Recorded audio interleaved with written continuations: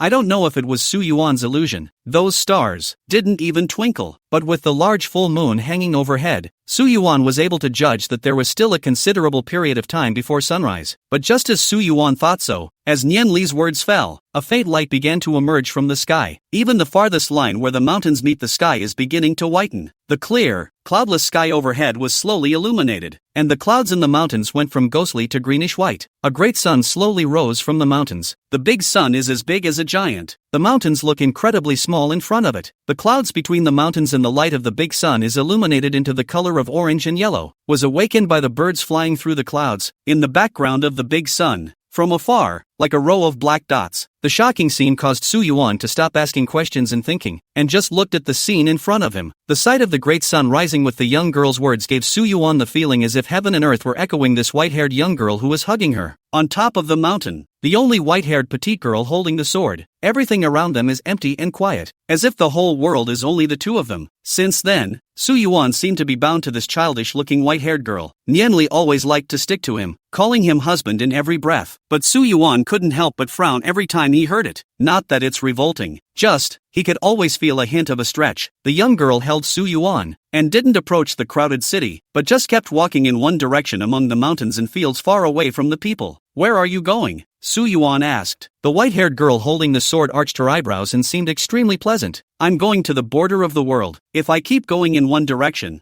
I'm sure I'll get there. So what if the world is round? Su Yuan asked coldly. you'd never get to the so-called boundary of the world, but would merely be walking through one circular path after another that has long been traveled. The smile on the white-haired girl's face froze. Seems like it, eh? Her smile retracted, revealing a slightly confused look, as if asking Su Yuan, then, what can be done? Just like what husband said, even though there is only a sliver of a chance, but as long as you go and do it, this sliver of a chance will exist. Otherwise, the words are so right. Su Yuan slightly surprised. I did not expect this girl to learn quite fast, so fast to take his words to respond. But some things know that there is no result, is destined to end without a disease. It is never with the possibility of change. This kind of thing on the matter of there is no need to cling to. Su Yuan continued. It's like a person called Yugong trying to move a mountain. The mountain is so big, generations continue. Well, at least it's really possible to do it. But if after knowing that the world is an orb, one still has to find the endpoint on an endless path, is that not foolishness? Nian Li, who heard these words, vaguely skimmed his lips, then leaned back and sat down on the green stone by the roadside with some discouragement. Not going. Su Yuan didn't expect her to be immediately changed by her words. This change of face can't get any faster. Nian Li placed that tender face between her bent knees and hugged her legs, staring sideways at the body of Su Yuan's sword, which was also leaning against the green stone, with Nian Li herself reflected on the half-wall of the long sword. In that gaze, there was unhappiness, and the slightly pouting lips seemed to be saying to Su Yuan that Nian Li was angry. Chapter 95, The Heart Wants What It Wants, doesn't it? Hiss. Su Yuan thought in his mind, another child to coax? But this seemed to be Su Yuan's best skill, and it's still passive. However, Nian Li gave him a feeling that was not as pure as a child, always a little far-fetched, and for a while he did not know what to say. Su Yuan had to look at Nian Li's sideways face, a head of extremely melting white hair down the soft and petite waist and back cascade down. Black and white eyes flashed with points of bright light, bright as starlight. Agar nose and delicate lips fell on that good-looking melon face, just the right amount of elegance. And then grow a few years, body long into, change a light-color pigment skirt, sitting in that burning incense and piano, inadvertently side of the head to reveal that elegant and serene face. Such a view, just the back will be able to countless people fascinated by the soul. Su Yuan withdrew his reverie that was getting further and further away. Okay, I'm not trying to say you're foolish, just giving an example. Besides, mine may not be alright. What if the world isn't round? Su Yuan slowed down his tone and said, and, you don't have to listen to me. A lot of times I'm just talking nonsense. You can do what you want to do according to what you want to do. Su Yuan felt in a trance that the young girl in front of him and the girl who stood playfully in front of him last time were two extremes. One was stubborn enough to not listen to himself at all, and one was able to immediately put his words into practice. Nian Li's eyes reflected Su Yuan's sword, and he wordlessly skimmed his lips, but the next moment he immediately resumed his smile. Husband knows so much. You can't have a conversation if you're being shady like that. Oh, and don't call me husband. But Nian Li only ignored the second half of his sentence. Husband, do you want to bathe? Nian Li said as he got up and embraced Su Yuan as he retraced his steps. As she finished speaking, a steaming hot spring unexpectedly appeared not far ahead. Rolling water bubbles up from the spring and gathers in the depression, forming a small pool of hot water. Su Yuan froze. This is not the first time something like this has happened. What kind of power is that? Words follow the law? Or is it the mother of all qi? You get what you want wherever you go, don't you? Nian Li did not take into account this sudden shock from Su Yuan. With her bare, tender white feet, she stepped into the hot spring holding Su Yuan's sword body. As her petite body was submerged in the water, the edges of her dress floated to the surface. The warm spring water washed the soles of Nian Li's slightly dirty feet. She gently wiggled her feet around. The dirt gently cleansed and fell away in the spring water, and those not-so-little tender feet regained their red and white color. Nian Li leaned Su Yuan's sword body against the edge of the hot spring, and then he plunged vertically into the water, leaving only his clothes floating on the water while the person disappeared into the mist. The next moment, a small white-haired head came out of the side. She looked in Su Yuan's direction, a hint of shyness flashing in her radiant eyes. But then, this shyness was suppressed by her again. Nian Li, who didn't wear any clothes, approached towards Su Yuan in the water, and that curved brow showed a smile again, smiling and calling out, "Husband, stop." Through the mist and spring, Su Yuan couldn't see what was in front of him, and he felt that this current distance was quite good. The next instant Nian Li's slightly sad voice rang out, "Obviously have been married." But Su Yuan could hear that the pathos was clearly feigned and was unmoved. Nian Li saw that Su Yuan didn't have any reaction, and couldn't help but skim through the mist, seemingly a little exasperated, and let his head sink down into the spring, the water surface gurgling and churning out bubbles. Su Yuan waited for a long time without seeing any more heads emerging from the water, and even the churning bubbles gradually disappeared. Su Yuan thought that Nian Li would naturally come up when he couldn't hold it in, and was not in the least bit anxious. But after another long wait, there was still no response. The water's surface seemed to be empty of anything beneath the mist. Su Yuan was a little hesitant to take a look. After waiting again, the surface of the water still didn't move. Su Yuan sighed helplessly and dived into the water. I had thought that Nian Li should be hiding in some underwater corner, deliberately waiting for himself. But when Su Yuan looked at the scene at the bottom of the spring, he subconsciously frowned. Nian Li, who is not wearing a piece of silk, is now holding that petite body curled up into a ball. That body is as white as jade, but no movement lying at the bottom of the spring, just like a cold and lifeless jade sculpture. The depth of the hot springs is not very deep, and the sunlight shines in from the surface of the water, illuminating the underwater in a multitude of colors. Nian Li's white hair floated in the water, seemingly tainted with the wings of light. At this moment, Nian Li did not have a single breath, and under the refracted light, that little face was extra pale. Such a scene caused Su Yuan to recall the face he had seen inside the coffin. It's just as pale, as lifeless as ever. Su Yuan no longer had a moment's hesitation. The sword body came straight to Nian Li's body, and through the gap at the bottom of the spring, he lifted Nian Li's smaller body up. The mist vaporized the water, and Su Yuan supported Nian Li to the edge of the pool. Su Yuan had stayed by Nian Li's side after putting her down, but she was slow to turn around and wasn't breathing. But Su Yuan, who had one experience, didn't panic and just waited quietly. While waiting, Su Yuan, who had nothing better to do, found a way to fish her clothes out of the water, drying them in midair before dropping them down and draping them over Nian Li's unclothed, white body. After doing everything, Su Yuan just stood by Nian Li's side, summarizing all the things he had experienced since the simulation and silently calculating. After an unknown amount of time, Nian Li's nostrils moved slightly and he was breathing again. When Nian Li opened the slightly dulled radiant bright eyes, what came into his eyes was a standing sword. Her own face was reflected in the sword that was separated from the center and only half-walled. But Su Yuan noticed that Nian Li's eyes fell on the other half of the sword. On the other half of the sword that was separated by the raised pattern in the center, there was clearly nothing reflected because of the angle. But in Nian Li's eyes, it was as if he saw something. Nian Li's arched eyebrows did not show that usual smile this time. She braced herself to sit up on her knees, the clothes on her body falling down smoothly, covering a large portion of her whiteness. The sword that guarded in front of him and the clothes that fell on his body were nothing but trifles. But Nian Li's complexion was in a bit of a trance. She opened her mouth and said in a daze, "Thank you, Su. No, husband." Nian Li suddenly smiled, again that same smile as always. Su Yuan could hear that the first half of Nian Li's sentence was not mixed with any false feelings, but the second half of the sentence, and that smile as always, was clearly too fake to be true. Chapter 96, Unspoiled Drama. Su Yuan didn't poke the young girl. The reawakened Nian Li took Su Yuan's sword body as if nothing had happened and continued on his original path. Along the way, Nian Li walked on trails in the mountains or waste paths in the fields. When you're hungry, you pick a few wild fruits to eat, and when you're thirsty, you drink from the flowing mountain springs. When you're tired, use the sky as your blanket and the earth as your bed. In Su Yuan's eyes, Nian Li is like a spirit that survives in the mountains and fields, carefree and at ease, occasionally passing through populated areas. Nian Li also just far away from the hillside to look at the rising smoke, or look at the city gates outside the car to and fro. A bustling scene to the extreme. Su Yuan asked with some curiosity, "Why don't you go where there are people?" Nian Li just wore a shallow smile and looked down at Su Yuan's sword. "Having my husband is enough." Su Yuan resisted the idea of immediately poking through her falsehoods. "Hey, how many times do I have to say it? I'm not your husband." In response to Su Yuan's reaction, Nian Li didn't know what came to mind. Her head slightly turned to the side, and instead she laughed extremely happily. After laughing, she hugged Su Yuan's sword body and continued to embark on that almost unseen journey, repeatedly calling out in her mouth as she did so, "Husband, husband, husband." Su Yuan endured the rising anger value. Nian Li's arched eyebrows took on a triumphant smile, but his mouth was still unceasing, rambling and screaming, accumulating to a certain point. Su Yuan only felt that he couldn't bear it anymore. Tongue flew up from Nian Li's arms. "I've been putting up with you for a long time." He transformed into a large board and fell down after the two upturned petals behind Nian Li. It snapped with an extremely loud thud across the untouched wilderness. After a moment, Su Yuan was not yet relieved. "Chase it up and take a few more hits, until the end." Nian Li covered her behind in death, tears in her eyes, her snowy white teeth biting her lower lip, and her cute nose fluttering. She pearly pleaded, "Husband, don't hit again." The small head that was lowered, leaning sideways against the shrunken legs, the white hair hanging down, hiding most of the petite yet beautiful curves, with such a mouth-watering posture. Even Su Yuan, who knew that she was acting, could not help but feel a tremor in his heart, and only felt a slight shake in his heart. "She's cheating," he repeated in his mind. she's cheating. It was hard to dislodge the faltering, change back or keep fighting, Su Yuan said viciously. Nianli pouted defiantly and swept her eyes at Su Yuan rather resentfully, then sniffled and wiped her non-existent tears as she climbed up daintily, adding to that age that looked to be only 14 or 15 years old. With such movements, such a scene would be hard for anyone who saw it not to be moved and endure to continue their hands. Su Yuan now sort of understands why women are said to be the scourge of red faces. If this is a real disaster, no one can stop it. Still, he prudently placed what he saw before him under some veil of hidden danger, constantly telling himself that there was no difference at all between what was in front of him and a dry bone or a dry corpse. All beauty statues are nothing but vanity. Repeating that thought made it a little better. Nianli turned around, rubbed his still slightly sore butt, and skimmed his lips where Su Yuan couldn't see. Very unhappy. Can't even have mercy and hit so hard. But she suddenly didn't know what came to her mind. A touch of relief appeared in the bottom of her eyes instead, and she smiled blandly. There was a lightness in that smile, like there was nothing left to think about. After Nianli turned around again, when she faced Su Yuan, she reappeared with that same smiling face as always, smiling with a full smile, and her mouth said again, "Husband,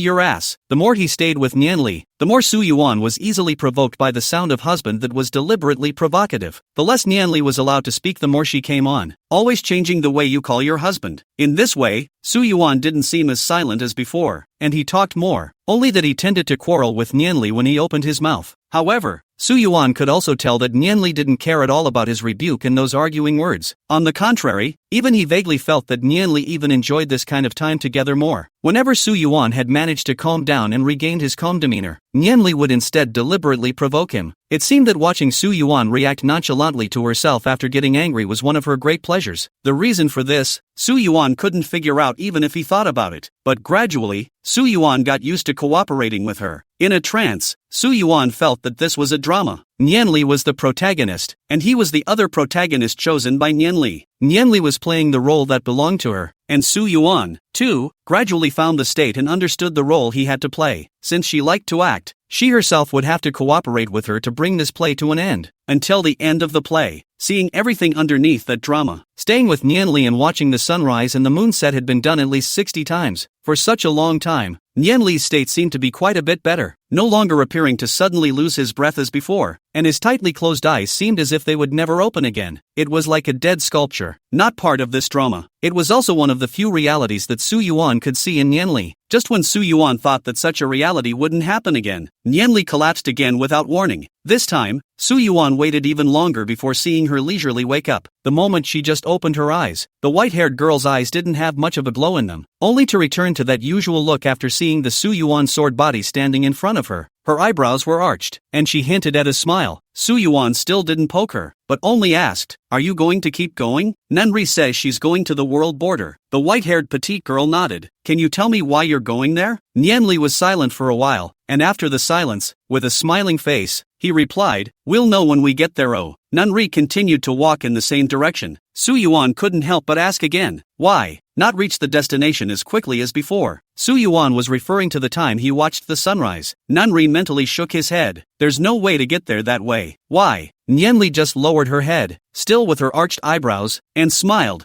Husband's questions are also too many. This time it was Su Yuan who went silent. Chapter 97, Down Again. Su Yuan accompanied Nianli for a long time again, judging the time by the rising sun and setting moon. Su Yuan felt that it had been almost a year, but the direction Nianli walked in still couldn't be seen to the end. Sometimes it was a big mountain, sometimes it was a plain, sometimes it was a river, sometimes it was a wilderness, sometimes it was a desert. "I've traveled more places than I can count." A year had left no change in Nianli's body. It was still the same slightly childish melon face, agar nose and cherry lips, radiant eyes, white hair so long that it covered the slender waist, and the eyebrows that curved as if they contained a smile at any time. The body is also unchangingly petite. This caused Su Yuan to develop an alternative sense of wonder. In the past, the analog constant was never him, witnessing the change of the world. But this time, there were others like him. It was as if two otherworldly beings, in the midst of an out-of-place crowd, saw each other at a glance, and a recognition, if any, arose from hearts that had never identified with the surrounding crowd. If the two people have been walking like this, not seeing the end, walking up to 10 years, 100 years, if there will not be any change, then it can be. Su Yuan couldn't tell what it was like. "How far is it?" Su Yuan suddenly asked. Nianli, who was walking on top of the earth, stopped in his tracks. "I don't know." Nianli inclined her head and spoke with a beaming smile. how about, I'll fly with you, at least it's faster than you can walk, Su Yuan proposed. Nian Li is still with a shallow smile, seems to have some regret but no sadness to answer. Husband, are you that impatient? Su Yuan didn't understand what this meant. No, it's not me, it's for you. The smile on Nian Li's face froze for a moment, and Su Yuan continued, at least, you are also working hard for a goal, even if others think that your goal is difficult and almost impossible. Such a person, help a hand if you can. Nian Li suddenly remembered the words that Su Yuan had said a year ago inside the underground coffin. No matter how brutal it was, even if there was only the slightest possibility of change, he was going to face it head on and expend everything he had to make a difference. She closed her eyes and said quietly, it seems husband is really a good man of his word. Hey, you can't point fingers at good people, you know. Su Yuan did not wait for a response. The closed eyes of Nian Li's body suddenly loosened and fell straight down. No more breathing, no pulse, lost all signs of life. Su Yuan sighed helplessly. Just think of it as another attack of Nian Li. In this year's time, the number of times such strange phenomena appeared on Nian Li was not small. During the time Nian Li was down, Su Yuan filled the role of taking care of her, waiting for her to wake up. Only this time it didn't wait for Nian Li to wake up. The sound of people getting closer and closer came from not far away. Someone's coming over. There's more than one. Su Yuan transformed into a flat, uninteresting sword and collapsed by Nian Li's side. The voices of the approaching people had indeed leaned over in Nian Li's direction, and they had discovered Nian Li collapsed in the grass along with an incredibly sharp sword. This group of people is dressed as a caravan. There are also women, children and children inside. Looking at the dress are relatively simple. Should be with the caravan to some place to go to the passers-by. They were first surprised for quite a while when they saw the fallen white-haired girl, especially the girl's delicate appearance, and that tender age inspired a bit of protectiveness to rise in those around him. A woman came over and probed Nian Li's nostrils. The woman was not dressed like an ordinary family. She seemed to know some family healing skills, and the people around her treated her respectfully. But the woman could not sense a single breath under the nose of the young girl with magnificent white hair in front of her. Her face changed. Then she touched Nian Li's wrist and could not detect a single pulse. The woman shook her head. She's dead.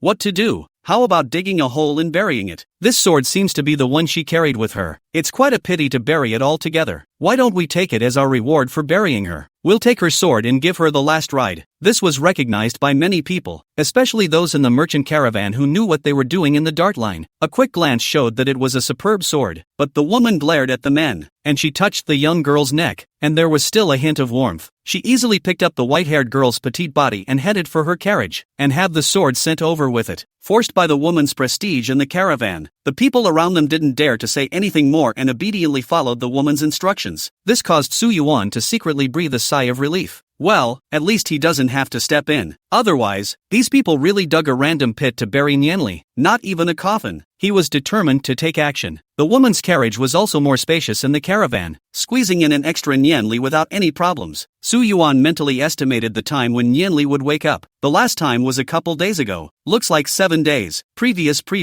It was like a little over 6 days. This time, it will take at least 7 days. After a year of observation, Su Yuan realized that every time Nian Li fell into this strange phenomenon, it took longer and longer to wake up. Although the woman had previously said that Nian Li was dead, she still took care of him as if he were alive. Feed Nian Li some finely chopped paste-like food with some chunks of meat mixed in, along with herbs picked from nowhere. Within this spacious carriage, Nian Li and the woman spent 7 days together, while Su Yuan just observed everything from the side. When at some point Nian Li woke up leisurely, the first thing that came into view was the roof of the carriage, followed by the woman who poked her head in and looked over. But the first time Nian Li saw the woman, the bottom of her eyes flashed how could not avoid a trace of fear? Su Yuan didn't know how that should be described. It wasn't just fear, but a mixture of feelings such as unacceptability, unwillingness to see, and many others. Then he saw Nian Li's petite body tense and curved up, slowly backing up. The woman looked at Nian Li's frightened movements slightly strangely, thinking that the girl, who was only in her teens, was startled, and spoke out to calm her down. Don't be afraid. We found you on the side of the road and I took care of you the whole way. But Nian Li still kept backing up, until he retreated to the corner of the carriage, and touched something cold and icy in his hand. Nian Li's face didn't have much expression, and her usual arched eyebrows were also lowered at the moment, as she looked down at the long sword that touched her hand. A raised pattern extending from the hilt to the tip of the sword bisects the mirror-like body. One side reflected Nian Li's small face, but Nian Li, however, was looking at the other side of the smooth body of the sword that didn't have anything on it. those eyes, they seemed to penetrate everything. Chapter 98, the drama comes to an end. In this instant, Su Yuan once again felt that everything about himself was exposed in front of Nianli. Nothing to hide. Those black and white eyes were laced with stars, as if they were starry eyes. Only the moment before they looked at Su Yuan's sword body, there was a bit of bewilderment in their eyes with a bit of helplessness. It wasn't until he saw Su Yuan that those starry eyes settled down a little. Nianli gripped the hilt of his sword. She slowly closed her eyes, only to regain her usual glow when she opened them again. She gave the woman no response. Instead, he got up and left the carriage. The woman followed suit and came outside the carriage, and the people in the caravan also stopped their pace, one by one looking at Nianli. But Nianli just lowered his eyebrows, focusing on the path of his toes, holding his sword and leaving the merchant caravan step by step. The woman and the people in the merchant caravan just watched Nianli's petite back as she walked away. No one's talking. Just when Su Yuan felt that such an atmosphere was exceptionally weird, as Nianli moved away from the caravan by a certain distance, the people in the caravan, as well as the woman, withdrew their sights from Nianli. The woman looked at the place where Nianli's form disappeared, and without a single pause, she turned around and returned to the carriage. The others in the caravan had done what they had done before. It was as if Nianli had never been there. Everything about their transformation is so well deserved. There was no stopping or wondering. The caravan is still the same caravan. Continue to follow the original path. The only person missing from the team was someone who wasn't supposed to be there. The eerie feeling once again lingered in Su Yuan's heart, and Nianli, who lowered his eyebrows, seemed to have sensed Su Yuan's thoughts. She slightly arched her eyebrows. That skillful face took on a touch of calm gentleness, and said in a very, very light voice, "Husband, should have a lot of doubts, right?" Nianli came to the distant hill. Standing here, he could see the ant-sized caravan from afar. Standing on a hill, the sight sees farther. Su Yuan then realized that 7 days had passed, and the caravan that had been moving forward, a little further, it was back to the place where the fallen Nianli was picked up. It's the same as saying that 7 days have passed in a circle and everything is back to square one. Su Yuan watched in silence as the caravan passed the grass where Nianli had fallen. Only this time, there wasn't a fallen white-haired girl there. The men in the caravan didn't stop either. It was as if this was the original normal script, and Nianli was the variable that ruined everything. Nianli stood quietly for a while, then smiled lightly again. "Husband, let's keep walking. We haven't reached the world border yet." Su Yuan did not say anything more, and in silence followed the young girl, heading towards the border of the world she spoke of. The further he went, Su Yuan realized that he was getting closer to the boundary of the world in Nianli's mouth. He doesn't recognize the road, but he knew that Nianli was falling into that dead state for longer and longer periods of time each time. Every time he woke up, Nianli would show an expression that nothing had happened, showing that usual smile to Su Yuan. The husband in his mouth also shouted more diligently. After a long time, Su Yuan gradually became numb. Nianli called him husband and he responded. If Nianli was angry, he did his duty to coax her like a husband. When Nianli was sleepy, he made up all sorts of little stories, and after rambling on, Nianli had also fallen asleep with his sword body on his pillow. When Nianli was tired, he transformed into the bull and horse sacred body and rubbed and pressed Nianli's perfectly curved calves and soles of her feet. Between them, it seemed as if they had truly become an intimate couple. One is a skillful and gentle wife, the other a calm and talkative husband. As time passed, the two became more and more familiar with this relationship, even to the point of almost perfect rendition. If someone on the side had seen it, they might not have been able to tell whether it was a real couple or a fake one. "Husband, that story you told yesterday, the one where the heir to a famous sect of the righteous path kissed the injured bird, only to find out that it was a princess of the Phoenix clan, hasn't even got an ending yet. Husband, I can't walk. Husband, hair tied up like this, wouldn't it look better? Husband, husband, husband, the stars outside, it seems like they will twinkle and twinkle, and in the summer, you can see a very, very long river of stars, connected, like a glowing ribbon." Hearing Nianli suddenly mention the stars, Su Yuan subconsciously looked to the top of his head, but the starry sky above his head is like a curtain, not moving. The number of stars is also pitifully small. How can it be constructed into a river of stars? Su Yuan then recalled that Nianli was talking about the stars outside. Outside, before Su Yuan could realize what Nianli meant when he said this. Just ahead, Nianli had arrived at the edge of a towering cliff. On the other side of the cliff was a thick black fog that was too deep to see the bottom, like another world. To the left and right, there were towering cliffs like a rift in the sky, like an infinite wall of the world, blocking everything inside. Is this the world border? Su Yuan didn't know exactly how long Nianli had been gone, In this world where you can only rely on the sun rising and the moon setting, and time fades, Su Yuan at first remembered how many days had passed, but then he slowly gave up. Nani hummed softly. Nianli did not show that usual smiling face again. Her curved eyebrows were also calmly stretching at the moment, her gaze looking towards the front of the cliff, not knowing what she had thought of. That radiant starry eyes slightly drooped. Such a gesture was very different from the usual image of the serene and gentle wife. The performers on the theater stage, unmasked, returned to the stage. Su Yuan seemed to realize, the drama will eventually come to an end. Now is the time for the mystery to be solved. Nianli's face had no regrets or other expressions of great sadness or joy. Some imperceptible complexity was woven into the bottom of her eyes before she finally regained her composure. She spoke softly, "I'm sorry, no need to apologize." Su Yuan understood why Nianli apologized to him, but he had long since stopped caring about that. Was my acting poor? Nianli continued to ask softly. Well, a little at first, but then, a little flavorful. Su Yuan answered truthfully. Nianli didn't expect Su Yuan to still be so blunt and couldn't help but laugh out loud. But after laughing, he still pulled the corner of his mouth and muttered in a small voice with a bit of disgust. Still so direct, not a bit of concern for other people's feelings. This seems to be the first time Su Yuan has heard Nianli speak her true inner thoughts from the same mouth. Chapter 99, Determination to Give Up. Reaching the Edge. For a while Su Yuan did not know what to feel in the bottom of his heart. There were some emotions and some frustration. Only this despondency was not agreed to live with Nianli as husband and wife. It was just an indescribable pity, as if experiencing an extraordinarily real dream, an absurd and disorganized dream. Even though it's a dream, you can wake up with the emotions of the dream still lingering. That emotion, sometimes lingering for days at a time, or remembering it in some inadvertent moment, baffled by the loss of something so far away. From the very beginning, I sensed that something was wrong. This world, it should be false. Su Yuan's observation had gradually come to a conclusion. All of it, is false. Whether it was the wedding at the beginning, or Nianli who had fallen into a dead silence, or anyone else, all of this is nothing but an illusion. In the coffin, Nianli's petite body had even more strength than Su Yuan's, easily holding the lid of the coffin up, and they were thus able to come out of the coffin without any problems. The path to the top of the mountain looked extremely distant, but the concept of distance and proximity lost its effect around Nianli. The way up was also, and that little body came easily to the top of the mountain. The most out of the ordinary is the sunrise that comes when called. When she says rise, the sun does rise. Stars that won't twinkle overhead. Sudden hot springs popping up on the side of the road. The look that doesn't change even after a long time. None of these things seemed to be caused by some kind of ability, until they met the caravan of merchants, which was filled with people who were like mannequins with a fixed course of action. The deviation only arose when they encountered Nianli, and as soon as Nianli left, all the anomalies were eliminated and the people in the merchant caravan returned to their original route. Up to this point, everything before had connected into lines, revealing the answer to Su Yuan. There is only one possibility that this is all false. Nani, on the other hand, creates and erases in a world of falsehood. The boyish white-haired girl didn't deny it, just nodded her head gently. You don't want to be near crowds. Those people, perhaps because they are all false. And it is also true that staying with a group of things that are clearly human in appearance, but know deep down that they are false, will feel. Su Yuan did not know how to describe this strange feeling. Rather than fear, nor sadness, it is true that one would subconsciously don't want to get close. This is also understandable. Su Yuan half as if explaining to himself, half as if comforting Nianli. Nianli just listened quietly, neither nodding nor denying. Although I don't know how this world was formed, the way to leave should be right in front of me. Is that why you brought me here? Su Yuan's gaze looked towards the black mist outside the boundless cliff. Layer upon layer of black fog stretched out without end in sight, even swallowing the horizon and putting everything in darkness. The connection between this world and you should be quite close. If I guessed correctly, at least you can manipulate many things in this world. Sunrise, springs, the distance of the road. But there were still some points that Su Yuan was puzzled about. Su Yuan continued to ask, it's just that, since you can influence this world, why did it take so much effort to come to the world border? The white-haired girl's brow was still, and a serenity that saw through the world was evident on her slightly boyish features. A gust of wind blew over the cliff, lifting the white hair of the petite figure of the young girl, wrapping that slender body like a mass of blooming white pigeon flowers, gently stretching her body in the wind. Nianli slowly spoke, because it has to do with my determination.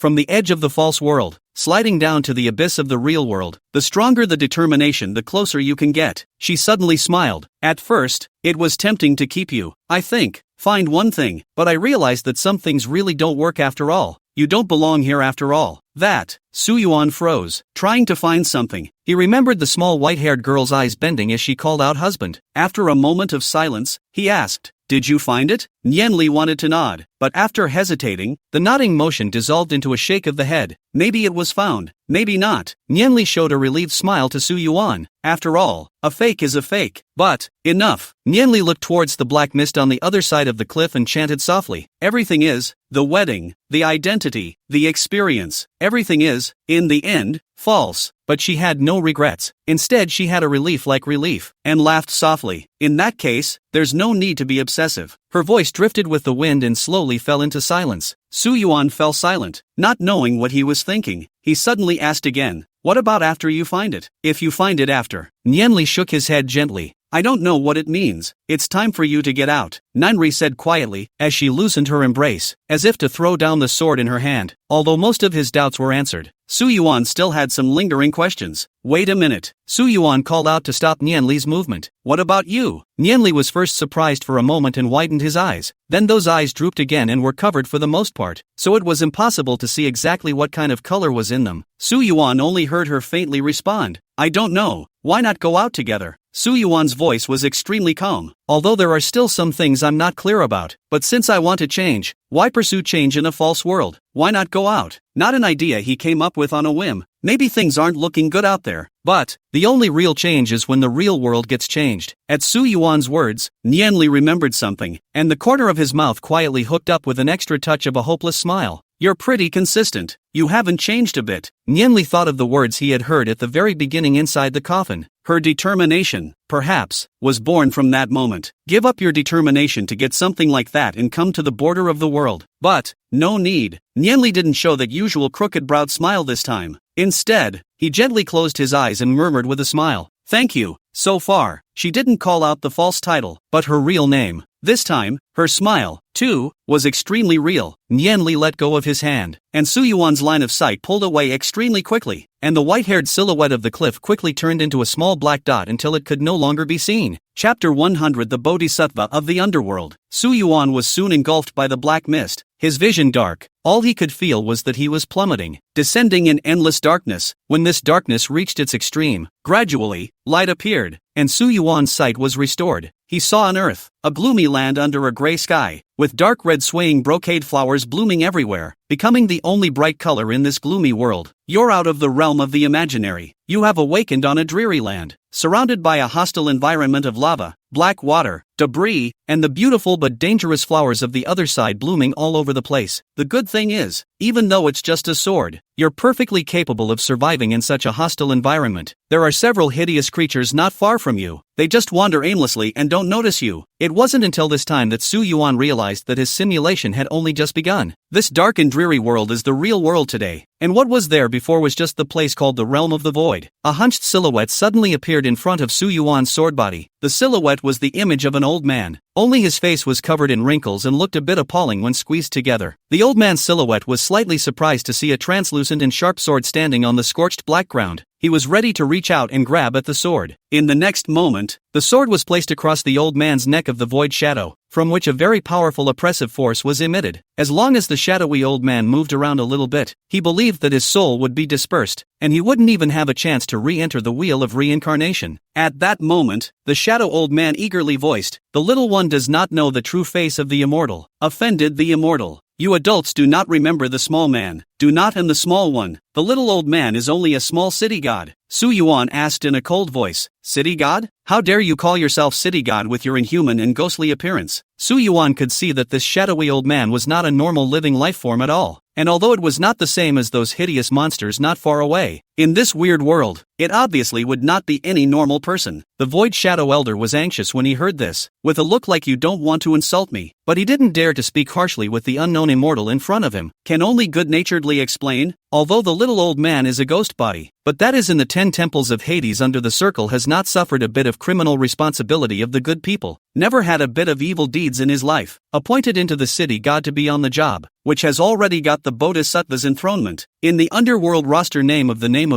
The shadowy old man was extremely proud of this, and the wrinkles on that face melted away, appearing like it was a great fortune to become a city god. Su Yuan, however, heard an extreme amount of information from the words of the old man of the void shadow. He said coldly, "Humph, you really think you're hell, and you're still enthroned? Is that roster still called the Book of Life and Death?" The shadowy old man's face appeared incomparable astonishment, and then to Su Yuan more and more respectful. "The upper immortal is really omniscient. My underworld is about to become the hell, and the roster is indeed, as the upper immortal said, for the Book of Life and Death. Just this thing, only the Bodhisattva and all of you in charge of the Yama, and the Book of Life and Death of the name of the city god to know." The void shadow old man couldn't help but mutter in the bottom of his heart what the hell was the origin of this sword in front of him, even knowing such an internal hidden secret. The look on his face also became more and more fawning, fearing that he would attract the upper immortal's displeasure. Su Yuan's heart was flabbergasted. Just a random sentence had extracted informative words from the mouth of this unknown false shadowy city god. Just wait for the underworld to become a real hell. The little old man can also take office, and deserve to become a party of the city god. In the future, if the upper immortal has something, there is a little old me to help. I will definitely go to the soup and the fire, the shadow old man said ingratiatingly, and Su Yuan brought the sword body from the old man's neck of the void shadow, regardless of whether or not the old man of the void shadow was telling the truth. At the very least, a few things were determined from his mouth. This world was the underworld, and the underworld was related to hell, but it was not really hell, at least not yet. The underworld is honored by the Bodhisattva and the 10 temples of Hades, whose strength is unknown but not to be underestimated. The name of the Bodhisattva. Ordinary people are afraid that even if they take the name of an impostor, they cannot afford it at all. As for the connection between the underworld and hell, Su Yuan couldn't help but think deeply, triggering multiple associations. If the underworld can take the place of the Hellmouth and become the real Hellmouth, what about the original Hellmouth? Should be known to everyone in the hell of the Book of Life and Death. In the mouth of the old man in the shadow into the hell of the hidden secrets, only the high position or the enthronement of the city god can know. It is hard to believe that the past of the hell of the occurrence of any major changes, and regardless of how the past hell, in the mouth of the shadowy city god is about to become the hell of the underworld, if it really has the ability to register. All sorts of thoughts drifted by, but what made Su Yuan feel most unable to let go was still this one question. Nian Lei, what exactly is the connection to all this? Su Yuan continued to extract words from the old man of the void shadow's mouth. "I don't care if you're on the job or not. I've been ordered to come here with an important matter, to take an item from the void realm in this underworld." The old man immediately put down the heart. "Since there is something to come, that are good to discuss. Do not come up to shouting and killing. This body plate cannot withstand. The immortal rest assured, no matter what." The little old man in the Rakshasa bull head and horse face that there is a little bit of thin face, can help to get the immortal.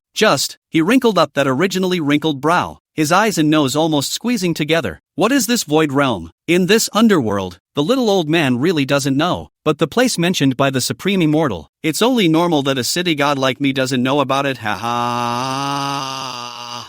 Su Yuan did not show any surprise, casually returned a sentence. "You don't know even if." This also did not expect you to have much use. Determined to play this big-tail wolf to the end, Su Yuan continued, "Take me to see that bodhisattva of yours. It's better to go directly to the rightful owner in this matter." Seeing Su Yuan's gesture, the old man of the void shadow did not have the slightest doubt and nodded his head repeatedly, leading the way in front. While walking and chatting about that bodhisattva, the palace where the bodhisattva lives is hard to be found by ordinary people, so I'll first bring the immortals to find the yamas. Su Yuan didn't reply. The old man of the void shadow was afraid that he had said something wrong and led the topic towards the bodhisattva again. Before Su Yuan returned with a slight 2 sentences, chatting about the name of the bodhisattva. Su Yuan gestured to call out that does not know the name of the bodhisattva. Did not expect the shadow old man panicked and shook his head. "Hush, immortal, or do not call out the name of the bodhisattva. Although the immortal may be alright, but the little old me, bodhisattva's name if it is casually called, as long as it is not a sincere and extreme believer, really called to the bodhisattva will be chastised. If the name is casually called, as long as it is not sincere to the extreme believers, really called the bodhisattva, his old man will descend chastisement. It is rumored that this bodhisattva had said hell is not empty, vow not to become a Buddha wish, now should be robbed to return. Re-establishment of the hell, vowed to complete the grand wish. It's really not something I can only do to do a little bit of good things around the city god comparable. This time, Su Yuan's heart shook and he already knew the bottom line of this bodhisattva. Kitagarbha Bodhisattva. Happy New Year's Day, brothers and sisters. New year, school must test well, work must earn more, buddy's grades are getting better and better. Hey, a chapter tonight, tomorrow or later to make up for it.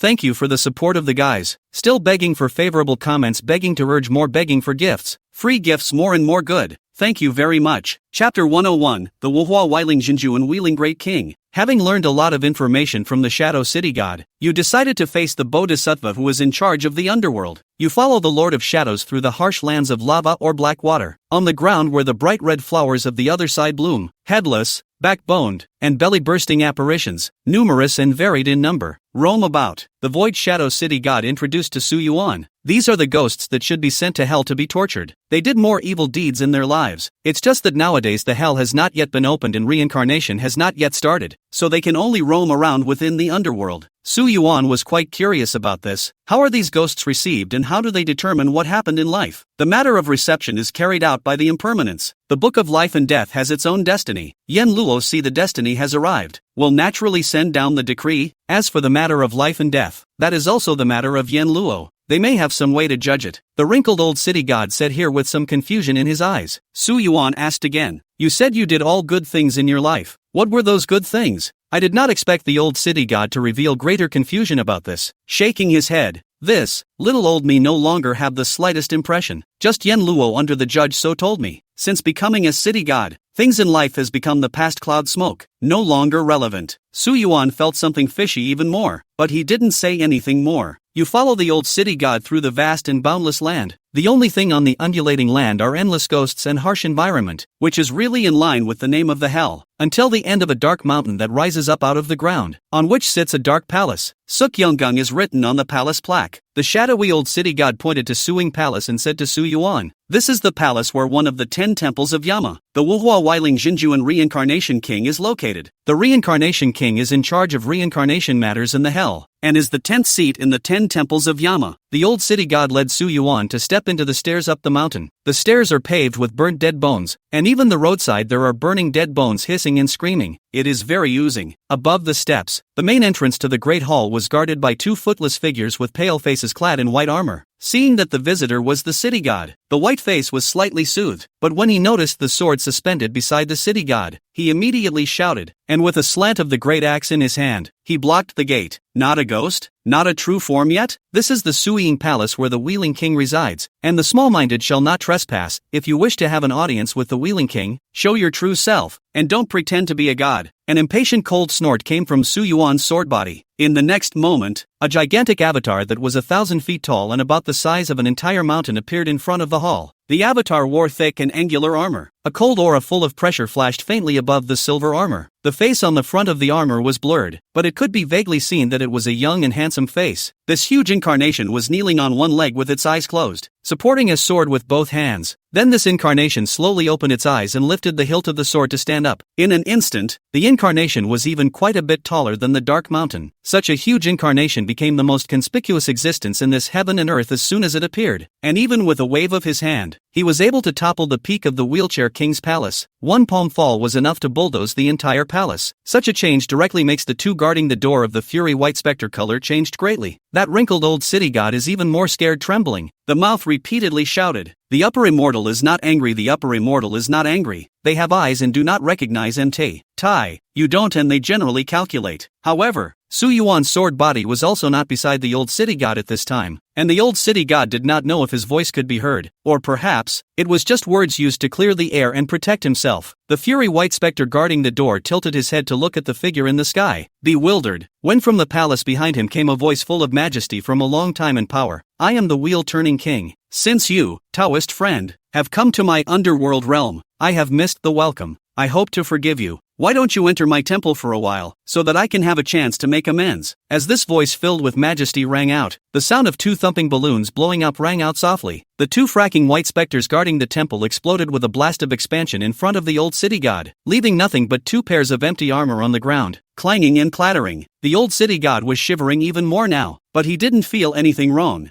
I didn't expect this rotating king to be so decisive once he stepped in, and even Su Yuan paused. I can't help but think of the old city god who said that if a person with a dishonest heart calls on the Bodhisattva, the Bodhisattva will send down a chastisement. The Yama under this Bodhisattva acted as one. This so-called Bodhisattva, Su Yuan felt more and more out of place, but he didn't comment much on anything. After all, this was someone else's house. Seeing this rotating king act in such a manner, Su Yuan obediently dispersed his incarnation and resumed his sword body. From the hall came out a side wearing a Confucian silhouette imprinted with a solemn treasure wheel mask. The previous voice of the mighty pressure came out from under the mask, and with a slightly warm attitude warmly said, "Taoist friends, please come in." Seeing that the wheeling king personally came out to greet him, the old city god didn't even look at himself, and took the initiative to step back to the side, respectfully. But I didn't expect Su Yuan to enter the hall but shouted, "Let that city god, too, come along." The mask of the rotating king looked at the wrinkled old city god, so he also said, "Since the Taoist friend has given the word, you can also come in together. In addition, if the guidance is meritorious, I'll ask the Bodhisattva for the credit." The old city god didn't expect to get such an unexpected reward. In the underworld, one does not ask for merit, but not blunders, which Yen Luo is not in charge of a criminal law, with a majesty that is hard to measure, and easily sends down chastisement. The old city god knows that this is all due to the worship of the immortal. If not for the immortal, such a good thing is afraid that it will not be their turn at all. Thinking again of the two guardian specters who had just thumped and exploded in front of him, his face grew more respectful, while his heart grew more grateful from the bottom of his heart. You follow the man in the mask of the wheeling king and sit down in the temple. You and he talked a lot of nonsense, and when you were done with the nonsense, you made your intentions known. You have to read the book of life and death and tamper with some people's life and death. The elegant figure wearing the mask of the reincarnation king stiffened slightly at your words, weighing how to answer you without offending you. In the end, he finds a way to politely reject you and says that this is something that even the Bodhisattva who is in charge of the book of life and death can't do. You're saying again that you want to see the book of life and death, just to check a name. This time, the person wearing the mask of the rotating king breathed a sigh of relief visible to the naked eye. He agrees to your request and says he will personally take you to the Bodhisattva to ask for instructions. He took you to the Bodhisattva's dojo, Suiyun Palace. Chapter 102, The True Face of the Bodhisattva Jizi King. Majestic atmosphere of the Suiyun Palace covers a very wide area. In the scorched black earth above the steep rise of a chain of buildings, light smoke rises. In the mid-air dazzle, the complex and the surrounding harsh environment is very different, in which the golden hall of Buddha, treasure solemn, a peaceful and Buddhist country scene. This more and more caused a strange feeling to arise in Su Yuan's heart. Hell-like world stands in the completely opposite scene of the Buddha's pure land. Really ironic. In the main hall of the Suiyun Palace, the upper head sits in the shape of a bodhisattva, the crown and necklace solemn figure. That bodhisattva figure sits on top of the green lotus. From time to time there are visions around the body. The sky is raining flowers, the sound of the Brahma sound. Subconsciously one would like to kneel down and worship. The elegant figure wearing the mask of the rotating king reported to the figure above, Bodhisattva. This Taoist friend wants to take a look at the book of life and death to check the name of a person. The Bodhisattva sat at the top, impassive, as if he had not heard the words. Su Yuan raised his eyes and looked directly at the Bodhisattva figure sitting at the top, wanting to see his face clearly, but his eyes were blurred, and it was even difficult to distinguish between men and women. Immediately on both sides came the sound of chiding. Bold, how dare you look directly at the Bodhisattva? A great disrespect to the Bodhisattva should be punished in the Hall of Hades. Those who heckled out were either bull-headed with human hands, or bull-hoofed, and some were deer-headed, sheep-headed, and rabbit-headed, with double horns on their foreheads and hideous faces. The wheeling king whispered a reminder. Those are the Rakshasas sitting down in the Bodhisattva. Su Yuan ignored the Rakshasas who had raised their voices, still looking his sights towards the Bodhisattva, who was sitting at the top of the table and just waved his hand. Only with the Bodhisattva figure waving his hand did those Rakshasas shut their mouths. As soon as the Bodhisattva opened his mouth, instantly, heavenly flowers were embellished. The earth was flooded with golden lotuses, and non-male and non-female voices came out. No harm done. Foreign guests don't know the rules. I'll just teach them myself. Su Yuan was already wary, and when the Bodhisattva opened his mouth, the first half of his sentence exited, thinking that this Bodhisattva was some kind of believing man or woman. But as soon as the second half of the sentence was uttered, the Bodhisattva sitting at the top had already disappeared. Fortunately, Su Yuan was prepared. When that non-male and non-female voice had not finished speaking, he had already stormed out of the splendid hall. In the next instant, the sword-wielding armored figure of Tong Tian reappeared, but along with it, there was another Bodhisattva-shaped figure of Tong Tian. Both are 1,000 feet tall, and the Bodhisattva-shaped figure is vaguely taller. Without saying a word, the two crashed together with a loud bang. In the glorious hall, the wheel-turning king, who had mildly introduced Su Yuan's identity for him a moment ago, was now talking to those Rakshasas with a slightly playful and brutal grim smile. Fellow Daoist, it's not that I won't help you. It's just that if you want to have a look at the book of life and death, you need to go through the Bodhisattva. Hey,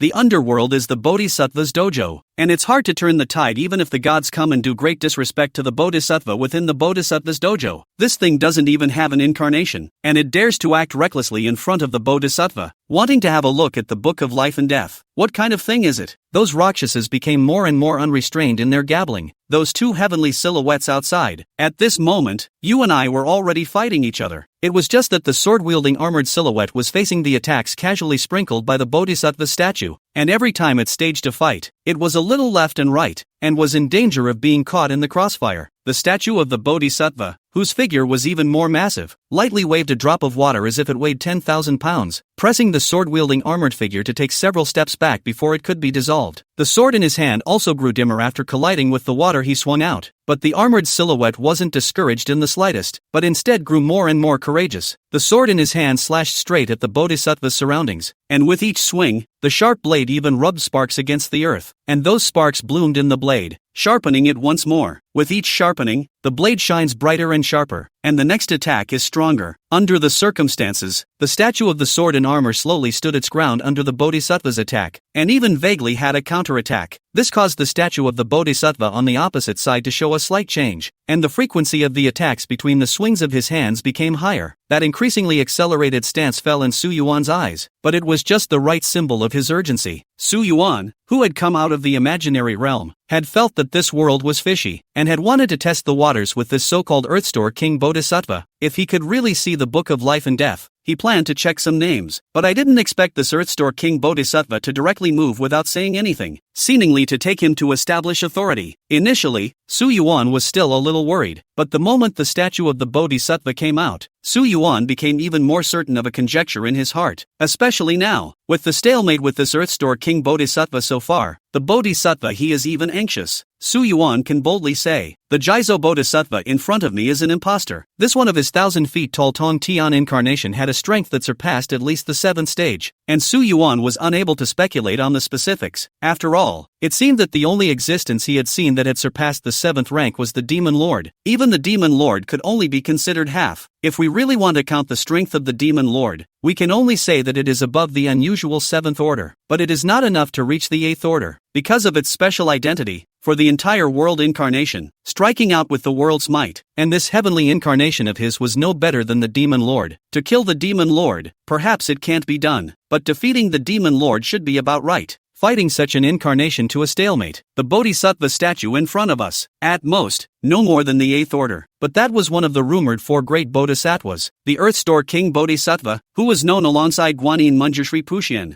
and such rumors have not been broken even in the 5 realms and 10 heavens, and remain so. From this, Su Yuan concluded that there was something wrong with this Earthstore Bodhisattva. As Su Yuan's attack grew stronger after being sharpened over and over again, Su Yuan even found an opportunity to slash his sword to the corner of the Bodhisattva statue's coat. This meant that Su Yuan was no longer the underdog. Such a signal likewise fell into the eyes of the Bodhisattva statue on the opposite side, and that unreadable blurred face vaguely changed. Its lips moved, and wisps of sound reached the ears of Su Yuan's sword-wielding armor statue. Well, you do have the strength to have a look at the Book of Life and Death. The outburst was only to ascertain your qualifications, and since that has been determined, let us collectively close our hands. But Su Yuan just hooked up the corner of his mouth and smiled coldly. When you say you're done, you're done? In the next instant, Su Yuan's armored statue holding a sword disappeared, and just as everyone was wondering, an even higher great statue of heaven and earth came out. The tall statue that seemed to be holding up heaven and earth had its legs plunged into the clouds above, and there was no end in sight. Su Yuan directly unfolded the Dharma heaven and earth, reaching out his hand as if he were grasping a rabbit to grab that Bodhisattva statue in his hand. 10,000 feet above the clouds, that Bodhisattva statue slowly dissipated in the hands of Su Yuan's heaven and earth statue, and pleas for forgiveness sounded at the same time. Don't, immortal, I'm wrong. I'm the Bodhisattva sitting down Shimeji. Don't kill me, immortal. The Bodhisattva statue disappeared, and what was presented before Su Yuan's eyes was a small beast with a tiger's head, a unicorn's horn, a dog's ear, a dragon's body, a lion's tail, and a unicorn's feet with 9 unlikable figures. Its appearance looks like a dragon is not a dragon, like a tiger is not a tiger, like a lion is not a lion, like a unicorn is not a unicorn, like a dog is not a dog. Only a one horn on the top of the head is the most striking. Chapter 103, The Secret Affairs of Hell. A small beast named Shimakazu is held in your hand. Now you can clearly perceive that Shimeji's strength is at most the peak of the 7th order. It is only that it has certain magic treasures on its body that can confuse people, pretending to show the Bodhisattva statue and displaying the vision of the heavenly flowers and golden lotuses of the earth, so that people will mistakenly think that it is the Earth Store King Bodhisattva. Shimeji trembling in your hands, shaking his lion's tail in a pleasing manner, you asked Shimeji for the Book of Life and Death, and from Shimeji's mouth came a greenish-gray scroll emanating black and white colors, with Book of Life and Death written on the cover. The Book of Life and Death flies to your Dharma heaven and earth incarnation, flipping pages as you inquire. I'm surprised to find so many names in it. There's your master Wan Chang Tian from the Swinging Devil Sword sect, and your sister Qin Shu, but there's no such names as Z Kite and Ling Frost. This makes you a little puzzled. Make a mental note. There was only one name marked on the Life and Death book, with other names immediately after the name, densely packed, and no other content such as life and death periods marked. Su Yuan immediately asked aloud, these names, where is the deadline for life and death? Shimi shook his lion's tail and hurriedly said, the Supreme Immortal does not know. Nowadays the hell is not yet. The Bodhisattva has not returned to the position. The many functions of the Book of Life and Death have not been able to show. Nowadays the Book of Life and Death can only be called the remnants of the book. It is only able to flick through to check. Even I don't have any modification of the ability to. Only when it senses which people's destiny has come to an end will it descend to send someone to receive these people who are about to die and bring their ghosts to the underworld. Shimakazu's habits are quite a bit like a dog's, but his original body is said to be a white dog, so there's nothing incongruous about that. From Shimi's words, Su Yuan once again heard the flavor of the hidden secrets of heaven and earth. Wasn't the hell established long ago? Why do you need this fake underworld of yours to take its place? Shimeji's eyes rolled slightly once he heard Su Yuan's question. The upper immortal in front of him seemed to come from an even more ancient and distant era, and although he couldn't see the roots, this method of manipulating the heavens and the earth was already the means of an immortal in the sky. The look of Shimeji looking at Su Yuan became more and more scornful and relaxed. Relaxed because since the Supreme Immortal in front of him was from a more ancient and distant era, it was more likely that he knew his own Earth Store King Bodhisattva and wouldn't be able to lay a deadly hand on himself. Su Yuan saw Shimi's expression shift vaguely, as if, was seeing himself as some other being? Shimi's lion's tail shook even faster and honestly said, the Supreme Immortal may have gone into a robbery before, and I'm afraid that he has just returned. So I don't know, but the Earth's capital was shattered long ago, leaving behind only a group of scattered fragments of the Earth's capital transformed into a single world. Not only the hell, the real world is also shattered together and turned into countless fragments, scattered everywhere. And by the way, the people outside seem to have given this one scattered world a title, as if it's called Star Opinion Orbits, with many scattered worlds scattered on each orbit. I was sitting in the Earth's mansion, guarding the dojo for the Bodhisattva, and I have an extremely deep impression of the sights of that day. The sky of the Earth's mansion was directly torn open. Chaotic turbulence filled the Earth's mansion. Everything was in great chaos, and then the Earth's mansion became torn apart. I fell into a deep sleep after this great shattering, and the Bodhisattva also disappeared in that great shattering, and when I woke up, I re-established the hell here, just to wait for the Bodhisattva to return in response to the calamity, just to wait for the Bodhisattva to return to his position, and the hell re-established, and everything will still be able to return to the old days. After listening to Shimeji's words, Su Yuan quickly digested everything, but then he thought of something else, a little puzzled, and asked tentatively, you said that you sit in the Earth's capital for the Bodhisattva, guarding the dojo. What about Feng Da-di, who is in charge of the Earth's mansion? Hearing Su Yuan's question, the bottom of Shimi's eyes that were full of currying favor flashed a glimmer of essence. It's true that the secret news of the hell cannot be hidden from the Supreme Immortal. Shimi had reservations in his words. If the person in front of him was an impostor and knew nothing about these secrets of heaven and earth, following Shimi's words, he would only rightfully feel that the Earth Store King Bodhisattva was the only one in charge of the Earth's capital. However, when Su Yuan asked this rhetorical question, Shimi suddenly had no more doubts, and was even more convinced that the 10,000-foot Dharma image in front of him was the incarnation of a certain immortal god. Shimi said, the one who occupies the most power and authority in the hell is the Fengdu Emperor, followed by the Bodhisattva. Just, if Fengdu Da-di had not died, I would not have dared to call him by his name. The upper immortal did not find that you call the name of the great emperor at all nothing? Su Yuan was unperturbed on the surface, but in fact, his heart had already been running up and thinking. The 5 realms and 10 heavens did circulate some rumors about hell, but those rumors were vague and far less than what he knew before he crossed over. As far as he knew, the highest-ranking ruler in the hell should be Fengdu Da-di, followed by Earth Store King Bodhisattva. Below the 2 are the 5 ghost emperors, the 10 Yen Luo, the 6 cases of Gongchao, and the Yin Shui ghost duty. Like that old man in the shadow before was the city god of the department of the underworld. One of the 6 cases of Gongchao, Hearing Shimeji say this,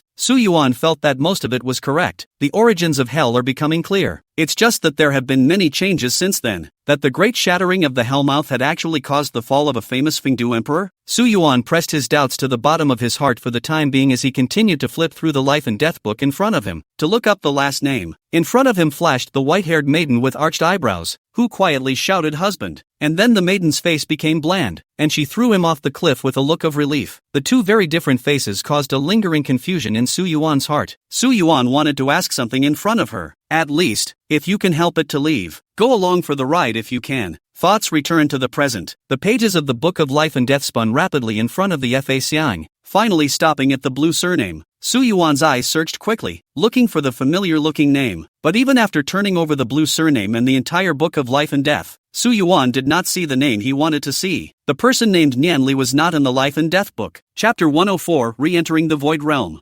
Yuan was a bit distracted as he waved his hand and threw the Book of Life and Death back to Shimeji's mouth, where it was swallowed in one gulp. After swallowing the Book of Life and Death, Shimi's eyes showed joy, felt that it was all right, shook the lion's tail fiercely. The upper immortal came to my underworld as a guest, although the Bodhisattva is not there, but I on behalf of the Bodhisattva to receive you for a period of time, take you to visit the great mountains and rivers of my underworld. Who would have thought that the next moment, the 10,000-foot Dharma image that went straight to the top of the dome would grip its hand slightly tightly, and Shimeji was directly pinched in his fingertips, and could be pinched and exploded with just a little bit of force. A slightly cold voice rang out, "You still haven't told me what the Void Realm is?" Shimeji's lion tail had just swung to its highest point when he heard Yuan's words and directly froze, falling straight down and not moving at all. Upper immortal? Knowing everything even about the Void Realm? Yuan maintained his position of pinching Shimeji without any explanation. "Will be pinched to burst." The sense of oppression makes Shimi panicked, while shaking the lion's tail hastily said, "The matter of the imaginary realm. It is a long story, but it is related to another heavenly father who wants to enter the main Earth's government to take charge of the Earth's government. That heavenly father's mount is named the Nine-Spirit Yuan Shang. 9 spirit saints? Then wouldn't this heavenly father who wants to enter the Earth's capital be the heavenly father of Tai's saving suffering? In mythology, both Buddhism and Taoism have immortal deities who are in charge of transforming people. The Buddhist deity is the Bodhisattva Earthstore King, while the Taoist counterpart is the heavenly god of saving suffering, Tai. It is just that in the common saying, Tai saving bitterness, heavenly father does not have a position in the hell, and it is difficult to clarify the specific relationship. Yuan listened to Shimeji continue. "The 9 spirit saints awakened earlier than me, and their strength is even higher than mine, and their actions are brutal. The underworld was initially just a small world, belonging to the fragments of the ancient hell, and later evolved its own living beings and landscapes. But the 9 spirit sage it directly destroyed that small world and turned it into a hell, and all the living beings in it were turned into ghosts, and only then did the predecessor of the underworld come into being, and the 9 spirit sage later continued to turn small worlds that belonged to the same star opinion orbit into hells and integrated them, and only then did the underworld gradually expand to its present state. But at first that world was not completely destroyed, and its remaining parts were transformed into a realm of emptiness, and in that realm of emptiness, when Shimeji said this, that tiger face smiled sarcastically in an extremely humane manner, as if he was somewhat hesitant to know whether to say it or not. Yuan's hand could only gently exert force, and Shimi immediately stopped hesitating. In that imaginary realm, there is still a final obstacle held. The underworld became an obstacle to the hell. When he heard the Shimeji finish in this manner,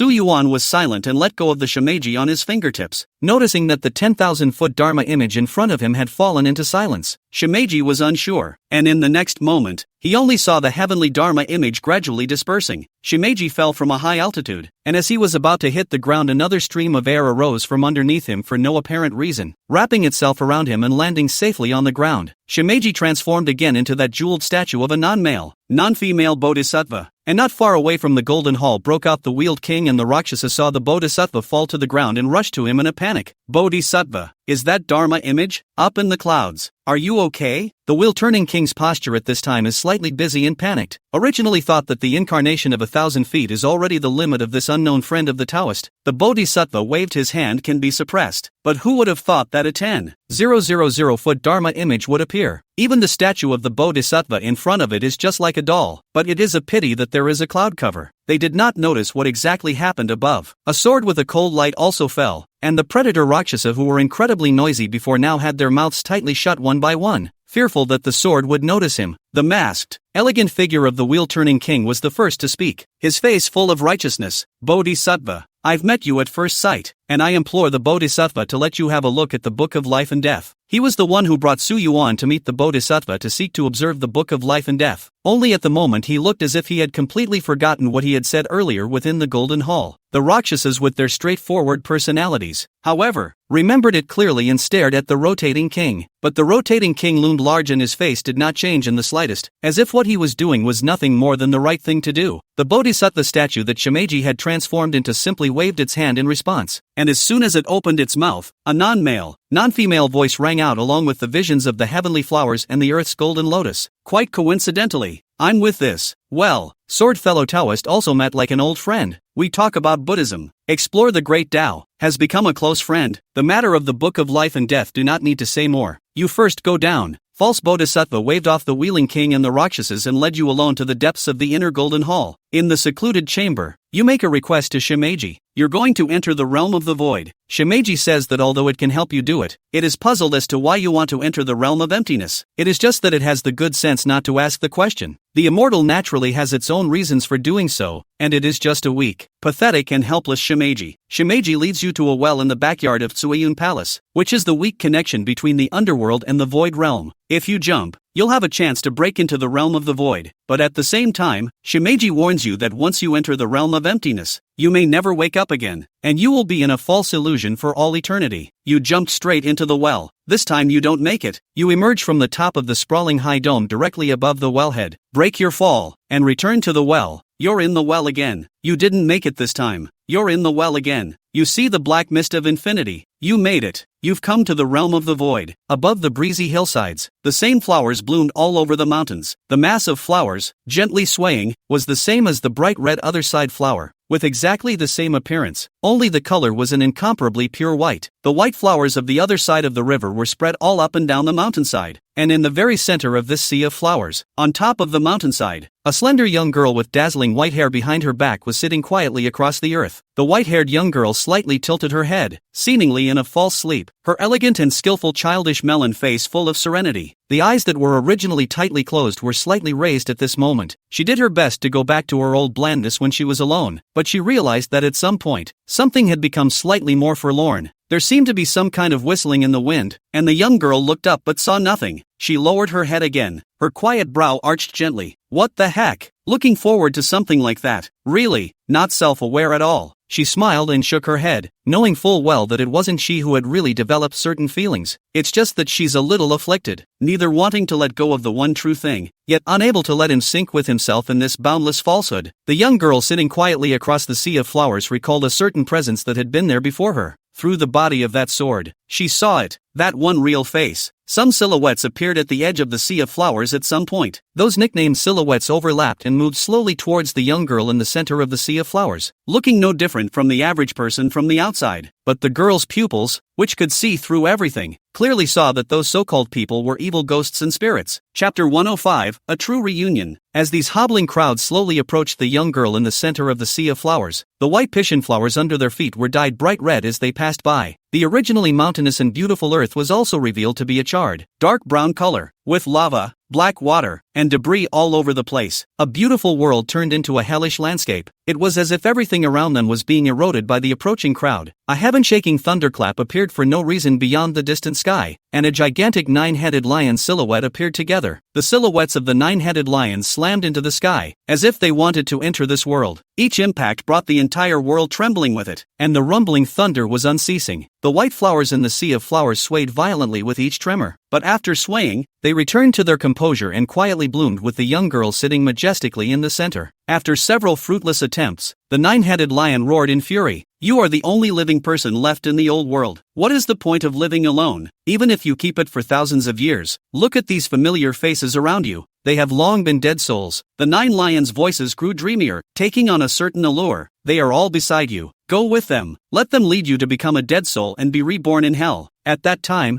I will grant you a seat as a judge and recreate your life. The seductive voice spread throughout the entire realm of emptiness and fell on the ears of the seated white-haired girl, but it was as if she hadn't heard it. She raised her eyes slightly, her face growing hazy under the hair on her forehead. The people around us who used to live in the realm of emptiness could not be called people at all. They are but fragments of falsehood, performing repetitive acts in a bewildered manner according to the last habits of their lives, tireless and unable to perceive the passage of time. Such they are, topping their false human appearance. It constitutes a false picture of prosperity. The young girl closed her eyes again, preferring to wallow in this false prosperity if she had the choice, instead of being the only sober one. But eyes that saw through everything reminded her all the time how cruel the truth was behind all that falsehood. An eyeless coachman walked at the forefront, slowly approaching, but his true form was that of a hideous specter with a horse's head and a belly-born human face. A businesswoman dressed as a woman with an open mouth and a dull gaze, but her real face is a belly as big as a ball mouth full of dirt around the batch head emanating evil spirits. When she raised her eyes to look at the familiar faces she had seen countless times, behind them were all the faces she didn't want to see, even if she closed her eyes and didn't want to see it. Don't want to take it all on again. But she couldn't do it. The dreamy seductive voice of the 9 lions was still chanting in his ears, and the lurching figures were still encroaching on the world that belonged to the white Pisces, to take it into the crimson hell. The boundless world that belongs to the white pisson flower keeps shrinking. The flowers on the other side of the river, which had turned red after the erosion, kept stretching their bewitching body, as if celebrating a new life. The temptation and erosion were getting closer and closer. The lurching figures so close that they were only a few paces away had already raised their arms and clawed at her. The young girl sitting in the center did not react to any of this, seeming to give up, seeming to accept. But even though the white-haired girl chose to give up, the hobbling figures and hellish sights stopped outside the girl. Those grasping arms couldn't touch the maiden in the slightest. The white flowers around the young girl all turned a demonic red color, but only the only white flower in front of her still bloomed in a unique dazzling white color. The 9-headed lion silhouette outside the sky roared up to the sky. Extremely angry at this, it vented and roared wantonly, and its 9 lion heads spewed out lightning flames and thunder, but it could not shake the void realm in the slightest, until finally, it retreated helplessly. Everything around the white-haired girl dissolved back into its usual form. The hobbled figures that had been driven away disappeared, and the white otherworldly flowers bloomed again above the earth. The boundless sea of flowers, the slender and serene white-haired girl sitting peacefully in it without a single change. Suddenly, the white-haired girl's head whipped around and she just fell straight forward. No breath, no life, like a cold corpse. After an indeterminate amount of time, when she was awake again, she slowly opened her eyes as light filtered through the gap. Vaguely, she saw a shadow. She thought she was mistaken. Surprise flashed in his eyes, but when her eyes widened to see the shadow before her, the dismay on her face could no longer be suppressed. Husband. So far, a long sword stood before it, but in Nian Li's eyes that saw through all illusions, it wasn't a sword. Instead, it's a person, a real person. At the moment the man was smiling at himself. For a while, Nian Li fell into an incomparable trance. It was a trance of detachment from the unreal about to return to the real, a kind of trance in which one is not alone. In this world, there is a second person besides himself. No, didn't you go out? Nian Li unbelievably crawled to the long sword a step away, leaning down to stare, his eyes falling on the half of the sword.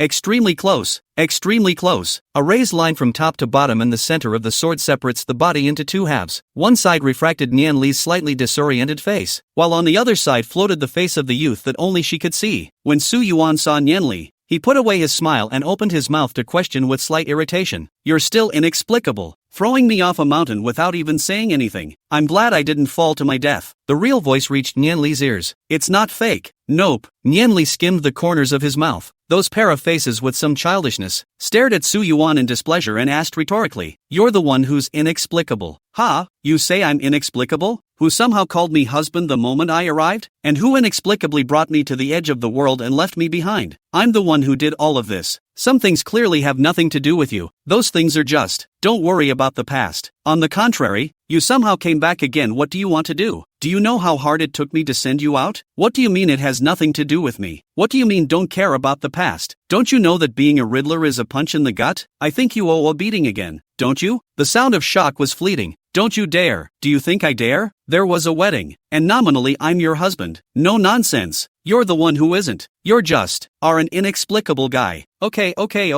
You're right. My bar. It's supposed to be. Don't take offense. The 2 men spoke and argued again, and the argument ended in silence. But after the silence passed, the 2 men looked at each other. Su Yuan couldn't help but tickle the corners of his mouth, but to his surprise, Nian Li laughed along with him. With this smile, the argument just now seemed to become unimportant. Nianli didn't know why she laughed out along with him. Obviously her heart was harboring not such a mood, but when she saw a real person with a famous name named Su Yuan reappeared in front of her, when it became clear to her, still somehow happy, how it could not be dispersed. Obviously, facing an inexplicable guy. Chapter 106, Help You Out. Nianli hid the smile in the corner of her mouth, deliberately tensed a small face, with a bit of a hinged question asked, how long have you been waiting? Didn't look around, did you? From the small movements of Su Yuan inside the coffin at the beginning, and the sight of Su Yuan falling on the body from time to time during the journey later, Nianli remembers all of this. Su Yuan did not move and glanced at Nianli's breasts that were only just barely developed. I'm a gentleman, I won't even look at a glance. Besides, in the past, I didn't take the initiative to stick. That is after all a fake. Nianli hurriedly interrupted Su Yuan. His face flashed an embarrassing shade of pasty red as he stammered, looking like he had a hard time speaking, and Su Yuan's action of looking away while saying he was a decent man was all seen by Nianli. She clenched her fist slightly again, but Su Yuan didn't have that much on his mind as he said with a straight face, I saw it. See what? 9 spirit saints. Nianli was stunned, her eyes slightly downcast, seemingly evasive, and yet, what Su Yuan continued to say made it impossible for her to escape. I also learned that, the origin of the underworld. Nianli just listened quietly until Su Yuan finished. She seemed to be relieved and slowly nodded. Indeed, I am the last obstacle for the underworld to become the hell. In the realm of the void, within this false world, I am still able to stay alive all the time. Don't you want to go out? Su Yuan asked. You want to? Why wouldn't I want to? It's just that I can't get out until that goal is realized. Nianli shook his head. I might be able to help you. At least, when you go out, the 9 spirit sage won't be able to touch you. Facing Su Yuan's answer, the smile Nianli had hidden deep in the corners of his mouth unconsciously slipped out again. You really haven't changed at all. But, her words turned a little helplessly. The process of achieving that goal may be hard,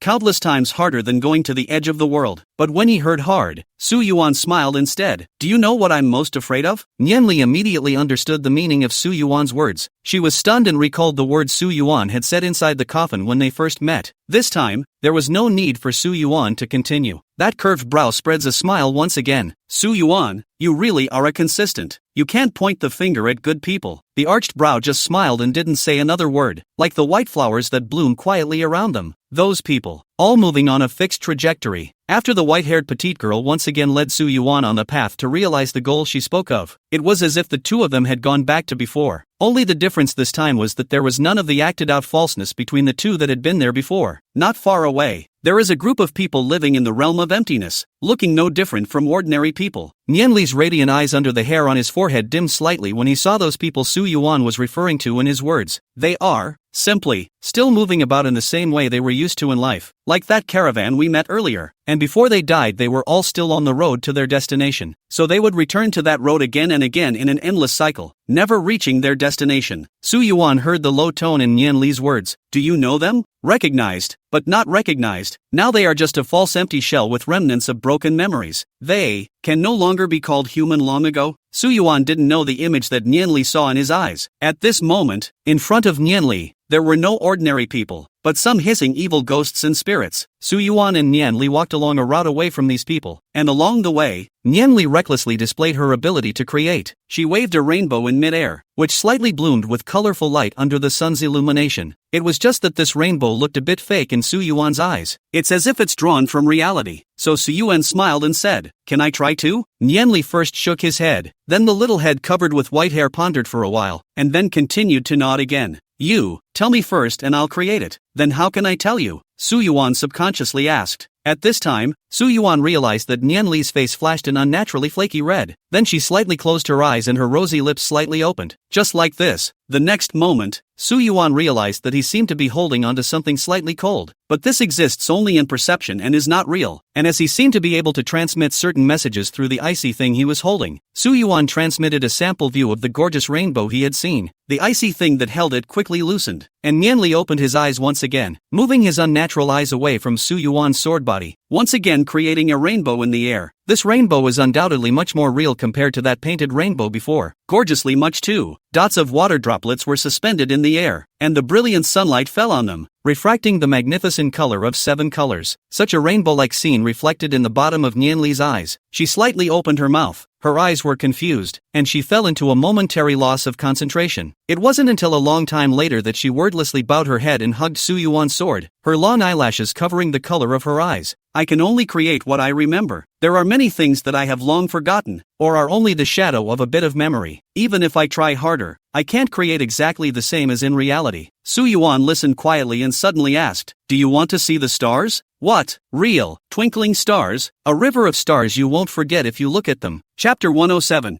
Creating everything exclusively for the two of us. Nani once again fell into a brief moment of disorientation. When she came back to her senses, she tilted her head back to look at the current sky. The sun set quickly in the sky. The light of the full moon took over the dome, and stars began to appear. Milky moonlight poured down, but it was a little less ethereal and unearthly. The star points are also as slightly dull as the light source decorations hanging there. Such a starry sky, when looked at closely, would only give rise to an endless sense of falsehood. It was hard for Su Yuan to imagine staying here and repeating it day after day for an unknown number of years. Nianli stared blankly at the starry sky for a long time, and only after a long time did he reply quietly, "Yeah." There was a hint of expectation implied in that voice. Su Yuan's senses touched the cold thing again. This time, prepared, he grabbed down, perceiving it as if he had grabbed some cold, slippery hand. It was a very small, soft hand, cold. The cold little hand that was captured by Su Yuan's perception was frightened and shrank back like lightning. Nianli also bit her lower lip and glared at Su Yuan. Her eyes also flashed with unnatural shyness. The small hand that the senses were holding shrunk back almost instantly. Before Su Yuan had a chance to do anything, "Gotta do it again." "I haven't yet. Don't you move or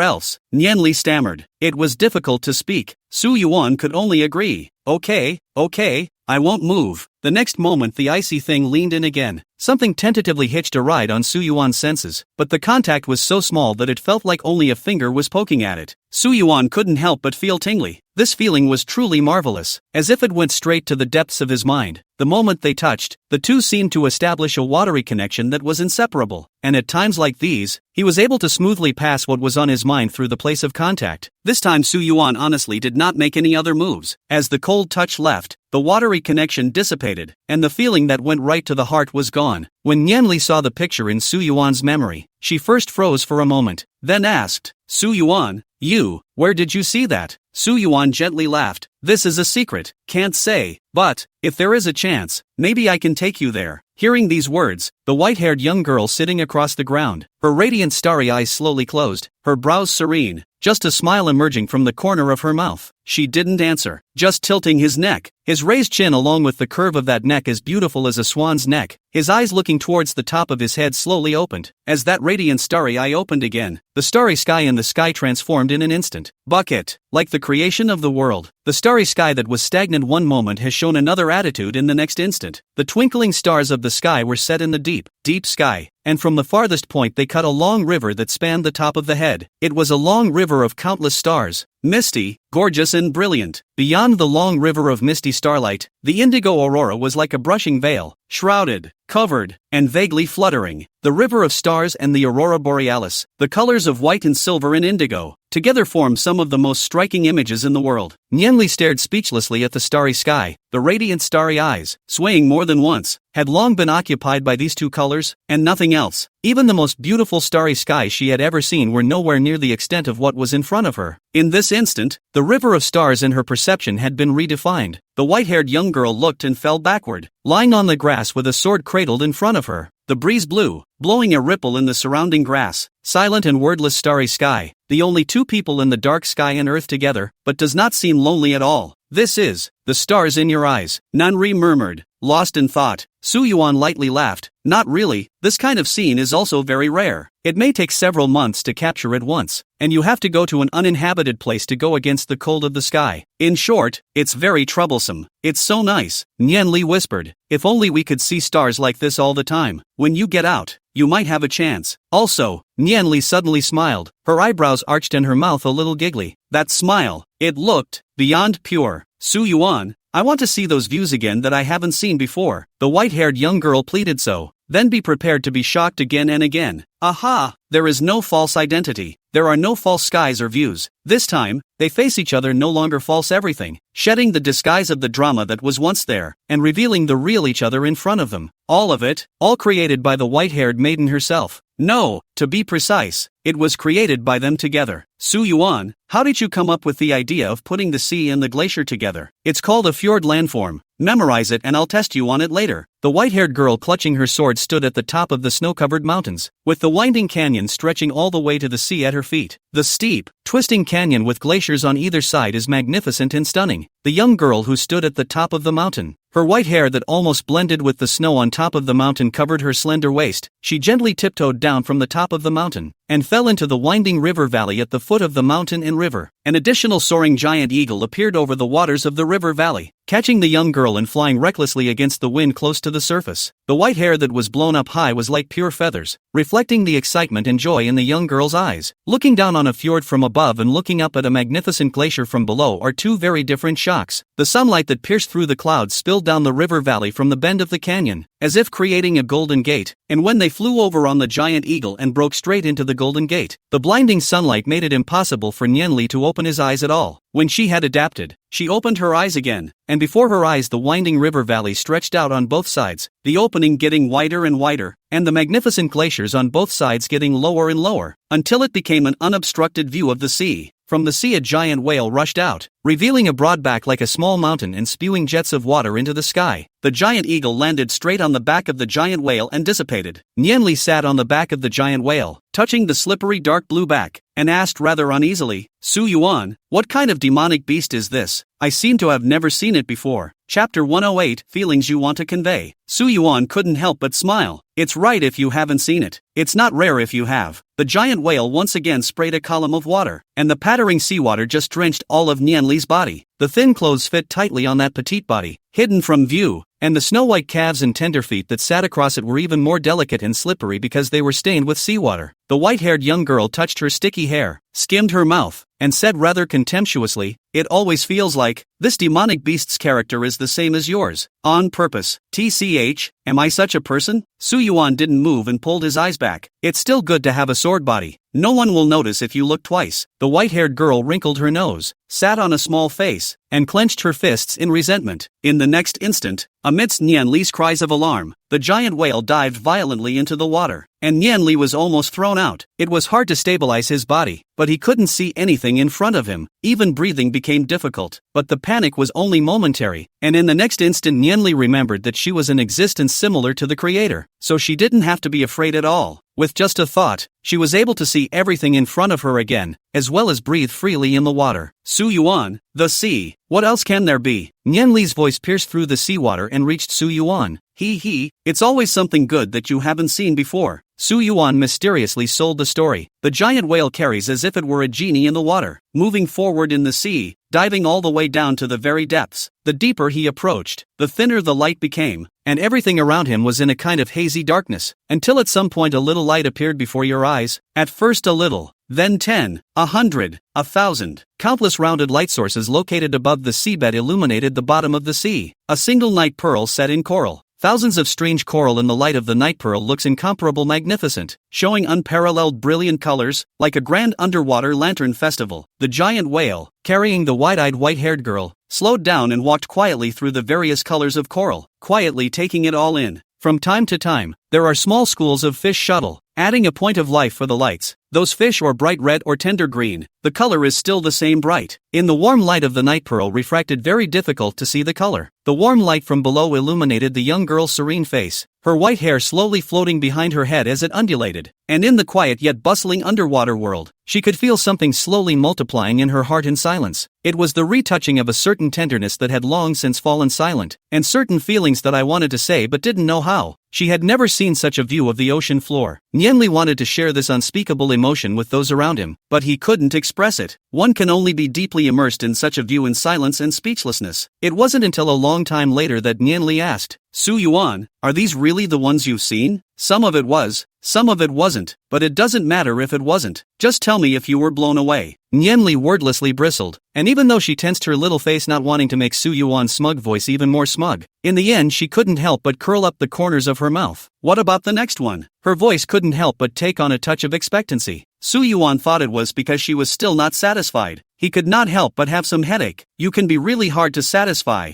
Ah, hey, just to help you create these I'm almost down. Let me take a break. It's not like it's a never-ending oxen and horses. This kind of oxen and horses are just hard to find in hell. Shortly afterward, Su Yuan suddenly had a flash of insight. There, the cold touch came back in Su Yuan's perception, as Su Yuan built up that tightly connected watery feeling again. This time Su Yuan was already light on his feet and gradually built a grand framework. Perhaps it took longer. The cold yet soft little hand that touched together as a medium had quietly been grasped by Su Yuan's perception. Su Yuan himself didn't realize this, and the owner of that cold little hand offered no objection. The feelings that were crying out to be spoken sprouted again, and she didn't know how to say them. But if is passed this way, perhaps each other who have constructed such a connection can understand it, Nani tried to convey. But then there was a rumble of thunder overhead. It was followed by a sound that rang through the party. The Heavenly Father is about to return in response to the tribulation. There's no more time to accompany you to waste any more time. This saint has already wasted 1,000 years on you. This time, even if it will break the world's origin, I'm going to deprive the world's origin from you. A voice like thunder carried through the two men's consciousness, and in an instant, everything that had been there was shattered. The two men's senses parted while the waters around them began to become boiling, and bubbles continued to gush out from the bottom of the sea, as if something was trying to come out from underneath. That voice is the Nine-Spirit Sage. Su Yuan looked upwards and a huge black shadow appeared in the sea, covering the sky, and Nianli was in a trance for a while, then slowly closed his eyes with a frank look on his face. When she opened her eyes again, only bashfulness and serenity remained on that slightly childish and skillful melon face. The 9 spirit saints will not give up until the void realm is destroyed and completely fused with the underworld, helping it to become the Hellmouth. Su Yuan was silent as he pondered his response. Right at that moment, a dull and lifeless face emerged from the deep black seawater around them at some point. That's the man who lives in the realm of the imaginary. At the moment they appeared around again, the faces were crowded together in the sea, overlapping and coming from every direction. In the endless deep black sea floor, such a sight was even more hideous and gruesome. Those men were clawing at Nianli on the back of the whale, their mouths open and their hands as if they wanted to leave her in hell. Su Yuan noticed that Nianli's breathing quickened for a moment when these people appeared. Intimidated? Nianli slowly exhaled and steadied his breathing, then lowered his eyes and whispered. The moment they emerged from the seawater was a bit, still really timid. Su Yuan half-jokingly tried to ease the atmosphere. Don't worry, when we go out, I have a way to deal with the 9 spirit sage. Hearing Su Yuan's words, Nianli slowly lifted the corner of his mouth and did not speak, only shaking his head. Her eyes were lowered, and where Su Yuan couldn't notice, a look of extreme tenderness faintly surfaced. As those people approached, the world around Nianli gradually turned into a broken world, revealing the color of chaos, and everything they had built together dissipated in the brokenness. This time, the 9 spirit sage was determined to crack this by force. Chapter 109, Broken Void Realm. Coral cracking at the bottom of the sea. The deep sea disintegrates. The sea also cracked in pieces like a shattered mirror. Even the giant whale that Nianli was sitting on dissolved into pieces together. Everything around Nianli that was originally part of the void realm disintegrated one by one under the 9 spirit sage's means. Su Yuan didn't know how the 9 spirit sage had done it, but he knew that he had no power in the realm of the void. He couldn't do anything. One could only watch as the imaginary realm gradually disintegrated until it surrounded Nianli, leaving nothing intact but Nianli. Just then, the spiderweb-like debris had spread to Nianli's front, only a few steps away from her, and a wave of fluctuations surged out from Nianli's body for no apparent reason. Those spreading spider web fragments suddenly stopped continuing to extend and paused in place. The next moment, the fluctuations emanating from Nianli's body grew stronger and stronger. The cobweb shards surprisingly recovered again. The originally shattered imaginary realm recovered and rebuilt itself again along the opposite direction. Seeing this, the gigantic 9-headed lion silhouette above his head merely grunted heavily, followed by an even more powerful pressure exerted on the imaginary realm. The imaginary realm that had the momentum of repair slowed down again, while the shattered spiderweb cracks began to appear again, spreading towards Nianli. What's more, those people who still existed even after leaving the realm of the void shed their superficial disguises after the realm of the void was shattered. Those dull, lifeless human faces were torn off like a facade and no longer showed themselves in human skin. What emerged from beneath the skin was a vicious ghostly apparition with a hideous face. They converged around them like a sea of ghosts, layered and densely packed, encircling every direction. Hideous roars, elongated bloody tongues, rotting flesh, grasping sharp claws, all the nasty sights that the extreme hell could bring together all came into view. The appearance of the sea of ghosts fueled the shattering of the void realm even more. The imaginary realm accelerated and disintegrated as if it couldn't bear it, but when it disintegrated to a place extremely close to Nianli's face, it was as if it bounced back and started repairing everything with Nianli as the center. The picture around Nianli was re-established in the midst of shattering. The re-established picture fell back into pieces. Broken, restored,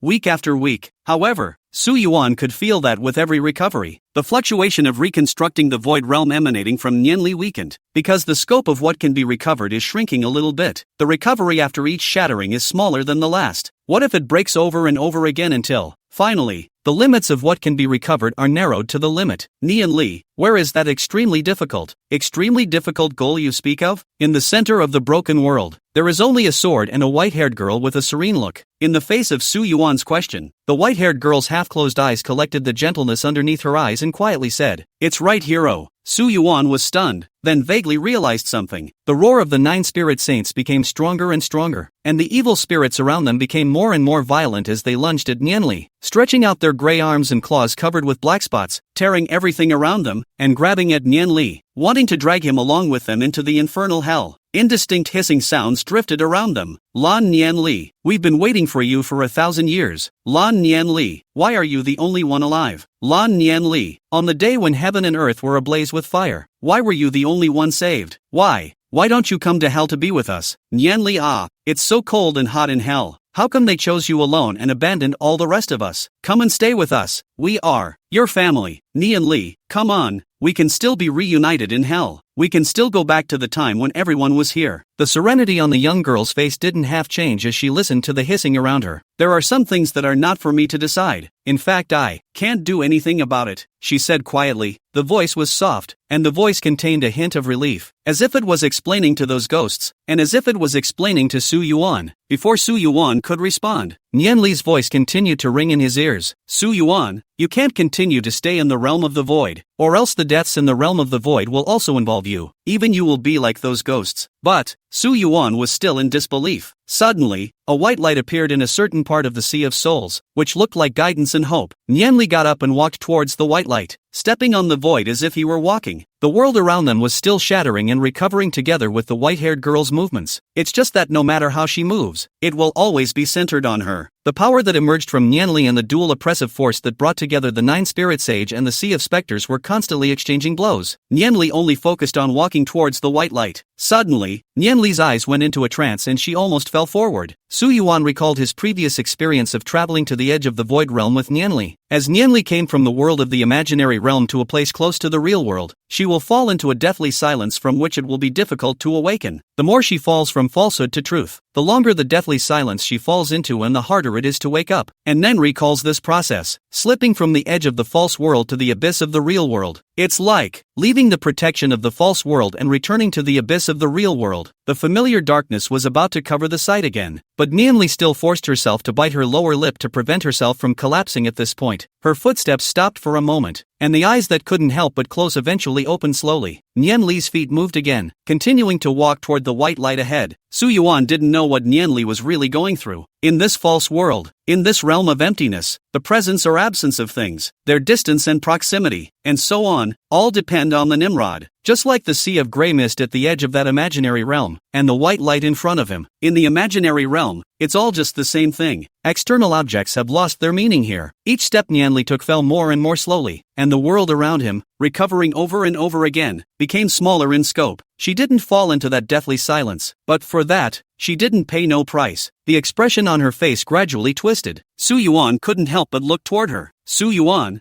Don't look. The white-haired young girl pushed down the pain between her eyebrows and closed her eyes to keep her abnormality from showing. Su Yuan was stunned again. She knows she's looking at her? Waiting for Nani to resist the thought of closing his eyes on this and letting his thoughts fall into darkness, never to open them again. Upon opening her eyes again, her brow regained its composure. She took a step forward again, but when the step fell, she couldn't help but shudder, and her whole body stumbled, almost falling to the ground. Even as she restabilized herself and stood up, she had a posture of clenching her teeth and trembling slightly. So far, she called out shakily. That voice involuntarily brought a hint of helplessness, a hint of expectation, like a mournful cry, like a dying young beast begging for help, making Su Yuan unable to resist a tremor at the bottom of his heart. But there was nothing he could do about it. All he could do was watch. Talk to me. It's been a long, long time since I've met the real thing. There was a moment of silence before Su Yuan's voice sounded. How long? I don't remember either. I seem to forgotten so many things. So, why forget? Do not forget. One is lost, in falsehood, in pain, in confusion,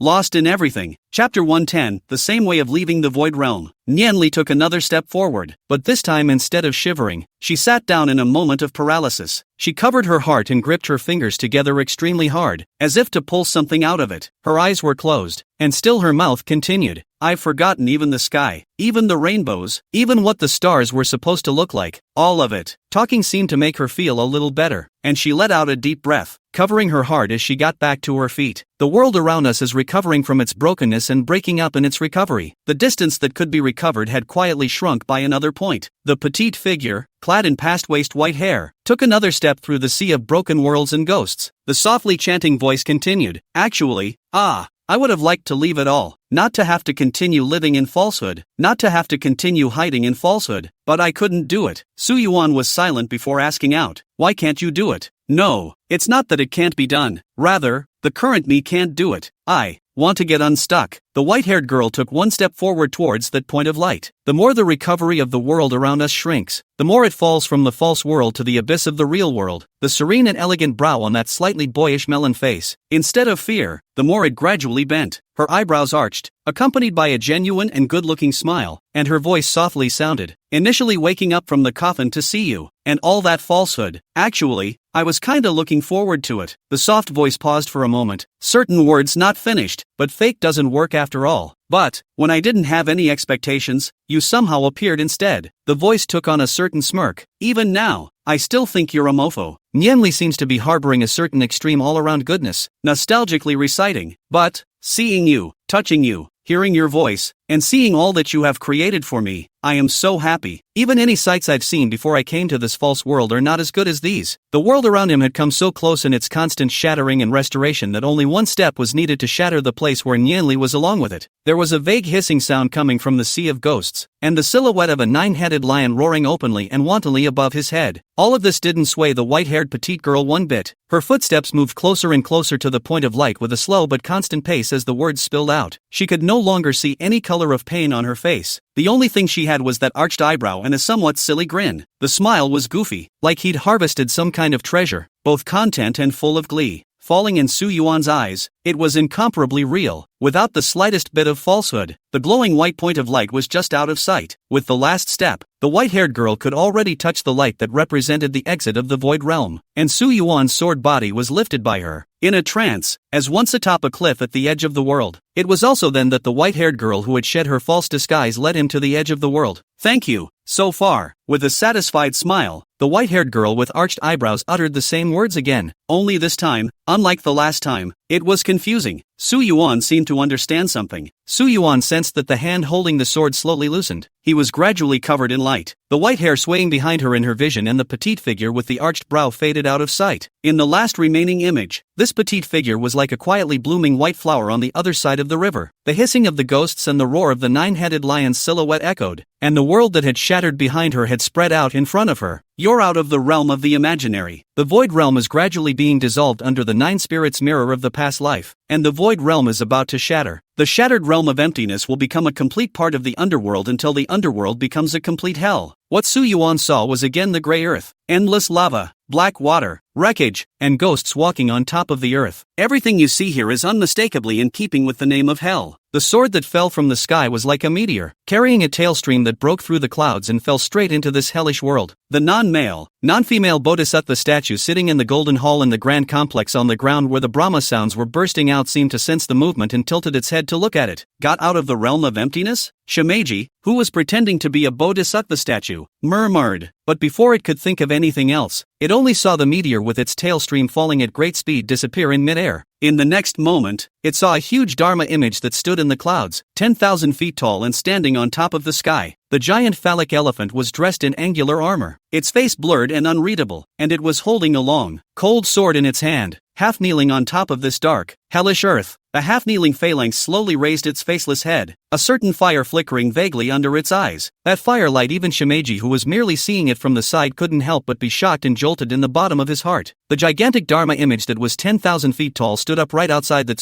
Yuan palace where the Brahma sounds were bursting out, and with it came voices filled with anger. The Nine Spirits. Chapter 111, The Ascension of the Underworld. A voice filled with anger resounded throughout the underworld. The countless spectral souls in the underworld lifted their heads and listened listlessly to the vast and grand sound coming from above their heads. Instead, the city gods and the irregulars trembled in surprise, wondering which of the great gods dared to call out the current strongest ruler of the underworld. In this era when the heavenly Bodhisattva Great Emperor was not present, with the strength of the 9 spirit saints, even the 10 temples of hell would not have the slightest chance of winning against them at the same time. But the next moment, another sound of a lion's roar through the heavens rang in the ears of these city gods, impermanents, and magistrates. With that, they suddenly discovered that countless grayish points of light had inexplicably sprung up between the heavens and earth of the underworld, and those points of light were slowly converging towards their bodies. As more and more points of light appeared, the power surging from their bodies increased for no apparent reason. It is a blessing that comes incidental to the promotion of the heavenly personality. The surrounding underworld, heaven and earth, were vaguely changing. Everyone immediately realized something. This is underworld. In the ascension to hell, those people who had long been written in the book of life and death, along with them, gained unparalleled benefits. If the underworld really becomes the hell, they can completely inherit everything from the ancient hell, really grasp all the relevant authority, walk the worlds, capture the ghosts, determine the crime, enjoy the incense. Shimmy only had time to hear the huge phallic elephant emit a voice filled with anger, followed by a lion's roar through the sky, and in the next instant, the huge phallic elephant in front of him stepped on top of the dark earth of the underworld, and in an instant, disappeared in a few steps. It said no good. The changes occurring in the surrounding underworld, heaven and earth, were also captured by it. Realizing what was going on, it did not bother to maintain the superficial bodhisattva statue, and in the mid-air of the Tsueyun palace, it appeared as a gigantic incarnation of the 9 unlikenesses with a tiger's head, 1 horned horn, canine ears, dragon's body, lion's tail, and unicorn's feet. The incarnation of the 9 unlikenesses with the unicorn horn on its head was at least 3,000 Zhang in size, and its unicorn feet merely stomped in mid-air, and its figure appeared 100 miles away. Together, they went after the huge phallic image that had disappeared. At the same time, the 10 temples of hell scattered throughout the underworld raised their heads. They were the group most keenly aware of the changes in the underworld. Wearing horrifying masks of various shapes and colors, they all had a burning black aura coming out of them, an aura that belonged uniquely to the hell, pure, full of death, yet unceasing and unending. Strands of reincarnation filled with the Tao could not help but emanate from it. Wearing the masks, they felt the power growing stronger within them. The power belonging to the name of 10 temples of hell would be inherited by them. They will also become the true 10 temples of hell. In the sky came the roar of the 9 lions that resounded through the heavens and earth, a roar filled with ecstasy and a great desire to be rewarded, but with a hint of regret for not being able to seek fulfillment. Black auras surged from their bodies, and each of the 10 men wearing masks rushed high into the air, following the source of the lion's roar and following the sound. The 9-headed lion unfolded its heavenly incarnation, a huge incarnation of 6,000 feet, like a towering snow mountain poking through the sky, standing on top of the black earth, incomparably conspicuous even from thousands of miles away. In front of the 9 huge lion heads of the 9 spirit saints, a round mirror emitting a surplus of precious light was suspended. In front of it was a volcano covered in extremely cold white snow. Lava gathered from the top of the mountain into a stream flowing down, and the snow-capped coexisted at the same time, ice and fire. incomparably bizarre. The 9 lion heads of the 9 spirit saints tilted their heads and roared, their voices carrying incomparable complacency. After the void realm is shattered, and the tattered world origin is obtained by me, I will be able to gain the most authority in the hell in one fell swoop. In this hell, I am the master. Even the Bodhisattva and Fengdu Emperor will have to be afraid when they come. The mirror in front of it showed exactly what was going on inside the void. The realm of the void, which had shattered to less than a human size, had a petite body huddled in it. White hair like moonlight poured down and wrapped around the petite body, like the quietly blooming white flowers of the other side. Tiny clusters of flowers swaying noiselessly, tightly closed eyes, stretched brow, slightly babyish face with an unspeakable serenity. The war of repeated contested encounters was nearing its end, and the realm of the void was almost no longer recovering, with only a spiderweb spreading out on behalf of the shattered. With every point that the remaining imaginary realm shrank, the 9 spirit sage could feel the changes between the underworlds intensify the more. It seemed that something that should have belonged to the underworld was constantly returning, constantly filling up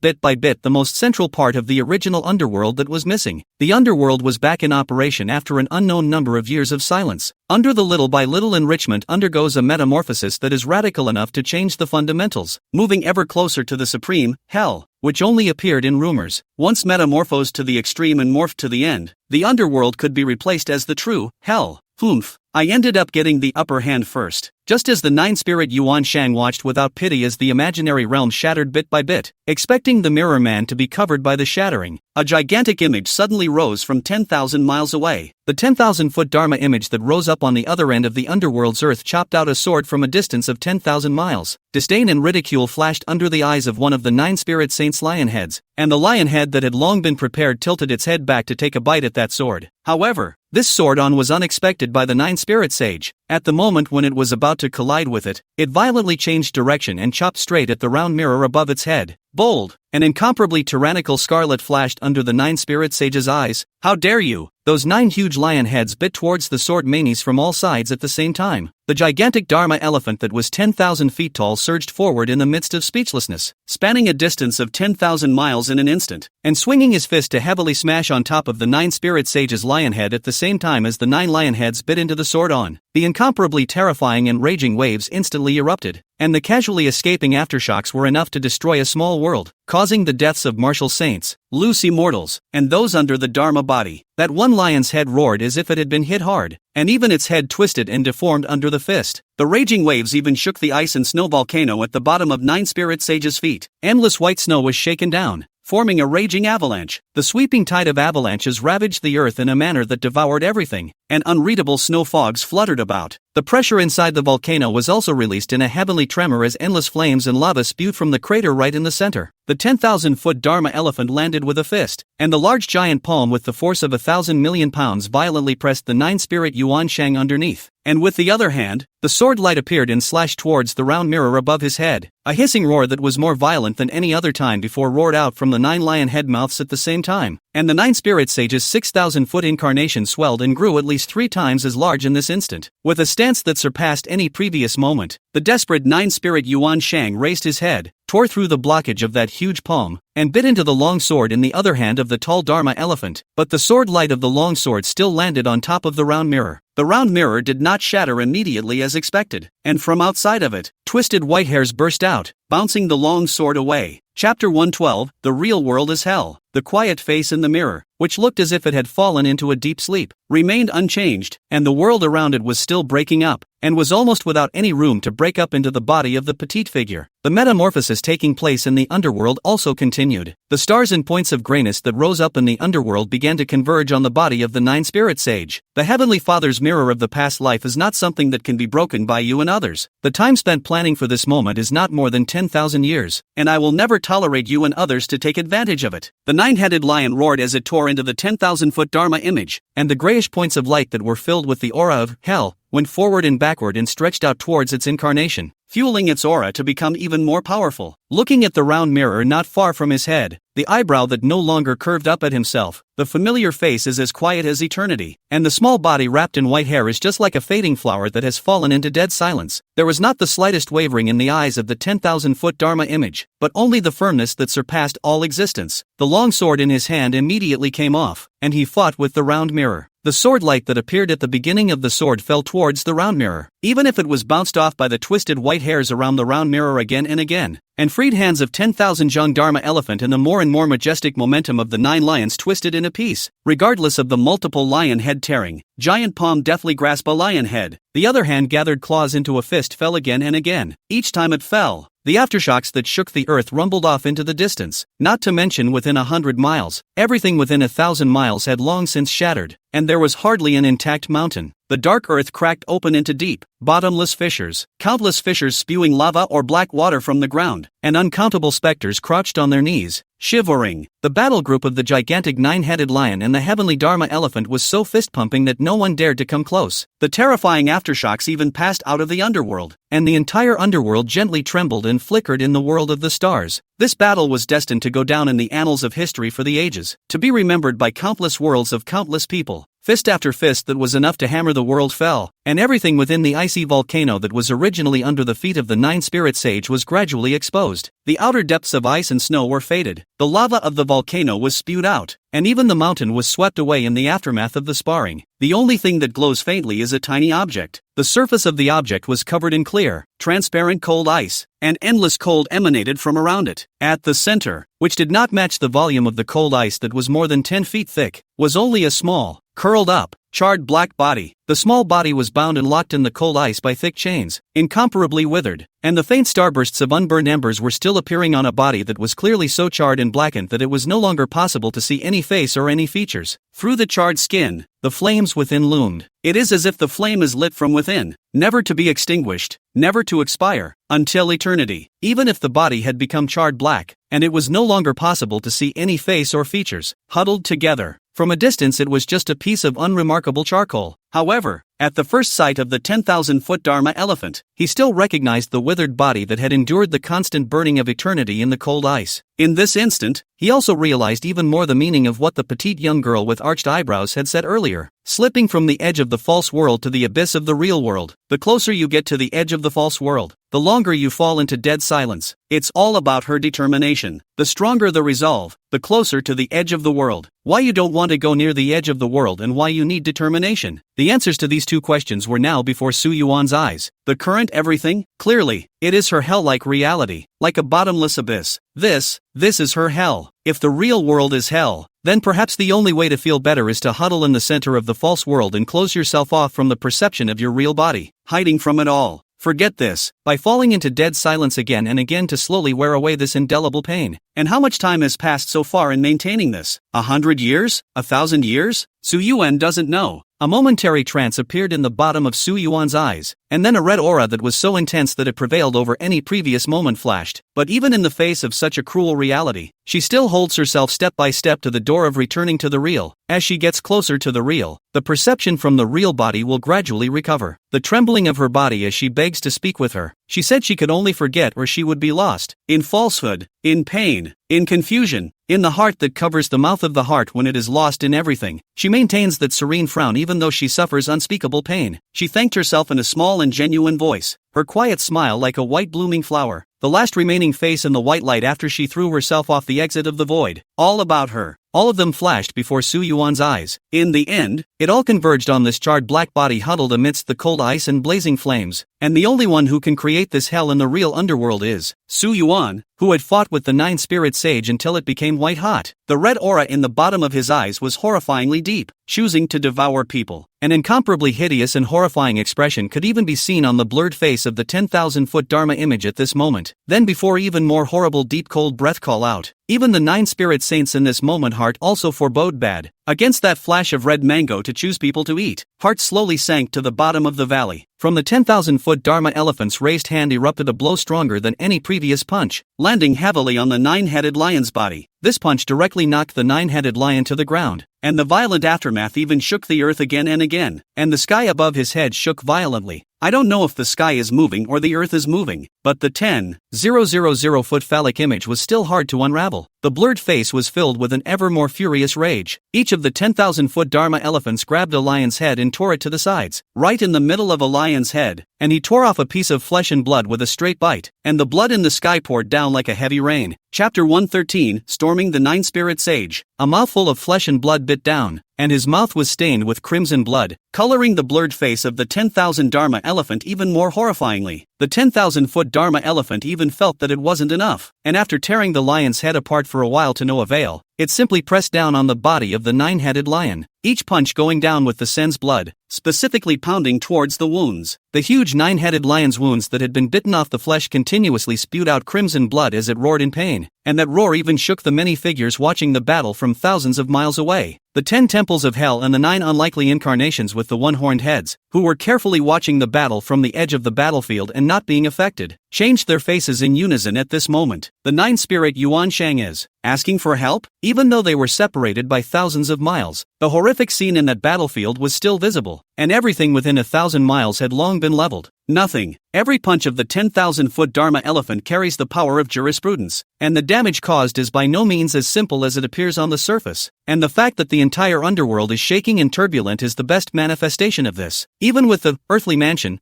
bonus and the protection of the Dharma treasure given by the Heavenly Father, it was not easy for the nine-spirit Yuan Shang to hold out until now in the face of a 10,000-foot Dharma image, especially one that was spelled out to be a 10,000-foot Dharma image. After the initially shocked Shimeji returned to his senses, the two large eyes under his unicorn horn flashed with thought and finally said, "The nine-spirit sage cannot die, otherwise the old man behind him can't help but return early." The attitude of the 10 temples of hell was already subtle, and could neither be said to be under the 9 spirit saints of origin, nor could it be said to be under Shimi. But they did not dispute Shimeji's words. Shimi spoke slowly, "Gentlemen, let's come out together and bring down that. Persuade down." The 10,000-foot Dharma elephant in the field was completely crazy at the moment, relying on every inch of his body that could hurt the enemy to suppress the 9 lion heads of the 9 spirit sage in all directions. That berserk stance looked at the 10 temples of Hades and his eyelids jumped, and he hesitated a bit. However, with every punch that landed, the roar of the 9 spirit sage grew louder and louder. One of the 9 lion heads had even gone limp, no longer able to tear. On top of the 9-headed lion and Dharma elephant warring groups, the battle between the mirror of the past life and the sword had also never been broken. The precious sword carried the sword light slashing down again and again, with a stance of not stopping until the round mirror was split into 2 halves. The twisted white millimeter around the round mirror also gradually appeared to be exhausted after bouncing off again and again, and the white millimeter around the round mirror was visibly smaller. The mirror of the future life has been affected as a result. The image that appeared in the mirror, the petite body curled up in a deep sleep. The shattering of the world around it was gradually slowing down, but the 10,000-foot Dharma image underneath had completely fallen into a berserk rage, ignoring this and just swinging his fist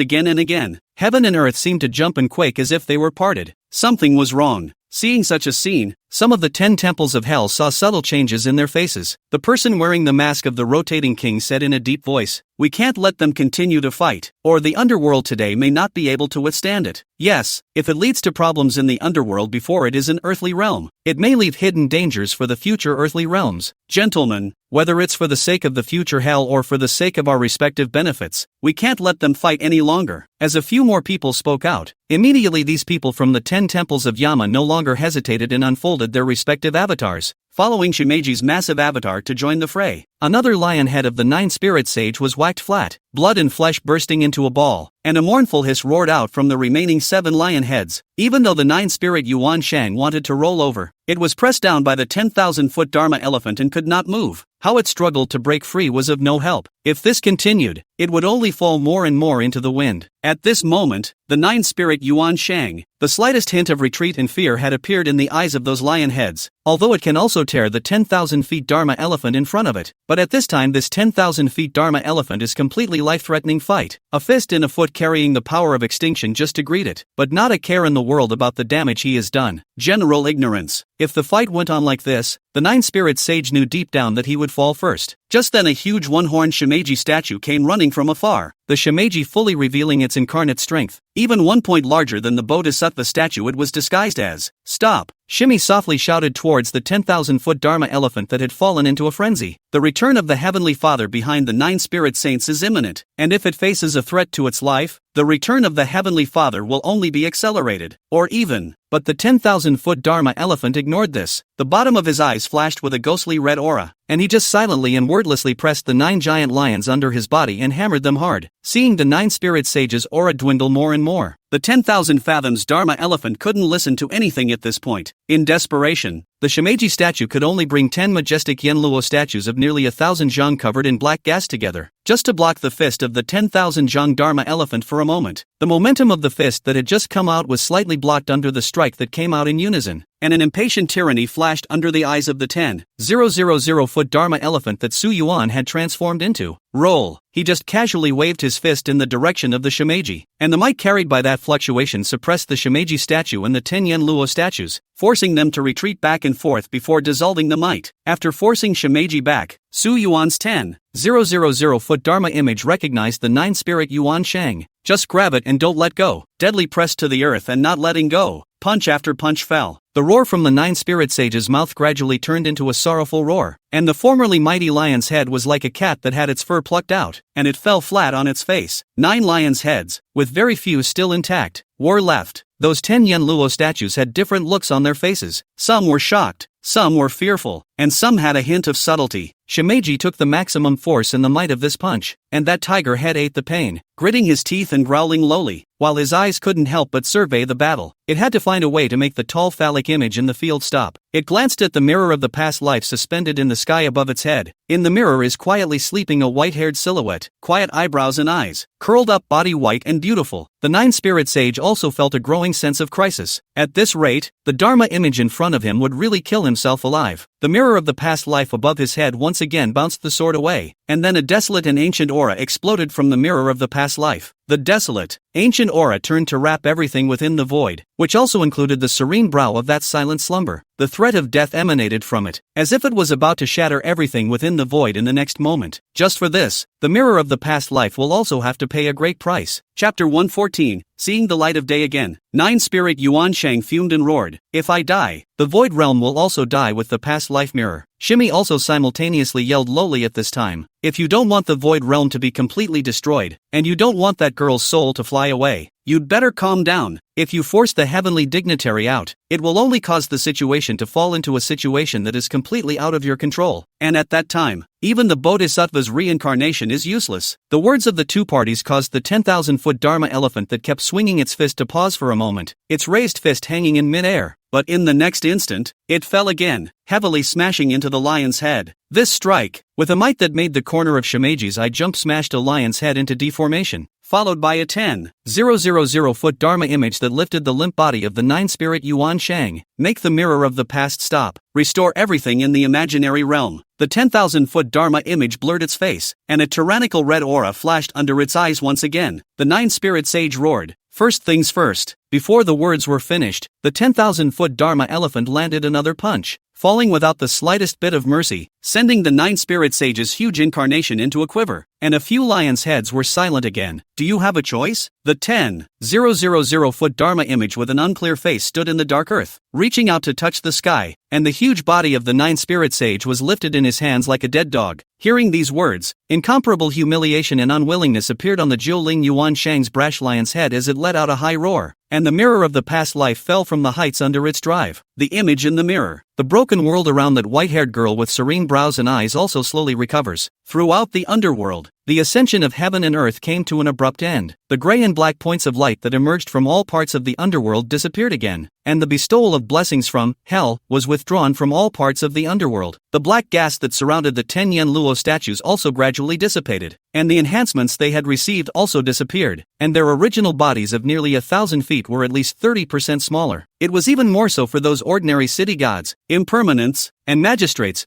The special functions they had acquired from hell had only just begun to be grasped, and in but a few moments, they had already begun to disappear. The entire special aura of the underworld's heaven and earth was dissipating, returning to what it was. Vaguely, in the core of the underworld, something that was originally tending to be broken was gradually being repaired. At the same time, a world that had existed there reappeared, from the brink of shattering, back to its original form. Sensing all these changes, but Su Yuan's 10,000-foot Dharma image still stared coldly at the nine-spirit Yuan Shang, not allowing it to make the slightest little move. As for the so-called return of the heavenly dignitary, if he had expected it, it would certainly be a great loss if he hastily returned early before the necessary juncture, even though he returned and crushed the moment horizontally. But it's hard to know whether the price paid is a gain or a loss compared to what you get. Seeing that Su Yuan had eased up and seemed to have calmed down, a few of the 10 yen luo slowly lowered their hearts, their faces soothing. However, his eyes were still surveying the surrounding heaven and earth, seemingly observing whether the great battle just now had caused any changes. Shimeji also breathed a sigh of relief from the bottom of his heart. The furious 10,000-foot Dharma image was too terrifying, and no one present was afraid that they would be able to completely stop it, unless bodhisattvas are present. But it is unlikely that a bodhisattva would choose to return early in response to a karmic event for such a thing. At this moment, it also helped Su Yuan to speak up, roaring at the limp nine-headed giant lion, nine-spirit Yuan Shang. By breaking the void realm without authorization and integrating the incomplete world origin into the underworld, you are leaving hidden dangers for the future hell. So I can't help but wonder about your true purpose. One of the lion's heads of the nine spirit saints has a ferocious gaze, staring fiercely at Shimi. The battle for the hell is not unique to the underworld. If you can't take advantage of the first opportunity, everything will be empty. Talk about what is a hidden danger or not. Let you to choose is also the same. Unfortunately, you but a useless white dog, no bodhisattva shelter, will only die to defend a side of the earth world to rub my credit. This underworld built so far, which one thing is not me to do? Shimi roared angrily. Without me, do you have a chance to enter the underworld? Which of those deeds you have done, which one of them is put into the hell will have to suffer all the punishment, and will never be able to be transcended. These two fellows were about to quarrel, but the bottom of the eyes of the 10,000 Dharma elephant flashed with impatience, and fiercely pressed the lion's head of the nine-spirit sage towards the ground. As the earth shook, the lion's head was directly in front of the charred black body that was chained in the coal ice. Untie! The icy voice caused another tremor in the bottom of the nine-spirit sage's heart, and his huge eyeballs were facing the charred black body in that coal ice. The nine-spirit sage was being stared at dead-on by the 10,000-foot Dharma image, with its razor-sharp mind all staring at its body. As long as it dared to make the slightest movement, it believed that this 10,000-foot Dharma body would definitely crush its head without hesitation, so it chose to play nice and cooperate, only to see a white millimeter of light flying out from the mirror of the past life and merging into the coal ice. The bubbling coal ice melted away, and the charred black body in it, tethered by a thick chain, was finally able to see the light of day. Layers and layers of chains slowly unfolded along with the sound of interlocking gold and iron, and the fiery flames within the charred black body finally went out at this moment. The 10,000-foot Dharma image wordlessly held the charred black body in the palm of his hand, the curled-up body that could no longer see any traces of a face. The unspeakable misery almost looked like a corpse fished out of lava. The 10,000-foot Dharma elephant would stare at the charred black body, staring blankly, almost lost in thought, and no one knew what exactly he had in mind. It was only Shimeji who looked at the huddled, charred black body, and an inexplicable look flashed across his eyes. At this very moment, the nine-spirit Yuan Shang, who was grasped in the hands of the 10,000-foot Dharma elephant, was suddenly ingested by the mirror of the afterlife and transformed into a nine-headed lion seal on the mirror, thus detaching itself from the constraints of the 10,000-foot Dharma elephant. Then the mirror of the past life turned into a ray of millilight and disappeared. The nine-spirit Yuan Shang took the gap between the 10,000 feet of Dharma elephant staring at the charred black body, and with the help of the mirror of the past life just ran away. The 10,000-foot Dharma elephant stared at the millimeter of light that flew far away, and a flash of tyrannical red aura once again flashed under his eyes, as if he wouldn't let go of the nine spirit saints of the elements so easily. The culprit who created all this before him, who created this abyss like hell, the nine spirit sage's sin must be returned as it is, but at the moment he didn't choose to go after it. Not yet. She within the void must be brought out, whatever it takes. Thanks to one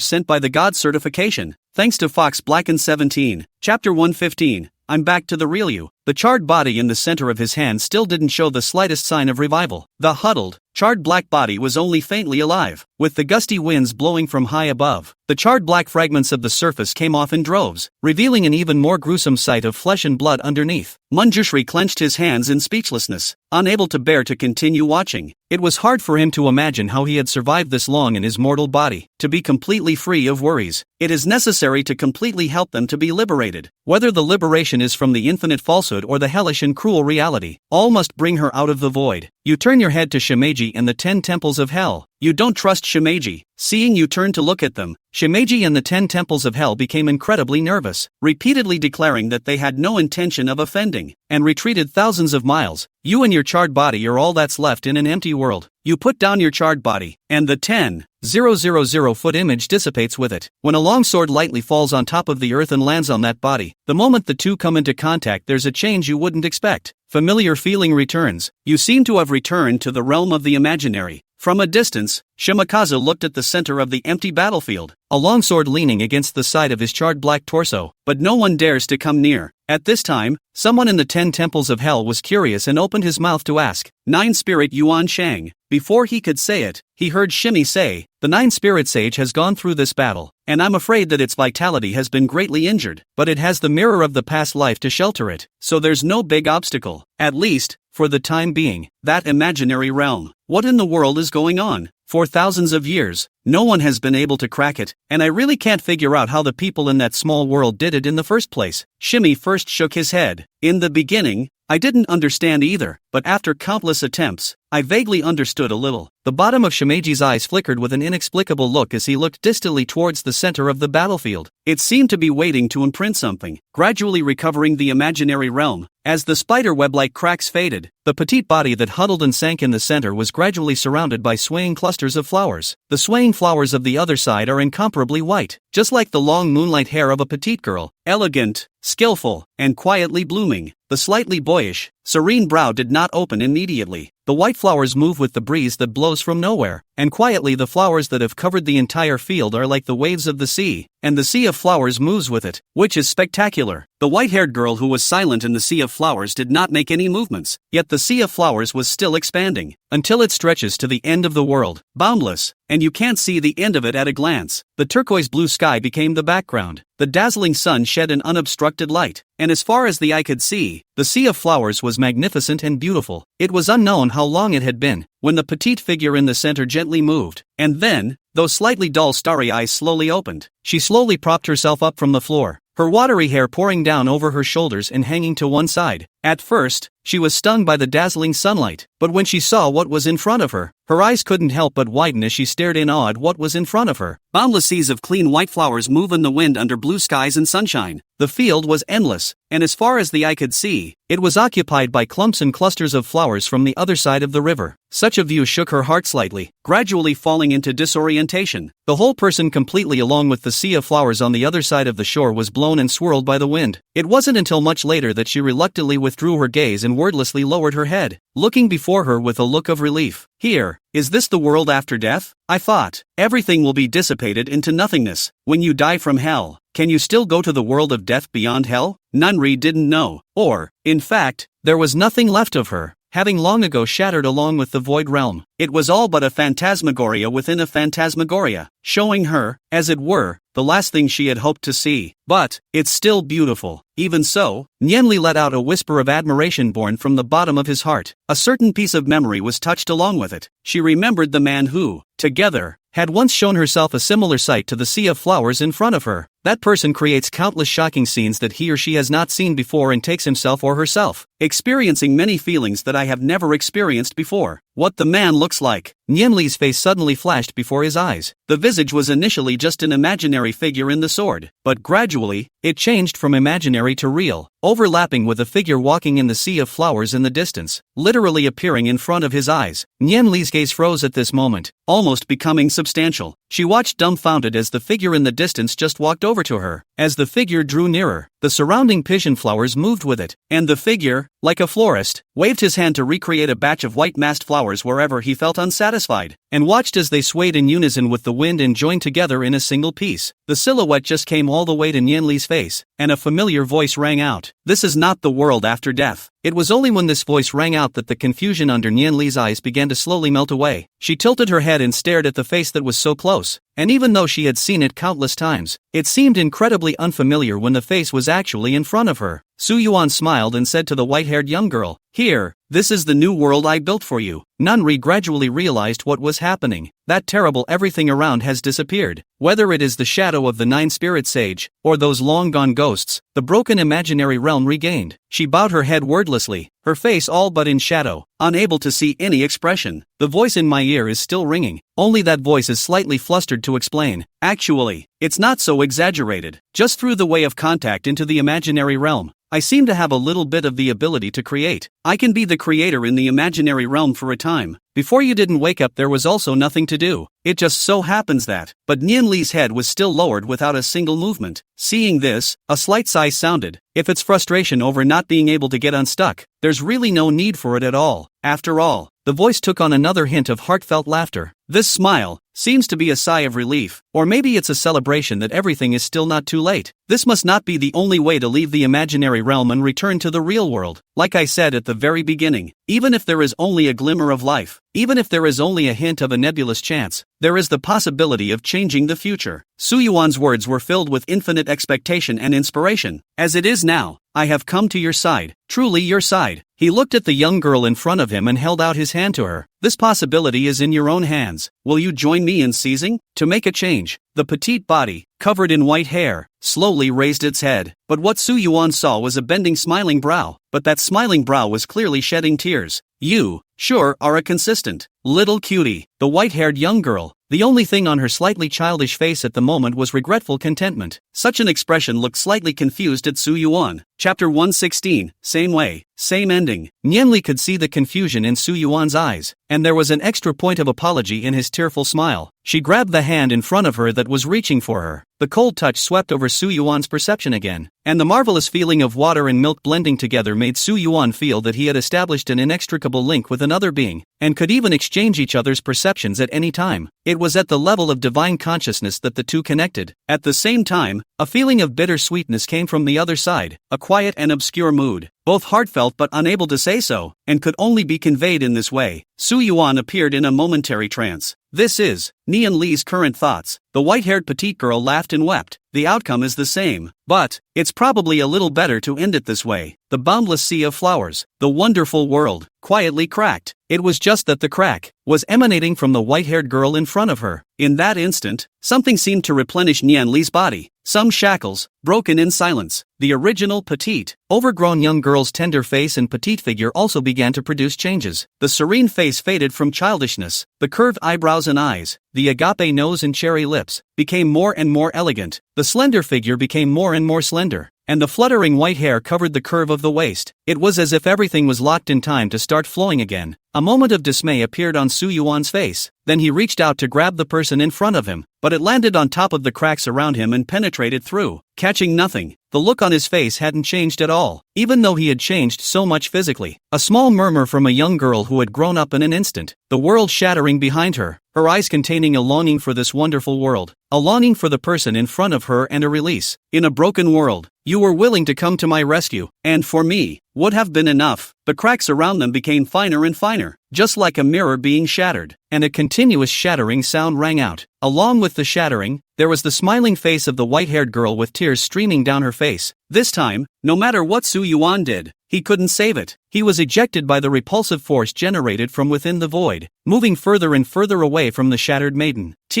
Brokenness emanating from the center of the world quickly spread out. Seeing Su Yuan leave peacefully, the bottom of the eyes of the grown-up white-haired girl now appeared in a trance, silently closing her eyes, her thoughts going back to an incomparably long time ago at the very beginning. The empty world was just a void at first. Nothing. Only the one exists in an endless world. The young girl herself who maintains an unchanged face. She was frozen in a world of only herself, at a loss for words, without a glimmer in her eyes. The fire that fell from the sky destroyed everything. The roaring giant nine-headed lion destroyed everything. But she was lucky. She was the only one who survived. But now this. Can we call it living? Can we call it human? She doesn't know. She also doesn't know what the point of her existence is. Her appearance and mind also seem to be stuck in that moment together, never flowing, floating in an endless world, with no concept of time or matter. Nothing. Her eyes grew more and more disoriented, more and more confused, more and more void like the heaven and earth around her. Only the occasional snippet of an image that would come to mind would bring a glimmer to her eyes. One day, she suddenly sat up and had to do something to avoid being consumed by nothingness. She created everything in the memory, replicated that world all over again, but the whole world was empty. No one, no matter what, just herself. The empty world didn't feel like it was missing anything, but the empty houses and towns reminded her over and over again that people used to live there. She wants to create people, but only creates godless puppets. Godless puppets with empty exteriors occupy every inch of land, every place they can appear. An endless number of people surrounded her, but she was still left alone. Tears that clearly weren't from sadness but flowed anyway would always appear silently as she traversed the streets and alleys, and she would somehow wipe it away, then clearly remembered that the cinnamon cake on the street corner was the most refreshing and not too sweet. The sound of local ironwork could be heard by the mansion, and she would always lie down on the wall with her brothers and sisters to look toward the blacksmith store where the sound came from. The youngest in the family, she is the most favored. Everything will have older brothers and sisters to take care of, regardless of the mansion inside and outside. The people all know her, will be coaxed as if she was the jewel in the palm of her hand. Then the shadow of the 9 lions appeared in the sky, and the shadow of the 9 lions destroyed all that they had created, saying, "Why don't you go to hell?" This doesn't seem to be the first time the 9-headed lion silhouette has appeared. The 9 lions seem to have appeared countless times. Exactly how many times it appeared, she has long forgotten. Whenever I think back on this, it's exhausting and hard. Better not to think about it. The 9 lions ask themselves why they don't want to die. Yeah, why? Wouldn't want to die. She didn't know and could only continue to keep up the cycle of each day, day after day. For every time the 9 lions destroy, she recreates, along with the false figures, they were created. The cycle went on so much that she had forgotten why she had created them, and why she even had these dolls that didn't move. But, since these things existed last time, there must be a need for them to exist, right? She continued to maintain the cycle, until the sky becomes different, the stars don't twinkle, and the rainbow loses its original colors. She wasn't even paying attention, or rather, even if you pay attention, you can't find out, because she had long forgotten what the original ones looked like. Chapter 117. Just for the sake of being able to die, for time_+1, until one day, the 9 lions reappeared, bringing with them an uncountable number of familiar people, although those people can no longer be called people. In front of her pair of delusion-breaking pupils that can see through everything, she can always see the hideous truth behind those people. These people with their hideous truths are left with only their memories of their past lives, and with their false faces, they continue to live in their former residences according to their past paths. Can't get rid of it. She had lost even the place where she could wander alone. All those places were occupied by false people that she didn't want to see. She can only wander in the wilderness, in the mountains, in places where there are no people. Whenever she saw these familiar faces and the hideous truth behind them, it reminded her, without fail, of the memories that had been deliberately kept deep in her mind. Remind her that it's all a sham. You can't even hide if you want to.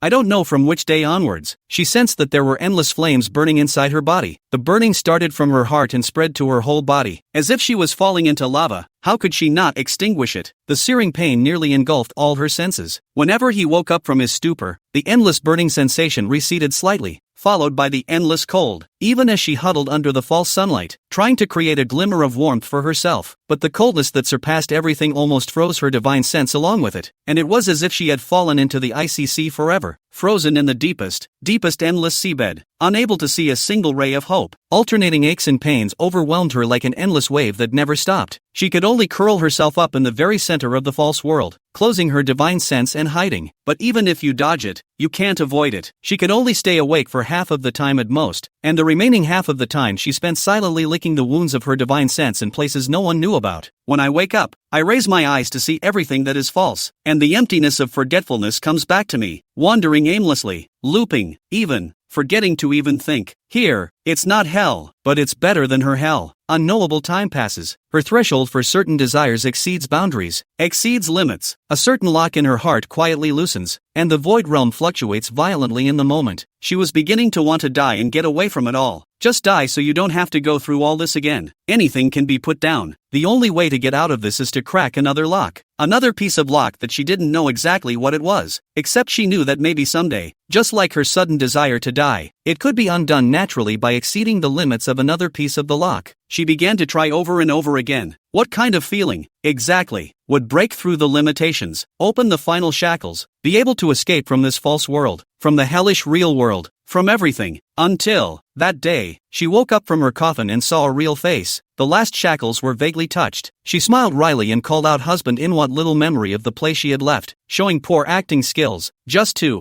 well, be able to die. Shimmy, who was with the 10 temples of Yama, suddenly perceived that metaphysical change in the underworld once again, as gray and black points of light reappeared, and the bestowal of blessings from hell once again descended on the bodies of the many city gods and changeless people, and the Yama's bodies sprang up with a dazzling black aura. The ascension of the underworld. Rebooted. There was a hint of shock in the bottom of Shimeji's eyes, a hint of dawning realization that this was indeed the case. Moreover, this time, unlike the 9-spirit sage who triggered the ascension by shattering the void realm by forceful means, the aura emanating from within the underworld was incomparably complete and vast. It was an air that was infinitely close to true hell. This proves that the imaginary realm has really been cracked. The source of the world of that initial small world was able to be stripped intact and melted into the underworld. He really did it. The 10,000-foot Dharma image appeared in front of Shimmy's eyes and murmured, 600 years ago, I had a vague premonition. The 10 halls of hell at the bottom looked at each other. The events of 600 years ago were too long ago for them. And someone asked, 600 years ago, what happened? 600 years ago, the 9-spirit sage created an infernal hell. Shimmy said quietly, within the void, a restriction was similarly unraveled, a restriction called death desire. The void realm is both her only chance to live and her endless shackles. Shimmy tilted his head to look at the bare 1,000-mile battlefield in the distance, sighing a little. The person imprisoned in the void realm. Each of her 7 passions and 6 desires was extracted to form the void realm, forming a yoke, one of which is the desire for death among the 6 desires, allowing her to beg for death, and the other one, perhaps it is the love of the 7 passions. What happened after that was gradually out of her control. Initially, she was seeking the real thing in the false, but unsurprisingly it failed. Something false, something that not only Su Yuan couldn't accept, but even she herself couldn't accept. The young girl who had grown up in a flash in a world on the verge of shattering only thought of herself now as rather ridiculous at the time. But, thinking of her encounter with Su Yuan in the coffin, the white-haired girl smiled speechlessly. This is, perhaps, the best possible arrangement. If there is no false beginning, there is no true experience that follows, without that co-creation. At this point, there was helplessness in her laughter and a hint of regret and reverie. If she can, but on second thought, she was relieved. Seems, not so much a possibility. The only thing she could arrive at was this doomed end. But that's enough. Instead of pursuing what she wanted in falsehood, she got some experiences that were more precious than that. The shattering of the world had entered an irreversible stage, and the entire realm of emptiness was occupied by the thin threads of shattering spreading from Nian Li's body. But the smile on her face grew more exuberant and relieved as she recalled those experiences. Su Yuan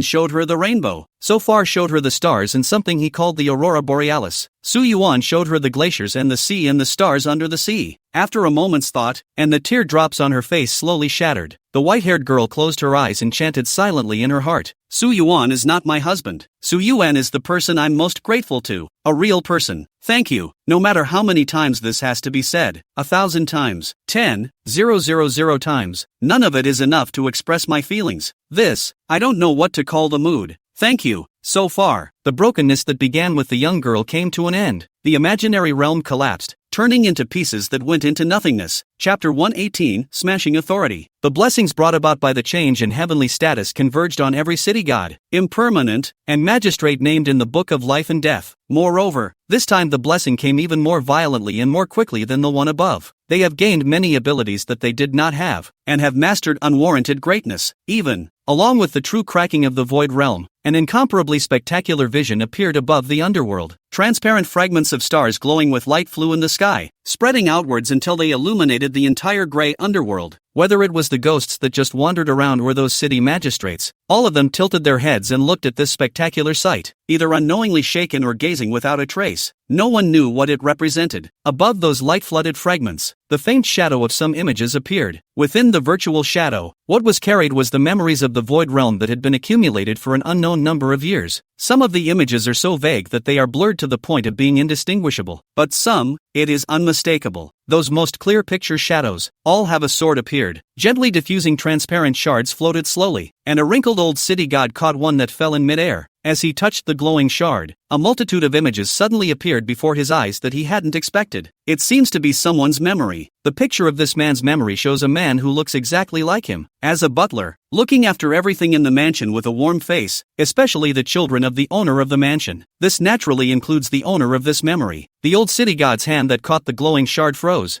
It's a picture of a past life he's long forgotten, when he was still alive. Then images in the floodlight shards quickly flashed before the old city god's eyes, all about himself. In a trance, the old city god remembered many things.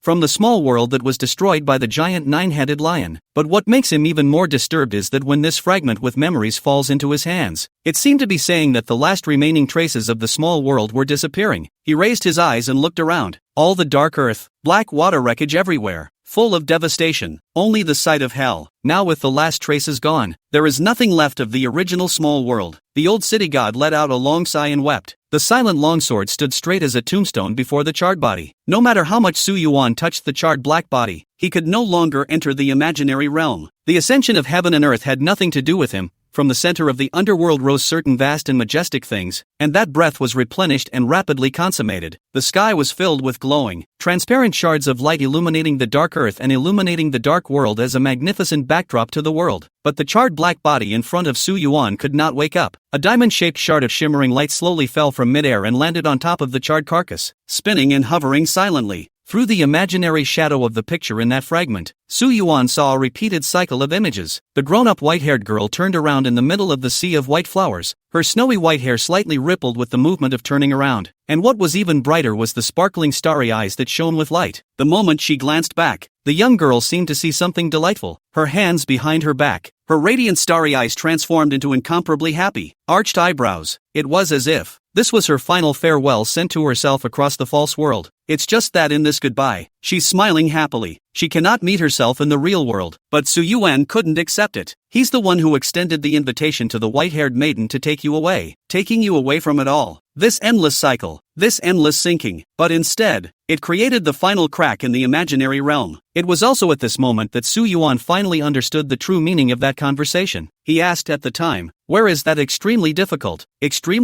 goal to achieve?" The petite white-haired girl whispered to herself, "It's right, hero." The diamond-shaped fragments of light suspended for a period of time, sank into the scorched black body. The scorched black body immediately had a hint of movement, as if from a long slumber gradually awakened. Su Yuan's heart was startled, and he immediately looked toward the huddled and charred black body, expecting something to happen. But when the shard merged into the charred body, the expected image of eyes opening did not appear. Instead, after that hint of movement, the place where the eyes should have been trembled slightly, and then, the life began to dissipate. The little vitality left on the charred black body was already like a candle in the wind, and at this moment, it was declining little by little until the weak candle flame was swallowed by the darkness. Not even the strength to open his eyes one last time and take one last look in the real world. Or perhaps it was nothing more than a faint hint of obsession carried by that one shard. The real Nian Lei was broken a long time ago. Either way, Su Yuan couldn't accept it. The ascension of heaven and earth made the fundamental core of the underworld replenish completely. All hindrances ceased to exist. The hell would become a reality. And a certain piece of insubstantial authority, incomprehensible to ordinary people, slowly coalesced in the sky above Nian Li's real body. A stream of light flashed out of the sky, and a round mirror holding light appeared in the sky, heading straight for the handle of power. In the distance, the huge one-horned nine unlikely incarnation rolled over the dark earth. On the other hand, 10 Yen Luo statues dazzled with black light broken hand in hand, and the Yen Luo who was blessed by the hell was even more different than before, and was like a fish in water in the hell with supreme additions. The three parties came in unison towards the void authority closest to Su Yuan. The 10,000-foot Dharma elephant tenda stood above the dark earth, its magnificent body covering the sky and the sun, almost occupying all the jurisprudence of this heaven and earth, waving its hand with a powerful might that made people's hearts and minds tremble. The moment the 10,000-foot Dharma image appeared, the other three parties moved more and more swiftly, only to seize the slightest opportunity to get a head start. The silence of the 10,000 fathoms of the law was oblivious to this, giving this triad the illusion that they could get the power themselves. However, just as the three parties all came close to the power handle, with the light of victory showing in the bottom of their eyes, the 10,000 fathoms Dharma elephant only slightly raised its hand, and in the next moment, the power handle instantly moved into the 10,000 fathoms Dharma elephant's hand as if it was absorbed. The moment you hold the power, familiarity struck in an instant. For a moment, there seemed to be a white flower of the other side swaying in the power. This is Nianli's final gift of apology left to him. Supreme control rose in the bottom of Su Yuan's heart. Everything in this underworld was in his grasp, and he was able to exercise many supreme powers. But holding this supreme authority, Su Yuan did not feel any elation. Instead, a deep sense of powerlessness was born, simply because he had no control over the life or death of the charred, blackened, real body in front of him. Broken maidens, even their souls have long ceased to exist, let alone talk about reincarnation.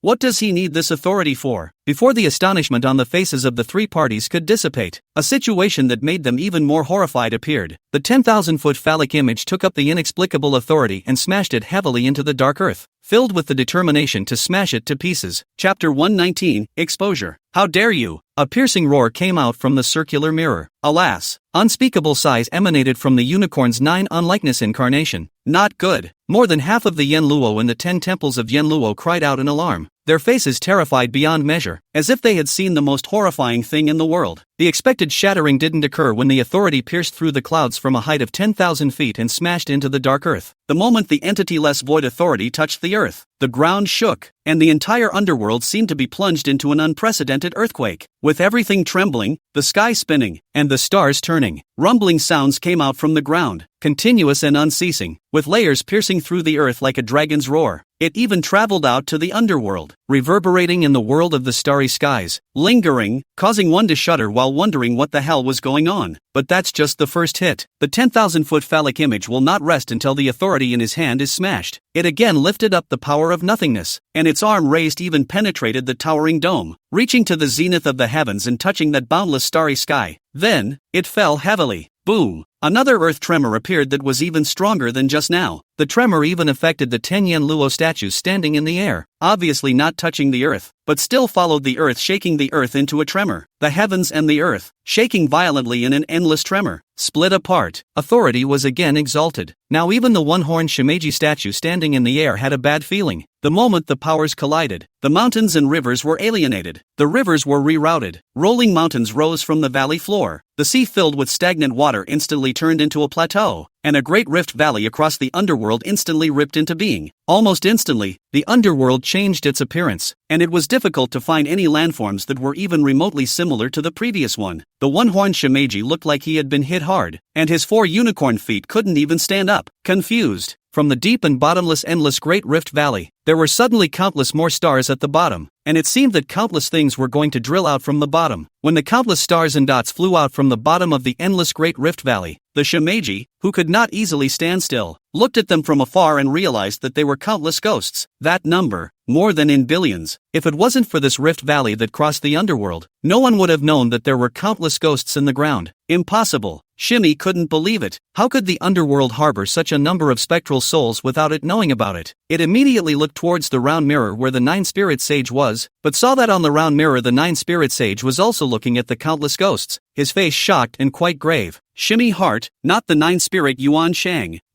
And who could hide such a number of specters underground in the underworld undetected? These ghosts, if used properly, may be able to mold a newborn bodhisattva. If not a bodhisattva, then a being of the same level. At that very moment, there was another loud rumble. The 10,000-foot Dharma image held up its authority high, and the high authority seemed to have stabbed through the sky, exposing itself under the dark starry sky, vaguely showing a hint of a blurred shape, filled with the long-lasting aura of supreme majesty and supreme power. Like the first division of heaven and earth, everything was born out of chaos, and the first ray of light between heaven and earth appeared at first. The power that runs from the heavens to the earth falls with a bang. This time the power struck the earth, causing everyone's sky to spin, as if heaven and earth were upside down. Nothing stays out of the way. All things were shaken loose between the heavens and the earth in the underworld. Time and time again, the fluctuations that leaked out were like water waves, spreading to the stars and buckets in the heavens, and after those water ripples came into contact with one of the star opinion orbits, the majestic power reshaped the direction of one of the star opinion orbits. The original trajectory is disrupted through and through. The star charts that had been neatly burned were like scattered lines falling into disarray again. Underground specters poured out of the transverse great rift. Endlessly, endless ghosts filled the entire underworld between the upheaval of heaven and earth, and as far as the eye could see, every corner of the world seemed to be filled with ghosts, with no end in sight. The earth shook as if the world had become a sea of ghosts. The ghost seems to be a storm sweeping around the dark earth above the 10,000-foot giant holding up the handle of power hammering the earth. Haunting,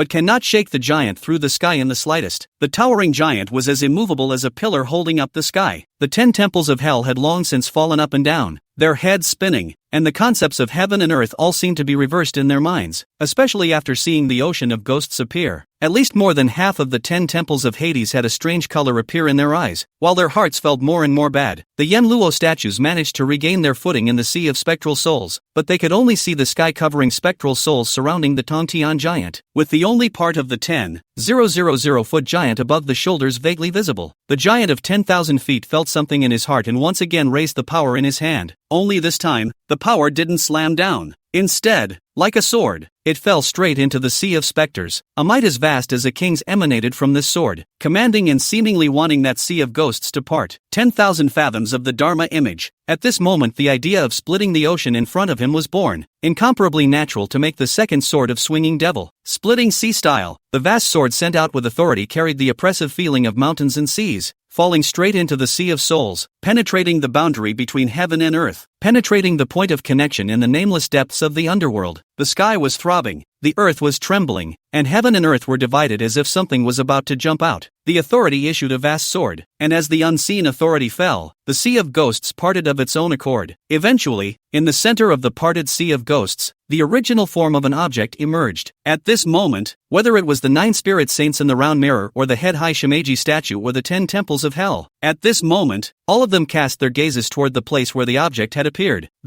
Shimeji only thought the object looked incredibly familiar, as if he had seen it somewhere. This scent. No, isn't it clearly dead? The 9-spirit sage of the 9 spirits revealed an incomparably ghastly expression, showing his teeth in a ferocious form, revealing an incomparable amount of scorn. The object that emerged from the sea of spectral souls that had been hardened and split apart by the 10,000 feet of Dharma image was a long, spectral black coffin. As soon as the coffin came out of the world, the sky and the earth, which had been divided and throbbing, restabilized and steadied, and those yamas in the 10 temples of Hades who had a strange look on their faces were showing fierce colors at this moment. The great emperor's heaven and earth coffin, still exposed. Chapter 120, The Drowning Man. The ghostly black coffin that quietly appeared in the sea of ghostly souls that covered the sky caused all parties to fall into a momentary silence. No, the breath of this coffin connects heaven and earth. It was only after the spectral black coffin surfaced that Shimeji also finally noticed that hint of something wrong, as if this coffin and the underworld are one and the same, both extremely difficult to distinguish. If it wasn't for the ghostly black coffin being split out from between the upside-down heaven and earth by the 10,000-foot Dharma image holding the power handle hard, it wouldn't have been able to notice the slightest bit of abnormality at all. Shimeji was in a moment of overwhelming aftermath. If that was the case, no matter who gained the final authority, in the end, they were only accomplishing this coffin that was one with the underworld. Help this coffin, which incarnates heaven and earth, to become hell, and the Lord of Coffins is the biggest winner. Regardless of whether it was the 9-spirit sage or the Shimeji, what they had done in these 1,000 years was nothing more than doing favors for others. What the hell is this? Whose handiwork is it, hidden so deep? Almost let him succeed and sit back and reap the benefits. At this moment, the 9-spirit primordial saint similarly realized something, and its sinister gaze ghostly swept over Shimi. It finally landed on the 10 temples of hell. You were all personally selected by me to bestow the name of Yenluo, but I didn't expect that there was still a mistake amongst you all. The 9-spirit sage of Yuan revealed a look of incomparable hatred, even hating to immediately rush over and bite those whose eyes passed by. Among you, some of you have long since been replaced with the remaining members of Fengdu. Good, you old undead thing. Don't know how long you've been dead yet you still want to continue your hegemony. The words of the 9-spirit sage suddenly startled Shimeji and the few Yenluo who were still kept in the dark. Fengdu remnant, whose ministry it is speaks for itself, and Shimeji heard certain deeper meanings even more. In the great shattering of that year, hell was implicated in it and shattered together, but it is completely unknown and unaware of the many things behind it. Even so, it will not address the Fengdu remnants, but the attitude of the 9 spirits is very different, as if Shimeji's heart chilled slightly, giving birth to certain other thoughts, and along with that, his sight towards the 9-spirit sage of Yuan once again became incorrect. Fengdu Emperor has been dead for a long time. His name can be shouted out by anyone. Can't you realize that? You are doing nothing but useless work? 9-spirit Yuan Shang's roar sounded extremely harsh in some of Yenluo's ears. After a short silence, the 6 Yama, led by the wheel-turning king, slowly stood out. The wheel-turning king changed his previous image and said in a low voice, "You, 9-spirit Yuan Shang, are only a mount that the Heavenly Father sits down on, so how can you understand the existence of the great emperor? It's not your turn to discuss the life and death of the great emperor here. The other one wearing a Yen Luo mask said softly, as long as the heaven and earth coffin is there, everything is still possible. And now, hell will be completed, or a complete hell. It is simply, come to be a complete earth. It doesn't matter to us no matter who gains power. As long as the great emperor wakes up, everything can start over. One of the Yen Luo from Fengdu looked at the remaining 4 Yen Luo who hadn't come back to their senses yet. Now I'll give you a chance to join Fengdu and still keep your Yen Luo positions. Otherwise, they looked like they had already won. And looking at the 9 spirit sage, he hated them so much that he could only throw his head back and roar to vent his anger. Whether it's a head start in taking power, or the remnants of Fengdu plotting for hell, he worked his ass off and got nothing in the end. At this point, Shimakazu suddenly remembered why the coffin looked incredibly familiar at this point. In the ancient hell, there is a supreme treasure, the efficacy of which is so special that it can almost be compared to the Book of Life and Death, and its name is ambergris wood. Shimeji remembered the effects of ambergris wood, and even more chilling thoughts rose. It's hard not to. What was in that coffin? The corpse of Fengdu the Great?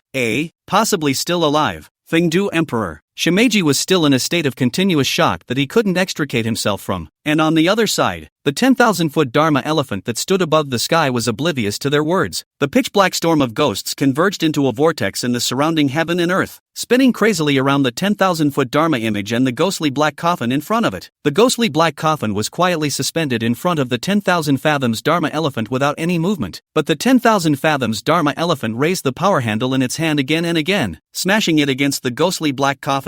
The storm formed by the collision of the unseen authority and the spectral black coffin was not so great as to turn heaven and earth upside down, but a violent and chaotic aura swept from it towards the entire underworld. Those 6 Yen Luo from Fengdu were slightly startled by the furious aura. When the storm dispersed, they steadied themselves and looked towards the 10,000-foot giant standing amidst the tides of wildly dancing ghosts, their complexions looking slightly grave. Although the reincarnation king's face was grave, he still maintained his composure. The heaven and earth coffin has long since become one with the underworld realm. The underworld realm is the heaven and earth coffin, and the heaven and earth coffin is the underworld realm. And even if the heaven and earth coffin's main body were to be forced out, it would definitely not be able to open the heaven and earth coffin. Another Yen Luo also murmured, "Just wait a little longer. Wait until the hell is completely formed. Wait until everything is finalized and nothing can be changed." But the 10,000-foot giant didn't hear them at all, and even if he did, he wouldn't pay any attention. At this moment, the only thing in his eyes was the spectral black coffin, and one after another, he raised his power handle and furiously smashed it into the spectral black coffin, and a succession of storms lifted up from the center of the collision, once again placing the entire underworld in the midst of a cluttered storm. The dark coffin was made of unknown material, and under the repeated smashes of the unseen void authority, it was unharmed and did not even change a bit. It neither counterattacked, nor did it make any next move. It just quietly hovered there, in the center of the endless ghostly frenzy, as if it was the true master of this world. Just wait until it gets back on its feet, and the whole world of specters will greet it with new life. But Su Yuan didn't care about that. He doesn't care what the coffin is. He didn't care who was in the coffin. All that is known is no longer valid, so one can only pray for the unknown. He was the drowning man now, clinging to the last straw in his hand, searching for any hope, no matter how slim that hope is. The charred black body huddled on the ground was located in the middle of the 10,000-foot Dharma image and the ghostly black coffin, and was also located in the center of the ghostly vortex ocean. And no matter what kind of chaos the outside world was in, the periphery of the charred black body had never been affected in the slightest. Even though her vitality was like a candle in the wind, with only a fainter and fainter candlelight left, no matter how small the wind blew gently, it was enough to blow it out. But not until the last moment comes, until you really can't see the slightest possibility, even if that faint possibility is shrinking and becoming incredibly remote. But not until moments before it zeroes in. Su Yuan would never allow the wind to appear that would blow out the last chance of life. But as he watched the living candle flame, irreversibly becoming weak, even though Su Yuan was more determined, the grief at the bottom of his heart became heavier and heavier. The 10,000-foot Dharma image roared, letting the authority in his hand be raised to an extremely high place, and with a resolute red aura in his eyes that vowed to break through everything, he roared down, "Turn on, for me." Chapter 121 Poison Pills. The shocking blow landed, and a storm more violent than any before it crashed out in all directions. Even the ghostly frenzy was dispersed. The mirror of the past life protected the 9-spirit sage looming over it, but the 9-spirit sage on the mirror still stared intently in the direction of the 10,000-foot Dharma image and the spectral black coffin. As long as either of these two parties revealed a break, it seemed to be rushing up to fight for it. The massive Shimakaze statue was panned for miles through the storm, and when the dust settled, looked forward again. That battle between the 10 000-foot Dharma elephant and the spectral black coffin gave it a slight chance. And even though it couldn't take the lead, at least it couldn't be too far behind. And the Yamas, each harboring an uneasy feeling, immediately looked at the ghostly black coffin after the storm had dispersed. Only after seeing a long, dark coffin unharmed amidst the scattering ghostly frenzy did they all settle down.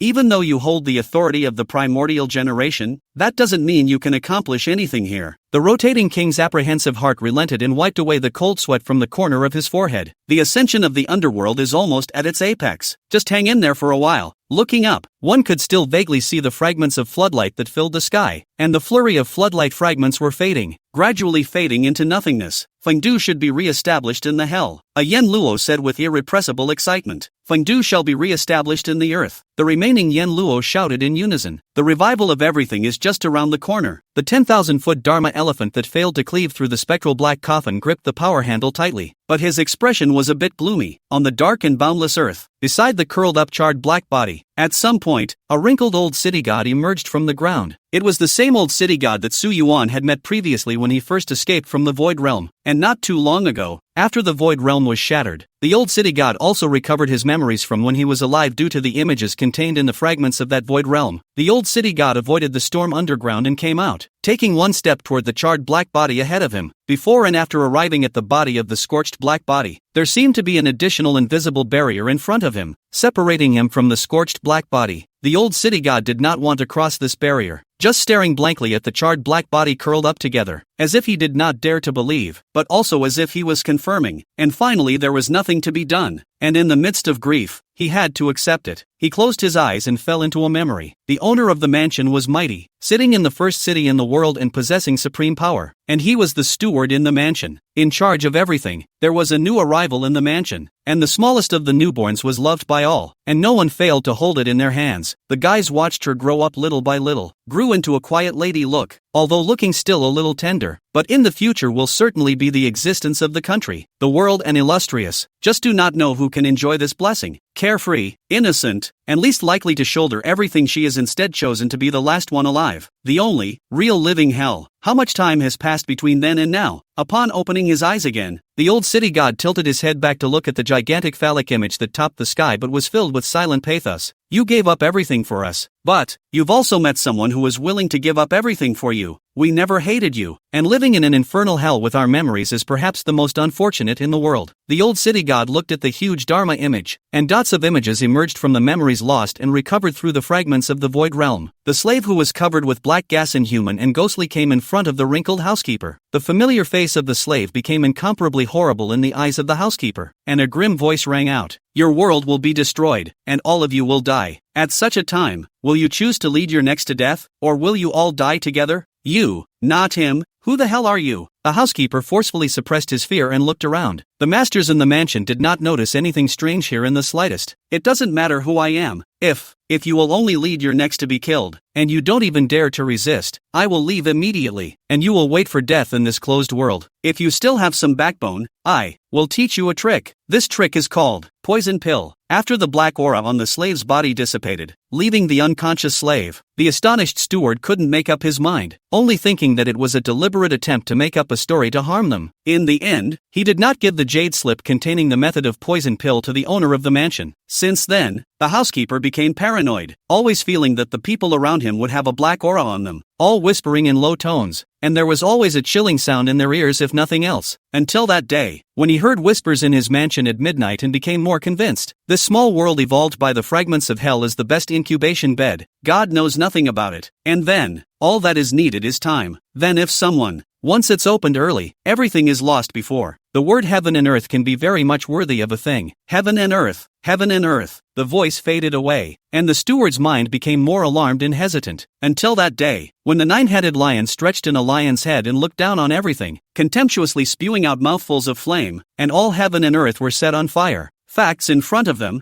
finally fulfilled. The old housekeeper before the jade slip handed over to the hands of the master of the house. A lifetime of not weakened the master of the house, however, seen their guardian of the world so lightly destroyed by a mouthful of flames. After hearing what the old butler said, the owner of the mansion made a choice. This method is insidious, but there is still hope if you live. You're going to take the law into your own hands? No, can't exactly follow the poison pill method, but I do take inspiration from it. The owner of the mansion was originally a heavenly genius, a dictatorial genius who oppressed a world. And if it were not for the world's limitations, the achievements taken would be far more than that, and he modified the method of the poisonous pills, taking the core of the method of the poisonous pills, and taking the life of a city to become the realm of the void. In the fire of the world, the flames that roiled the sky dissolved everything but a girl with a serene brow who closed her eyes, never to wake up again. The old housekeeper is muddled and does not know when he woke up, and does not know where he is, only some intermittent fragments of memory, until that day, when a man in a hideous Yama mask came before him. You did all the good things in your past life. After death you should be named city god. You can wish to become a city god with the body of a ghost, and in the future you can still go out to a realm, enjoy the incense offerings, and have your own path to enlightenment. The old butler nodded in a muddled way, and with a triumphant smile on the edge of that yen lo mask, he led the old butler away. After that, there is no more old housekeeper, more a blank memory of the old city god. The world is difficult to find traces of those things in the beginning. Chapter 122, Lift Up the Sky. +14 Don't wait for the empty branches. The distant Yamas suddenly noticed an extra hunched figure on the earth, and that hunched figure came to stand in front of the charred black body at the foot of the 10,000-foot Dharma image. The reincarnation king frowned. Wait, isn't that the specter that came out in the first small world that was destroyed by the nine-spirit Yuan Shang? The reincarnation king narrowed his eyes, smelling danger. In the beginning, in order not to be exposed, specially selected them to wipe out their memories. A Yen Luo likewise recognized the old city god. No harm. He should have forgotten all kinds of past lives. Moreover, at first, in order to conceal, deliberately sought around the inconspicuous characters for compulsion, did not leave many traces. This Yen Lo is extremely confident, conscious that what he did in the first place was done without God's knowledge. Wait, it's not right. The rotating king felt more and more that something wasn't right. Under the attention of many people, the old city god tilted his head and said in a loud voice to the 10,000-foot Dharma image above his head, "That thing is called the coffin of heaven and earth, which is made of ambergris wood, and if you want to open heaven and earth, non-external force can be opened. In this underworld when I do not know how many hundreds of years as the city god, his insights have long been different from the past." Looking at the charred body, the bottom of his eyes flashed through the grief. Rumor has it that there is a dragon's saliva grass in the ancient hell. A plant can hang the last breath of people who will die, to remain in the state of immortality. Although it can't save a person's life, perhaps a turnaround can still be found. These words, in a flash, woke up the 10,000 fathoms Dharma image, which swept a glance at the looming spectral black coffin. The original gloomy look swept away, and relifted its blurred face. Only this time, Su Yuan did not turn his sight back to the motionless ghostly black coffin. His eyes looked towards the vast underworld. Standing at his current height, everything in the underworld shrunk to infinity, and the boundaries of heaven and earth were joined together, making it difficult to tell them apart. Looking upwards, the sky was no longer the color of blue. Instead, it's a deep blue or even a starry sky that tends to be dark. At the edge of the underworld touching the stars, a misty blue light emanated. The sky was strewn with panoptic shards of light that were about to fade into nothingness, dotted with stars like artificial fluorescent stars. Su Yuan didn't care to appreciate this. Heaven and earth coffin. Heaven and earth. Heaven and earth. If the perspective had been a little higher, the viewpoint a little farther, looking at the underworld from the outside, on this day, it will be the coffin lid. This ground, then, is the body of the coffin. Su Yuan realized what he had to do to open the heaven and earth coffin in front of him. He is going to lift the sky. Not sure what it takes to get there yet, but the vision of the 10,000 feet Dharma image fell on the tiny figure huddled on the ground, vaguely recognizing the delicate shadow that had once surrounded him with a curved brow and called out husband. But of the thousands of possibilities, one chance to live is enough. There was no time for hesitation. Time was running out for him. The 10,000 abode Dharma elephant did not continue to waste time on the ghostly black coffin. He turned to a strange posture, both legs slightly squatting, hands lifting upwards, as if there was something extremely heavy waiting for him to lift. But as far as the eye could see, there was nothing there. Such a strange posture immediately attracted the attention of others and others. Both the nine-spirit sage and Shimeji frowned, somewhat confused and unsure. But yet, they perceived that the 10,000 feet of the law is by no means without purpose, and that there must have some clue they don't know has been discovered. The hearts of the Yamas, led by the wheel-turning king, however, dropped to the bottom, feeling more and more bad. The power handle of nothingness without entity was still in the hands of the 10,000-foot Dharma image at this time, but there was no more feeling of touching anything other than the power handle. But Su Yuan didn't rush and sank his heart to continue searching for that hint of feeling, that trace, the connection that existed between the underworld and the heaven and earth coffin. After grasping the authority, he was able to capture that fleeting connection in an instant, thus forcing out the heaven and earth coffin proper with a single sword strike. If he could capture it the first time, he could capture it the second time, and now he was going to capture the connection to try. The 10,000-foot Dharma image lasted in a bizarre position, with the mind almost entirely immersed in the authority, just to catch that trace of connection that was extremely difficult to catch if at all. Little by little, time was passing, and boundless anxiety surged in the bottom of Su Yuan's heart before being suppressed again, quiet to the extreme between heaven and earth. The oppressive feeling of time passing was not only reflected in Su Yuan, others also seemed to feel the suppression, and there were already people who could not sit still. Feeling bad, the Yama looked at each other briefly and decided to put everything they had on the line to stop the 10,000-foot Dharma image for a moment. They were likewise biding their time, and they clearly sensed that the life on that charred black body was only moments away from extinguishing. Just drag it through. Once hell is complete, nothing will change. There is no room for error in this. The 6 Yama statues suddenly unfolded on the earth, all rushing toward the 10,000-foot Dharma image, vowing to interfere to prevent it from succeeding. And at that instant, the 10,000-foot Dharma image suddenly opened its eyes. His body steeply grew larger at this moment, and the power from the authority was constantly converging towards it. Hold it up bigger and higher, so it keeps getting bigger until touches some boundary. The Dharma image that had become larger, the hands that were raised upwards seemed to have hit some obstruction, and as soon as it was obstructed, along with it, the change of the 10,000 feet Dharma body also stopped. The earth began to tremble and shake again. Bright 10,000-foot giants didn't slam into the earth with their power again. Nope, but soon, everyone realized, that's not the earth trembling, that's the sky shaking. It was as if it was the 10,000 fathoms of the law that had touched the invisible boundaries of the dome and were holding it open, but to the eye, it was clearly empty. Touching the boundaries, the 10,000 fathoms slowly smiled. Gotcha, the sky of the underworld. In the next instant, the Dharma elephant, which had long exceeded 10,000 feet, roared angrily and gathered the strength of his entire body above his hands, just for the sake of lifting up the sky. Boundless loud thunder burst in the air, spreading in an instant from one end of the sky to the other, as if there were countless thunderbolts beating their drums above at the same time. Majestic visions arose. The sky seemed to experience the sun rising and the moon setting in an instant, and boundless foreign colors changed and unfolded in the sky in a very short period of time. Make a move to stop him. Explosive roars were shouted from the mouth of the rotating king. The 6 Yama statues were shocked and enraged, not realizing that they had actually been touched by the 10,000 feet of Dharma to the borders of the heavens. Although they didn't think that anyone could really lift the heavens up, it was a matter of re-establishing Fengdu, and there was no room for error. But right in front of their shocked eyes, the angular armor of the over 10,000 feet Dharma image lit up with a sharp light that had the appearance of a sword blade only flashing through it. That's the effects of sharpening are adding up. After each sharpening, the blade gets sharper and sharper. The current 10,000-foot Dharma image was like an upwardly directed sharp blade with the blade raised high toward the sky. Under the sharpening and strengthening, the roar that resounded through heaven and earth was accompanied by the light of the sharp edge that was more brilliant than once, and the Dharma image that had already stopped getting bigger began to slowly change again, becoming taller and taller, and the piece of the sky lifted up in its hands, even with the gradually taller huge body, little by little began to distort, as if there really is something to be lifted up by it. The brighter and brighter light of the frontiers lit up one after another, brighter and brighter, helping the Xian to fight against the invisible sky of the underworld. Grinding and authority are together to converge their power on the phallic image. The sky of the underworld has only a hint of distortion. The two resisted. The resulting pressure is like a volcano before the eruption. In the dark accumulation of, gradually, the first cracks began to appear in the void authority, which was originally invisible to the entity. This crack kept spreading, following the palm that the phallus was touching, without stopping, all the way to the phallus body, along with the angular armor, the crack gradually spreading to more places. But the Dharma elephant at the top of the sky didn't have the slightest intention of letting go, and its body grew taller and taller as it roared with boundless fury. Chapter 123, The Giant Who Lifted the Vault of Heaven. Boom! The sky is falling. As far as the eye could see, huge giants jacked up the sky of the underworld. The edge of the sky that tops it up is surprisingly broken in the color of chaos. Even the 9-spirit sage and Shimeji, who had lived for an unknown amount of time, were shocked to see such a scene, stiffening the sky of a huge world. Topped off? I'm afraid such a thing never happened even in those days when the Heavenly Father Bodhisattva was born. Shimeji was so shocked that he even shrunk his tail under his buttocks. How is it possible? The authority controller himself held open the world represented by the authority. Sure enough, as its words fell, only more and more cracks appeared in the hands of the massive phallic elephant, and those cracks spread one by one, extending to the body of the massive phallic elephant in armor. The nine-spirit sage muttered, "Hell, this matter must be told to Heavenly Father." At this moment, it had even forgotten its bitter hatred for failing to seize power, and was only thinking of telling the Heavenly Father about this matter that was enough to shake the ancient world. At this time, the Dharma image was already huge to more than 20,000 feet. Seeing that it really held the sky open, Su Yuan laughed out from the bottom of his heart. Successful, but he also knew that there wasn't much time left for him. It wasn't without cost that he held the underworld open. The shattering of the authority is the best proof. The damage done to the underworld this time also involved the authority itself, and it was irreversible. But Su Yuan didn't care. The ghostly black coffin in the midst of the ghostly frenzy never showed a single movement during the entire process. After the opening of the sky, the lid of the dark coffin was quietly lifted by a slit without anyone's eyes. Rotating King and other six from Fengdu Yenluo, Cold Heart has already fallen to the bottom of the valley, but through the heaven and earth between the coffin gap to see the coffin is a face dramatically changed. No way. In this instant, not only the heart, but also from head to toe was cold and icy. Only the inside of the coffin, empty. Nothing. The only thing that floated out of the opening lifted from the side of the coffin was a mask, and it was difficult to see exactly what was painted on that mask from the distance of hundreds of miles. The black dot-like mask floated out of the coffin and disappeared between the equally black waves of spectral frenzy. Unrecognizable. At the same moment, the charred black body huddled on the ground. The weak fire of life that had not been easily maintained up to this point was extinguished a little bit after the last fluctuation. The last of the life drained from that petite body. Su Yuan hurriedly sent the charred black body into the coffin. Half-open coffin, vaguely flowing non-water non-mist full of transparent liquid. The strange atmosphere from which leaks. Whether it works or not, there is no longer a choice. It was the only option that could be put before us, but as Su Yuan only leaked out a trace of power to hold up the charred black body, the balance of the heaven of the underworld was broken. Boundless thunder exploded. The sky violently fell down a large section, the edge of the chaos of the fault almost close to the invisible, and the half-open ghostly black coffin closed in a flash, leaving only a slit. The last hope was right in front of his eyes. How could Su Yuan tolerate the loss of his efforts? He lifted up the charred black body from the dark earth while exerting his whole body's energy once again and lifted the sky high. A deafening roar echoed throughout the underworld. The cracks on the power handle once again clustered, fine cracks almost filling the surface of the power handle, and the giant holding up the sky. The color of sharpness emanating from his body's armor was already exuberant to the extreme. Under the sharpening and strengthening time and again, he had already invested all the power he could muster into his hands and used it to lift up the heavenly dome. But it's not enough. It's not enough to put it all together. The only thing to do is to hold on to the determination to fight to the last 0.000%. Even if there is nothing left, the cracks on top of the giant's armor no longer appeared underneath it, and the slightest cracks began to appear on the blurry face, which grew wider and wider, the darkness within the cracks deeper and deeper. In the next moment, before the eyes of the crowd who had not yet had time to react, the shaky sky that was about to close was once again held open. It all happened in a flash, almost in the blink of an eye. The ghostly black coffin that was about to close slowly lifted up again, half open and quietly suspended in the air, and the charred black body that had been lifted and flown up into the air came to the front of the coffin at that moment. The charred black body without the breath of life became cold in the silence, like a piece of charred black stone. But even so, Su Yuan still sent it into the coffin with a sad but hopeful mood. The moment before the scorched black torso was about to be sent into the coffin, a stream of light rushed over, straight towards the scorched black torso, to knock it off its trajectory. Nine-spirit sage, the giant holding up the sky roared. At the same time, the 6 Yenluo statues quietly appeared around them, and they also struck out in unison at the charred black body near the front of the spectral black coffin. The Dharma image giants who had put everything together simply couldn't free their hands to block them, and they don't expect to take anything, just to hinder it slightly. But at that moment, a 3000 Zhang incarnation of the 9 unlikenesses fell down violently, with a tiger's head, unicorn horn, canine ears, dragon's body, lion's tail, and unicorn's feet, blocking in front of the 6 Yenluo statues. Shimeji stared at the yamas in front of him with an indescribable depth in the depths of his eyes, and the other side of the mirror carrying the 9 spirits of the Holy Spirit is about to hit the charred black body. The might of the mirror of the past life will in an instant the loss of vitality of the body like a withered stone crash to smithereens. Chapter 124, Silent Tears. At the last moment, Su Yuan also made his final choice. The authority on the verge of shattering in his hand flew out like a meteor as swift as lightning. The target was the cold body in front of the spectral black coffin, and the moment the power handle came out of his hand, the eyes of the great Dharma image that was still holding up the sky flashed with determination and grabbed towards the mirror of the future life. The nine-spirit sage hated Su Yuan to the bone, and with the current one, it was simply no match for that 10,000-foot Dharma elephant in a single fight. But it was not the only way to defeat Su Yuan. He wanted to destroy the existence that Su Yuan had fought for with everything he had, which was an even more despairing putdown than killing Su Yuan outright. At this moment, the only thing in the eyes of the nine-spirit Yuan Shang was the charred black body. Just smash it to smithereens. But when he saw the half-open, ghostly black coffin in front of him, and was about to touch the withered, stone-like, silent corpse, his sight was abruptly reversed, and everything in front of him was instantly far away, before the nine-spirit sage could escape. In the next instant, the mirror of the future life was grasped in a death grip in the hands of the magnificent giant Dharma image, and above his head was the dome of the sky, which had lost its support and fallen with a loud bang. No, realizing what was about to happen, the nine-spirit sage roared unwillingly, filled with a monstrous hatred for the Dharma image giant. But the roar ended abruptly only for a moment. The dome of the sky that fell with a loud boom was accompanied by a roiling vision that pressed down on the gigantic Dharma image that stood with its spine straightened below. A loud sound like a grand bell echoed in the heart of every living being in the underworld. Their brains were shaken and buzzed, and even their minds were shocked as if they had been shocked together, and they simply could not come back to their senses. The dark coffin closed back up, and before it did, a stray ray of light carried the dead, charred body in time with its last strength. As the dome of the sky closed back up, the chaotic visions of the edge faults were also gone, and the various visions in the sky dissipated together. Along with the dissipation, there was also the giant Dharma image that originally held up the dome of the sky. The pressing down heavenly dome was like a large palm, crushing the phallic giant that happened to be above the heavenly dome of the underworld. Under the unimaginably great pressure, huge cracks began to appear from head to toe on the gigantic phallic image that stood silently on the dark earth. Then, under the watchful eyes of Shimeji and the Yama, as well as the old city gods on the earth, it silently disintegrated. Along with the disintegration was the mirror of the afterlife that the huge Dharma image was holding in its death grip. It did not let go until the moment before it disintegrated, and together they endured the greatness of heaven and earth coming together. The lid of the coffin closed with a heavy thud, and a voice that no one could hear, if at all, came in along the last crack. Don't die. Inside the dark coffin, in the darkness where not even a single ray of light could penetrate in, the huddled cold body was immersed in a surplus of transparent things that were neither water nor mist. The dry body was actually slowly full, and the original charred skin grew back and was renewed. The body, which had been like burnt black stone, became white again, and the hair grew and hung down rapidly. The face, on the other hand, was restored to Su Yuan's incomparably familiar skillful melon face, with quiet brows and eyes, quietly slumbering. Still cold, the newborn body cradled in its arms was riddled with cracked, vapid authority. The 6 Yama statues led by the wheel-turning king were confronting Shimeji. You guys are hiding really deep. You, in the end, which people from Fengdu in the beginning? Shimi asked quietly. Shimeji, the Bodhisattva also serves on the side of the great emperor. You and I are also considered colleagues. Why are you stopping us? Although the heart of the wheel-turning king had long been filled with anger, but faced with a full 3,000 Zhang statue of Shimi, still endured the anger and gritted his teeth and secretly hated it. Right at this moment, the ghostly black coffin that was originally suspended behind Shimeji suddenly made a movement, and escorted by the sweeping tides of ghostly frenzy in the sky, it flew straight up to high altitude. The diffuse fragments of the void realm that were originally scattered throughout the underworld had dissipated to the point where they were almost invisible, only glowing with an extremely weak light. At this moment, the fragments in the sky converged towards the dark coffin in an instant. For a time, it was as if there were stars in the sky gathering towards the coffin arched by the ghostly frenzy, and the countless stars dragged a long stream of tails, crashed into the coffin, and disappeared. Are those? A thought bubbled up incredulously from the wheel-turning king and other Yama. The body in the coffin. It's hard not to. A hint of trance and disbelief appeared in Shimeji's eyes. In fact, it was also gambling that the battle for hell, in the end, it had gained almost nothing. But that doesn't mean its mission is over. It still has to maximize something for the Bodhisattva. If it failed, its loss would not be as heavy as that of the nine-spirit sage. The 9 spirit saints were busy, paying the most, scheming the most, but in the end losing the most. It was indignant at its loss, but it had the least to lose of the several forces. It also knows about stopping in time. In hindsight, it seems like the bet was half right. The fragments of the void realm converged towards the coffin, once again creating a spectacular sight. After all the fragments of the void realm rejoined the spectral black coffin, that huge number of spectral souls took the spectral black coffin as the center and escorted the spectral black coffin as it sank into that superb rift valley that traversed the underworld, deep into the ground and disappeared. What the hell is this? The faces of the wheel-turning king and the other Yanluo were extremely unsightly. Their original scheming was in complete disarray. I thought they were the last fishers of the sea, but now it seems that they are also the ones in the dark. The current situation is simply unreadable to them, but they were vaguely aware of an extremely unpleasant outcome. That coffin exists. In the end, Shimeji held his head high and gazed sideways as if listening to something. Its face became extremely serious. Ambergris wood and ambergris grass come from the same source, but ambergris wood is even more precious, as the most precious treasure of the ancient hell. Ambergris ensures that dying people do not die, but they do not live, and the effects of ambergris wood is also similar to it. Though you can't live, not dying has been a miracle of creation. See shimmy this look. Those Yanluo, also a classmate, side ear listening, at first heard nothing. They thought it couldn't be Shimakazu teasing them, but Shimakazu's character was never like that, so they fell into silence and listened in silence. At first, the only thing on the pale dark earth was the whistling of the boundless wind, but gradually, a strange but rhythmic sound came from the earth. The sound was at first so small and faint that it was almost imperceptible, but the sound intensified at a faint but constant rate. Soon, rhythmic but strangely thumping sounds emerged from the ground in a continuous stream, as if the heart of the earth was beating. It was just the sound of that heartbeat, which neither the dead nor the living could have. Endless deep black underground. Inside the ghostly black coffin, the silent and cold body of the huddled one, the tightly closed brow of the young girl, a tear quietly flowing from the corner of her eye, the extinguished remnants of the candle flame, the only bit of fluttering sparks left, along the newborn withered grass in a split second rekindled. Although this rekindled fire is extremely weak, but it is incredibly tough. How can not be quenched? Chapter 125, Don't Die. The sound of a faint but constant rhythm spread throughout the underworld. The Yama have fallen silent. This sound, it's really weird. It surprised them even more, as well as a hint of afterthought. On the contrary, Shimeji was relieved at this time, seemingly self-conscious that the bet was right. Well, at least it wasn't completely unproductive, losing the hell out of the battle for hell, but this could be a bit of redemption. The 6 Yama across from Shimeji were not so minded. These former Fengdu subordinates had used up their last card, and there was no longer any possibility of turning the tide, unless, after a short period of silence, a mysterious and ancient sound suddenly surged from heaven and earth, and the ascension of the underworld was completely completed. The 6 Yanluo and Shimeji simultaneously tilted their heads to look up to the sky, only to see that those star points on the original starry sky that were extremely far away and out of reach had all established some kind of connection with the underworld. And the underworld, no, nowadays, should no longer be called the underworld, should be hell. Today's hell is able to reach the worlds spread between the stars by certain means. This is supposed to be one of the functions that hell has. Hell re-established. It's just that no one who's still standing has any control over hell. Shimi and these Yamas understand very well that they have no power over the earth without authority. Like Yama may still hold a slight power by virtue of their respective Yanluo halls, but their influence is also extremely limited. Shimi is also the same. It, by virtue of the Buddhist secret method, palms a certain amount of supernatural power, or restrain the ghosts extremely effective, but the impact on the entire hell is still limited. Not only that, but they all felt it. The newborn hell was a mess, filled with chaos and disorder, even, precariously, in a manner that could collapse at any moment, experiencing the Dharma elephant war, the reversal of authority over heaven and earth, and then the dome being lifted up. After several twists and turns, the authority was almost shattered, and the underworld was almost trapped in returning to nothingness together. One bad move and the fledgling hell could collapse at any moment, desperately in need of repair. Even the bestowal of blessings received by those city gods and impermanence is not complete. Beginning their ascension from the underworld, they were granted the blessings of hell, but as one change after another occurred, the blessings they had received were interrupted to a greater or lesser extent. It's not complete at all. Shimeji, the matter of the Earth's capital is of great importance, and with such a big change, you should be careful, the wheel-turning king and the other 6 Yenluo said grimly. The meaning of those words seemed to hold Shimeji responsible for the incomplete status quo of hell. Shimeji was not shy either. You are the ones who should be careful. Each and every one of you thinks you are a fisherman, but in the end, at best, you are just a fish. The two parties were vaguely antagonistic and at odds with each other, and they parted on bad terms. Just before leaving, one of the 6 Yamas followed a direction and quietly chased after them. This direction was exactly the direction in which the wrinkled old city god had left. Shimeji also stayed mindful of the situation and, seeing this, chased after them together. The white-haired maiden had a long dream. It was long, so long that she couldn't even remember how the dream had started. She opened her eyes from her trance in a wide sleep and was slightly startled to see the scene around her. She could only see that she was on top of an infinite pitch-black wilderness, shrouded in misty clouds and fog, and the world could not be seen beyond a step. There seems to be no sunlight here, only chilly darkness. The darkness was misty and cloudy, as if something might be about to burst out at any moment. Standing hesitantly for a moment, the young girl with white hair draped over her shoulders, that skillful brow was slightly confused.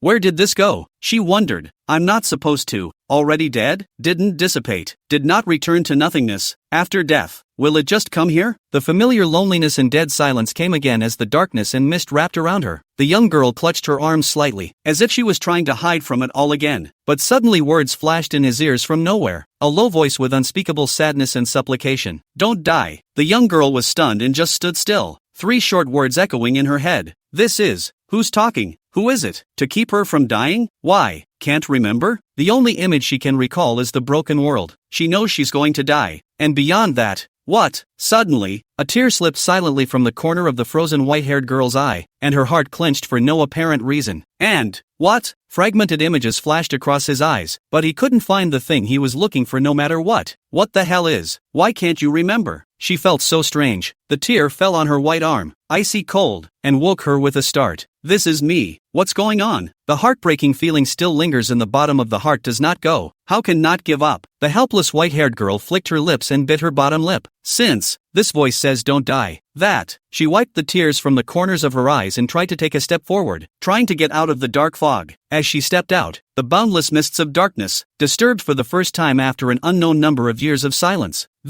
Within a step's range of visible sight, the mists followed the white-haired girl's sides, automatically giving way. She had no direction, she just kept moving forward. I don't know exactly how long or how far I walked, but I just kept walking. But the dark mists around them were still endless, with no end in sight. The white-haired girl was not discouraged. Just keep going, you'll get to the end someday. But suddenly, the low voice sounded again. And what if the world was round? The voice continued to ask coldly. You will never get to the so-called borders of the world, but are merely walking through one circular path after another that has been traveled long ago. The sudden voice once again caused the white-haired girl to stop in her tracks in confusion. She slowly stroked the corners of her coat over her heart and clenched them tightly. Here, why it's even harder. Chapter 126 Through Darkness and Mist. As if, the voice was important to her. How important is? She doesn't know. The words that just rang out for no apparent reason once again confused the young girl for some time. But after the confusion, when you look back around, there is only the mist that is in the darkness, the misty fog. The world seemed to be so big that it had no end, and she was the only one. But remembering that don't die from earlier, she decided to keep going. Along the bleak mist, with only a step's range of visible vision, she walked in solitude. I don't know the direction. I don't know the fatigue. I don't know the end. As she walked, she didn't know how long she had been walking. Just know that there's no end in sight. As time went on, she began to fall into confusion and doubt. Here exactly. Will it go all the way? Or maybe, there's no end to this place at all. There's such darkness and fog everywhere. At all. There is no hope. The white-haired maiden paused, and the endless loneliness and deadness enveloped her again. She sat curled up in a hug, burying her face between her arms and legs. This way seems to make it a little better. Maintaining this position for an unknown amount of time. In a daze, she unknowingly closed her eyes, unable to open them. It only felt like the eyelids were unusually heavy, and even opening a slit was a luxury. In a trance, she thought, just sleep through it. Sleep through it so you don't have to face the darkness and fog in front of you. No need to think about whether there is an end or not. No more confusion.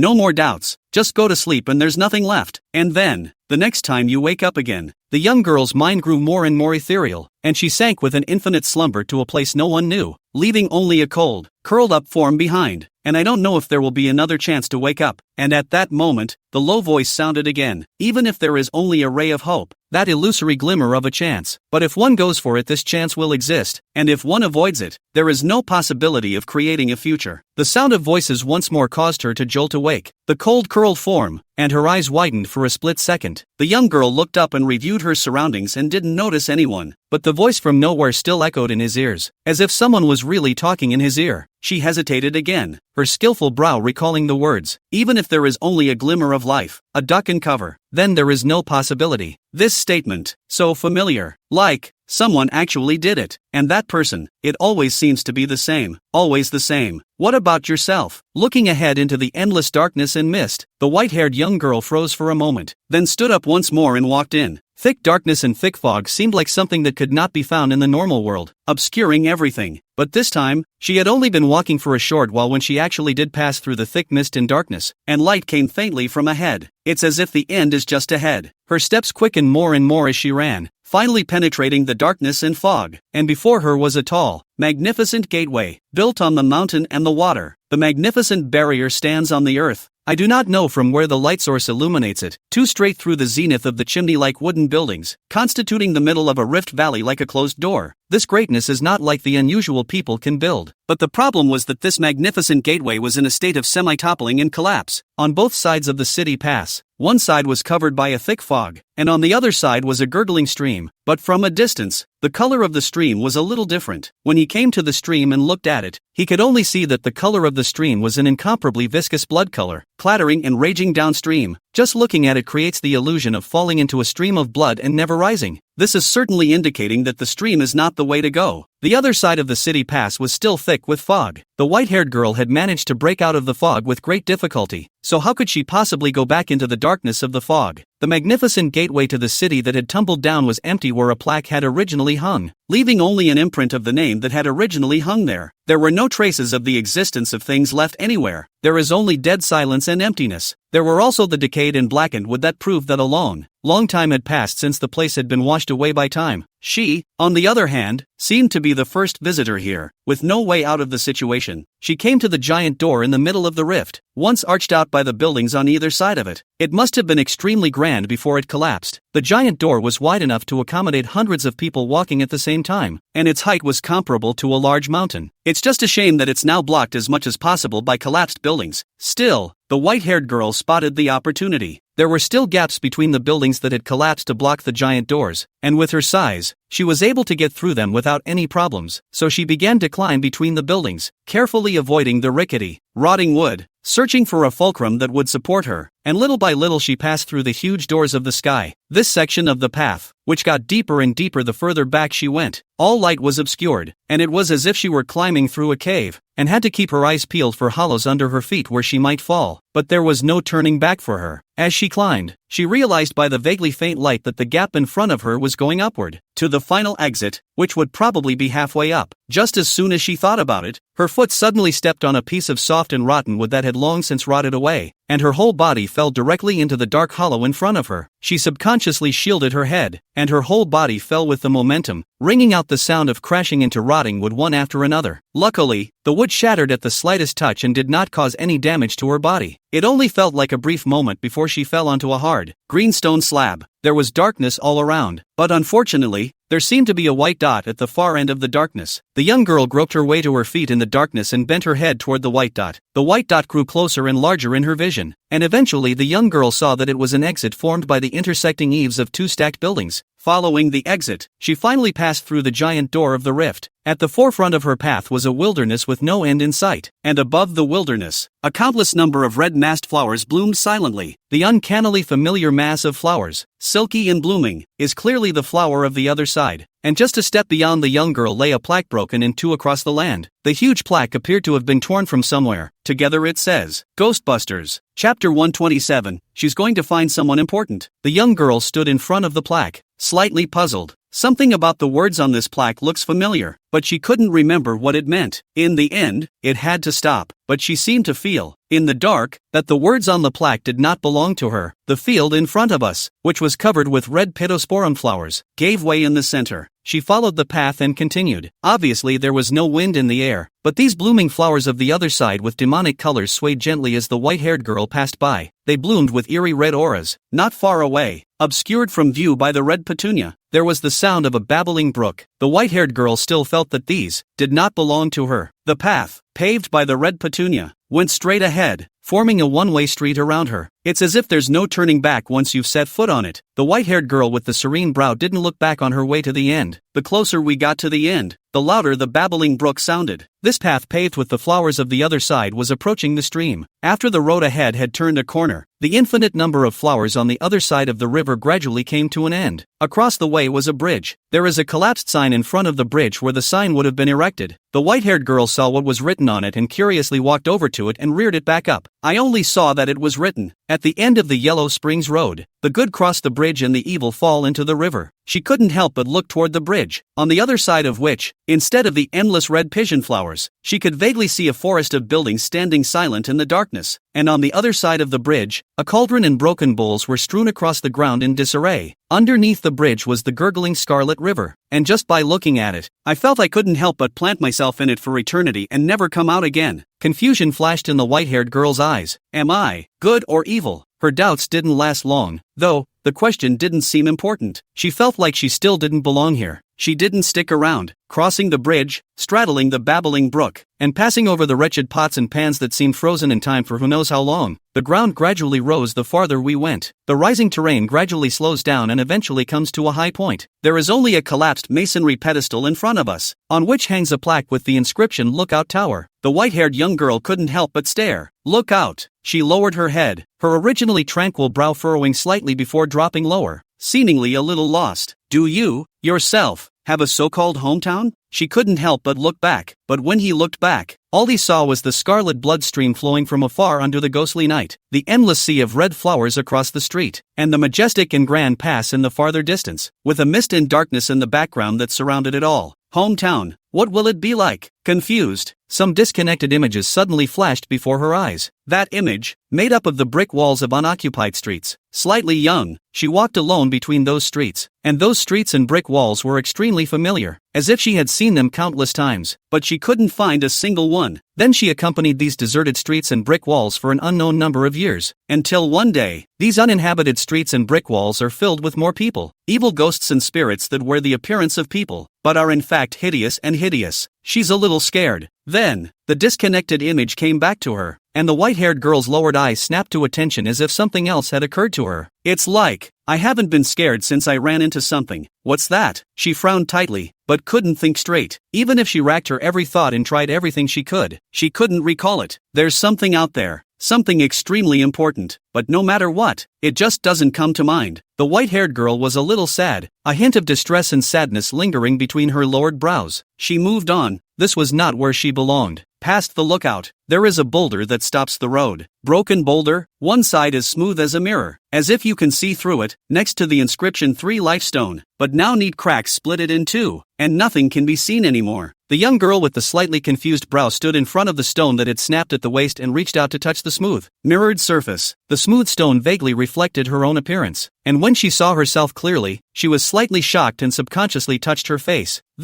How has it changed? At this time, her face has already faded away the childishness, just still skillful melon face, then before the previous appearance looks a few years older, more than a point of the young girl's first elegance, but she clearly remembered that she wasn't supposed to be like this. Why? Everything's changed. What the hell happened? She lowered her eyebrows, extremely confused, and in the end, who told her not to die? That extremely important thing, where the hell is it? She must, to find. With that in mind, she continued onward, through mountain ranges with many chained mountains with something bolted to them, and unoccupied villages. One way through, she came to a crumbling, unoccupied hall. In front of the temple there is a pool of water. The water is clear to the bottom, next to the green stone engraved with soul water. The roof of the dilapidated hall is broken. The eaves have collapsed in half, and the formerly majestic hall is now only cluttered with the remains of tables and chairs. Seeing this pool of water, the white-haired young girl subconsciously felt thirsty and wanted to take a sip, but the words vertigo water stopped her in her tracks. She came to the uppermost seat in the temple and stood, looking out toward the front of the temple as if she were announcing judgment from on high. On the top table, there is a line of small letters carved, which seems to introduce the efficacy of ecstasy. Once you drink, spit out the truth. All the past lives, all are revealed. Seeing this, the young girl was in a trance and actually had the slightest thought of drinking the ecstasy.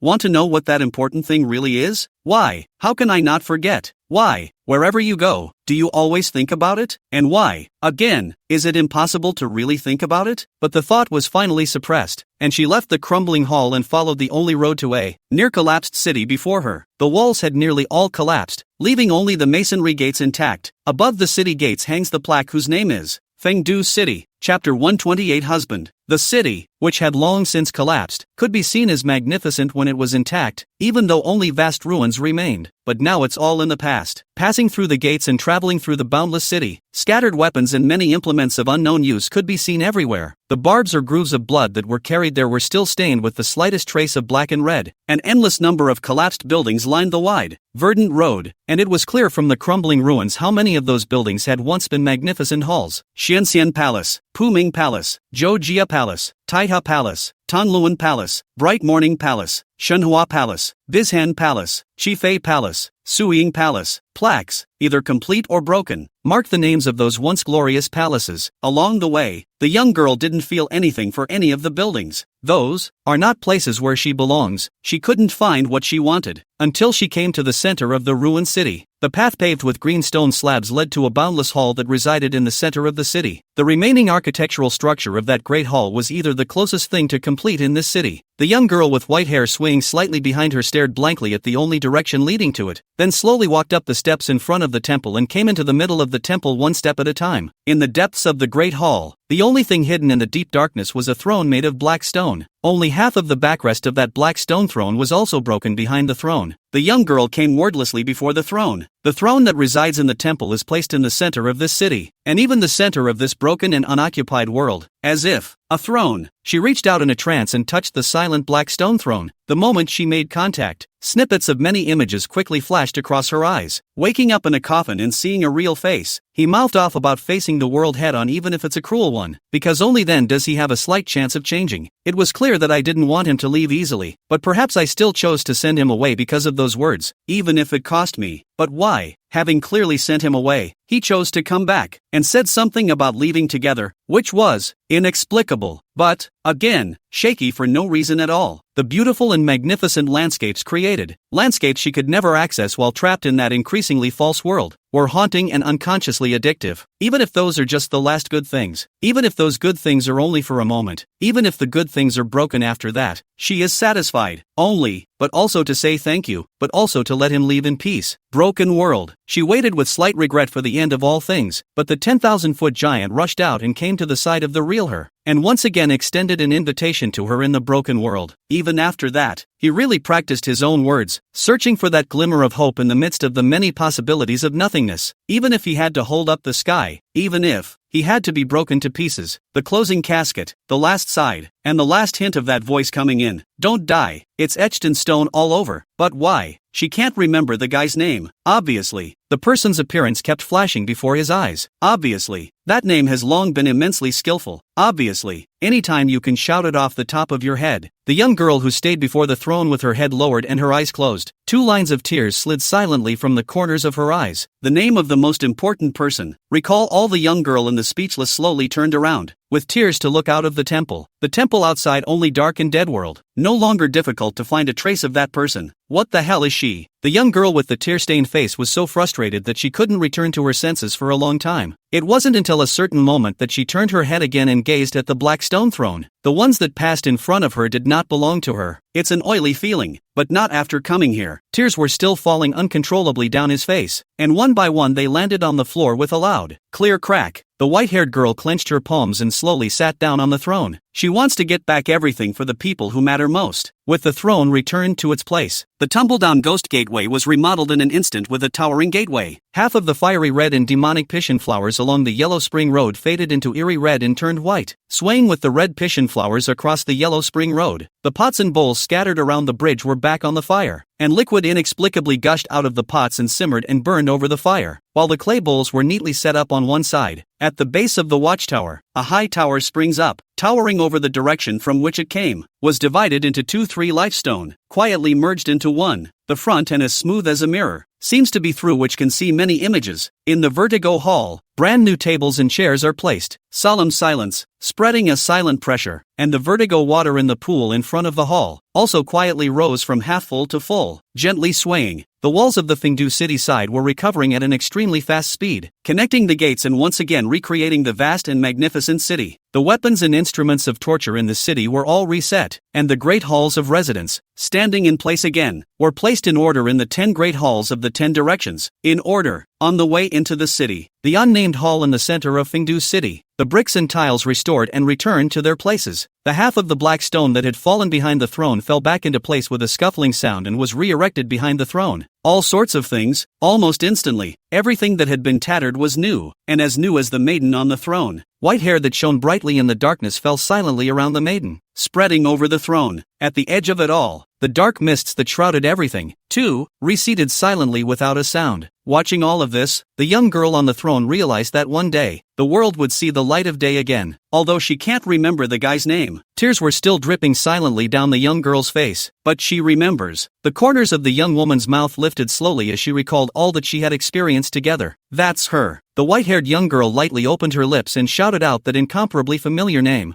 Husband. The throne of black stone. The world of no one. She alone on the throne cried out with tears and laughter. Chapter 129. End of simulation. You lifted the heavens of the underworld, opened the coffins of heaven and earth, and sent the charred bodies into the coffins. You forcefully grabbed the mirror of the afterlife, and the sky of the underworld that was pressed down with you disintegrated. Your phantom avatar is in pieces. This simulation ends. Waking up from the simulation, Yuan froze for a long time. Only then did he look outside. The green mountains and clouds, pavilions and pavilions, a quiet fairy scene, a peaceful scene. There was no earth strewn with lava and black water, and no specters that were ugly as hell. A layer of dust had crept into the room at some point, indicating that the simulation had not been short-lived. A painting floated out in front of Yuan. The painting is of a white flower swaying alone against a deep, dark background. Generate memes based on your current simulation results. Mandarins, gold, difficult, read, leave, memory special effect, a thought of life and death. The effect of a random talent will only take the maximum or minimum. It's hard to read away from. To this day, Yuan recited these 3 words again, but only with a completely different feeling. This simulation, started by falsehood, you shall not understand. After the false wedding, you spend a period of theater-like acting with a young girl who calls you by the false name of husband. But it is a pity that you do not have the slightest compassion for women, and that you cannot even play the role of a husband on the stage properly. When you wake up from it, you're stuck with it, and you go back to it. Unbeknownst to me, everything is in order. Only then you want to change, but it becomes extremely difficult. Empty of a heavenly ability. Can only watch the girl in the clutches of the 9 spirit saints broken. You came to her in a fit of rage, and when you saw her ugly, horrible body, you felt even more rage. You risked everything to return to her, vowing to take her out of that infernal hell, but you didn't know that it contributed to her demise. Ridiculous, ridiculous, she is trapped in the realm of emptiness. Each of her 7 emotions and 6 desires are extracted. She can't seek death. She can't seek love. Death is solved by the 9 spirit saints. Love is solved by you. Since the demise is destined, you might as well accept the fate of heaven, but you have to do the opposite and pursue that ray of hope, even if the sky was lifted by you, almost shattering the hell. What heavenly bodhisattva, God and Buddha in the sky, you don't believe in. However, it's also called responsible. Even so, who knows if you found that silver lining or not. She couldn't get the false love from you at first, but she didn't realize that you had given her the true understanding of what love is, beginning with falsehood and ending with truth. Who can tell the difference between a mistake and an accident? Only, I don't know when we'll see each other again. Flowers on the other side of the shore, bloom on the other side of the shore. Flowers bloom without seeing the leaves, leaves come out without seeing the flowers. Flowers and leaves don't see each other, and they are born wrongly. The only thing that's hard to understand is love. Evaluation, breaking the sky to open the coffin. Seeking life from the dead. It wasn't until he finished reading the simulation results that a trace of complete dawning realization appeared on Su Yuan's face. Think back to that experience and sort out the veins. From the very beginning, Nianli has been in a state of mind to beg for death, trying to obtain the love that will break through the last layer of shackles from the husband brought by the false wedding. However, Su Yuan's attitude is tough. In the face of the delicate and lovely appearance of the wife, not at all moved. It was a bit of a buzzkill, and it was such that it didn't let Nenri get away with it. However, Su Yuan didn't think so, even if he cooperated and played that false couple drama together like Nian Lei. Nenri, too, still doesn't get what she wants. What was experienced in the simulation also proved this. The first time to enter the realm of the late, Su Yuan has already compromised, gradually playing a false husband. But in the end, Nianli still did not get what she wanted. As she said herself, fake is fake after all. And the fact that Nianli was willing to send himself back to the underworld for the first time. Su Yuan thought of the conversation between the two inside the coffin. He said that even if the reality is harsh, he has to face it, even if there may be only a hint of it. It was also after he finished that Nianli helped him out of the coffin without a word. Perhaps it was then that Nianli decided to send him back to the underworld. Otherwise, Su Yuan was afraid that he might be trapped in the void realm for the rest of his life. In time, a love for each other might be possible. But where is that possible? Even if he had to touch that real-like abyss and feel the pain that was engraved in his bones, Nianli still managed to send Su Yuan back. The various things that happened afterward were even more than what Su Yuan wanted to see and what Nianli wanted. When he thought of Nianli, Su Yuan's heart felt mixed feelings. His feelings towards Nianli, perhaps, not so much sincere love. More is the regret of life and death parting. He didn't want to see Nianli die, and couldn't tolerate Nianli giving her life for himself. For that, what he could give was not worth it. This should not be considered love. Su Yuan murmured out loud. To be honest, when it comes to love, what comes to Su Yuan's mind is the bruised girl who first came out of the forest. The girl who took the initiative to say eat me. It's just that, between them, they're afraid that meeting each other again will be nothing. Thinking of this, Su Yuan also figured out why the white moonlight was always so lethal. The first time you see it, it really will still leave the deepest impression. Thinking of Nianli, that petite girl who showed herself a crooked smile in the sea of flowers, Su Yuan subconsciously smiled. Alas, it is enough to be your husband for a lifetime. At least, he was barely competent as a first husband. You have unlocked the following achievements. True, false, wooden head who can't act, can't die, can't love, I'm angry and I'm mad at you, a silver lining. Flowers and leaves, achievement reward, white flower on the other side, white flowers on the other side of the river. Language, endless thoughts. Seeing the achievement reward, a flower appeared in Su Yuan's hand for no apparent reason, a white flower on the other side, gently swaying in his hands. The wispy petals, like arms, gently leaned toward Su Yuan's direction, seemingly attached and lingering.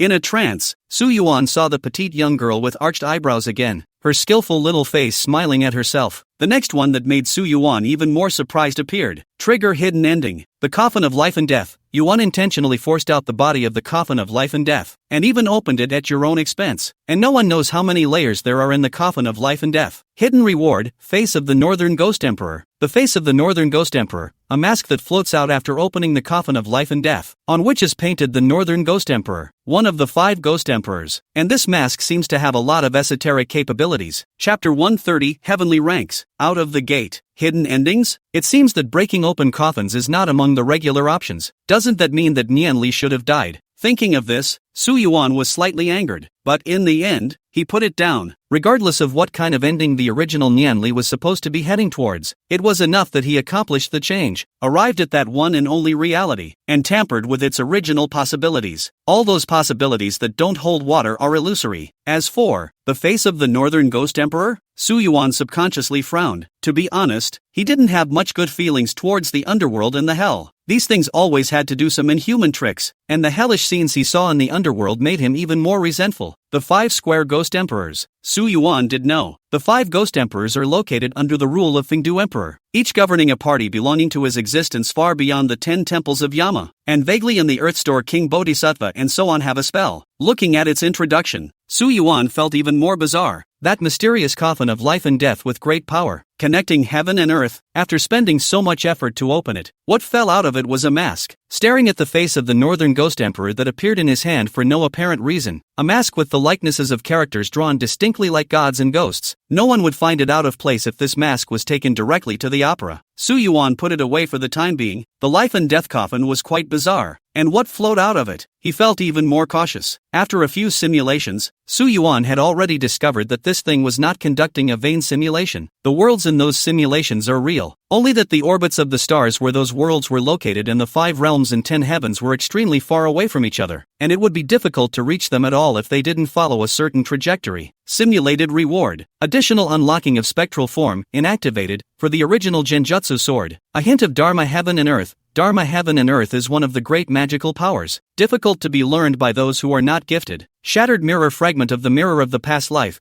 After the mirror of the past life is shattered, a fragment of the mirror remains, in which there is still some of the power of the mirror of the past life. Scanning for analog rewards. In addition to Su Yuan having an extra trace of his perception of the incarnation Dharma Heavenly Palace, there was also an extra sharp mirror fragment in his hand. This was the fragment of the mirror of the past life that had preserved the 9 spirit sage, and even more so, the heavenly Dharma treasure in its mouth. The sharp shards refracted half of Su Yuan's face, which looked no different from a normal mirror. However, in the next instant, Su Yuan only felt that his mind was taken in by the fragment of the past life mirror, and along with it, it seemed to have entered a state of divine consciousness shedding its shell, looking down on everything from above his body. Even, Su Yuan felt that as long as he wanted to, he could probe the divine sense of the people around him and even tamper with anything. It's quite divine. If utilized properly, it is an unparalleled weapon to kill, worthy of being a heavenly dawn Dharma treasure. Su Yuan exclaimed, returning from his divine marvelous state. Putting away the rewards gained this time one by one, Su Yuan did not forget to simulate what he had to carry out before. Break the Dragon Gate Pass and enter the Heavenly Order. But at this moment, Su Yuan understood. Dragon Gate Pass. Not from the beginning. It's only the mediocre ones who think the Dragon Shutdown exists. If the Dragon Gate Pass has it, it has it. The more obsessive you are, the harder it is to cross. It's hard to cross the heavenly steps in a lifetime. If you say that you are preoccupied with yourself, your mind is immersed in what you yourself love, then, naturally, there's no such thing as Dragon Gate Pass. This step was completed by Su Yuan as this simulation proceeded. Without realizing it, he had forgotten the existence of the Dragon Gate Pass, which nature had crossed at that very moment. As Su Yuan slowly stood up, he took one step. At that moment, continuous vision surged above the entire Swinging Demon Sword sect. At the same time, on top of a mountain peak not far from the Swinging Demon Sword sect, in a secret room, a young man similarly opened his eyes, and also crossed the Dragon Gate Pass at the same moment, with his innate Xian sword arriving at the heavenly rank. Feeling the quietly changing aura in the middle of the secret room, the senior brothers and sisters waiting outside and an old man all had delighted expressions on their faces. Crossing the Dragon Gate Pass just after 20, Xian belongs to the leader of the Swinging Demon Sword sect's young generation in this generation. The only ones who can rival senior brother Xian are those world-famous immortal world sons. There will be a seat for the palace master's heir apparent, senior brother Xian. In the future, he will be leading the Swinging Demon Sword sect to glory. Before the words of discussion were finished, they were stunned to realize that boundless visions surged above their heads. The first thing that appeared was the diffuse purple chi. Wisps of purple chi, hard to find on weekdays. Only when the sun rises is it possible to find a trace of it. But now, these purple chi were all heading towards the Swinging Demon Sword sect, which was located in the east. Those purples, magnificent and moving. This is purple chi coming from the east? The old man frowned slightly, then realized something. This is heavenly order vision. The purple chi in the sky immediately attracted the attention of the entire Swinging Demon Sword sect, and countless figures with powerful auras stepped into midair, seemingly searching for some kind of target. Immediately realizing something, the old man looked towards Xian, who had just crossed the threshold of the heavenly steps in the secret room.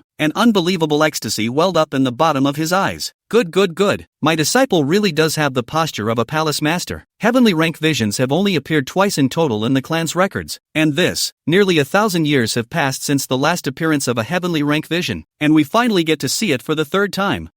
It's senior brother Xian? Those senior brothers and sisters were still a bit incredulous. However, when they looked at the powerful auras that roamed the sky and all cast their sights on their mountain peak, they were instantly convinced by 7 points and puffed out their chests. But what was even more unbelievable to many people was that after the vision of purple chi coming from the east lasted for a short while, it didn't completely dissipate, but continued to change. In the next moment, the originally clear sky suddenly turned dark, and the light in the sky seemed to disappear without a trace, and the darkening sky sprang up with a river of stars that twinkled rhythmically, echoing something from afar. The starry river in the sky appeared abruptly, and even the density far exceeded the starry sky that could be seen in the past, and looking up, it seemed to be immersed in a sea of stars. Starburst into the sea? The thought flashed through the minds of many. The vision is not yet finished. The second vision appeared. The old man was so excited that he couldn't even stop his hands from trembling, and some of his familiar colleagues in the surrounding area were even sending congratulatory gazes from afar. The old man gladly accepted it, but after the stars shone into the sea, it was thought that the vision would end there. I don't know whose sword was the first to emit a sword sound, and in the next instant, the entire swinging demon sword sect resounded with a series of sword sounds. Tens of thousands of swords remotely sent out their own sword sounds in a certain direction.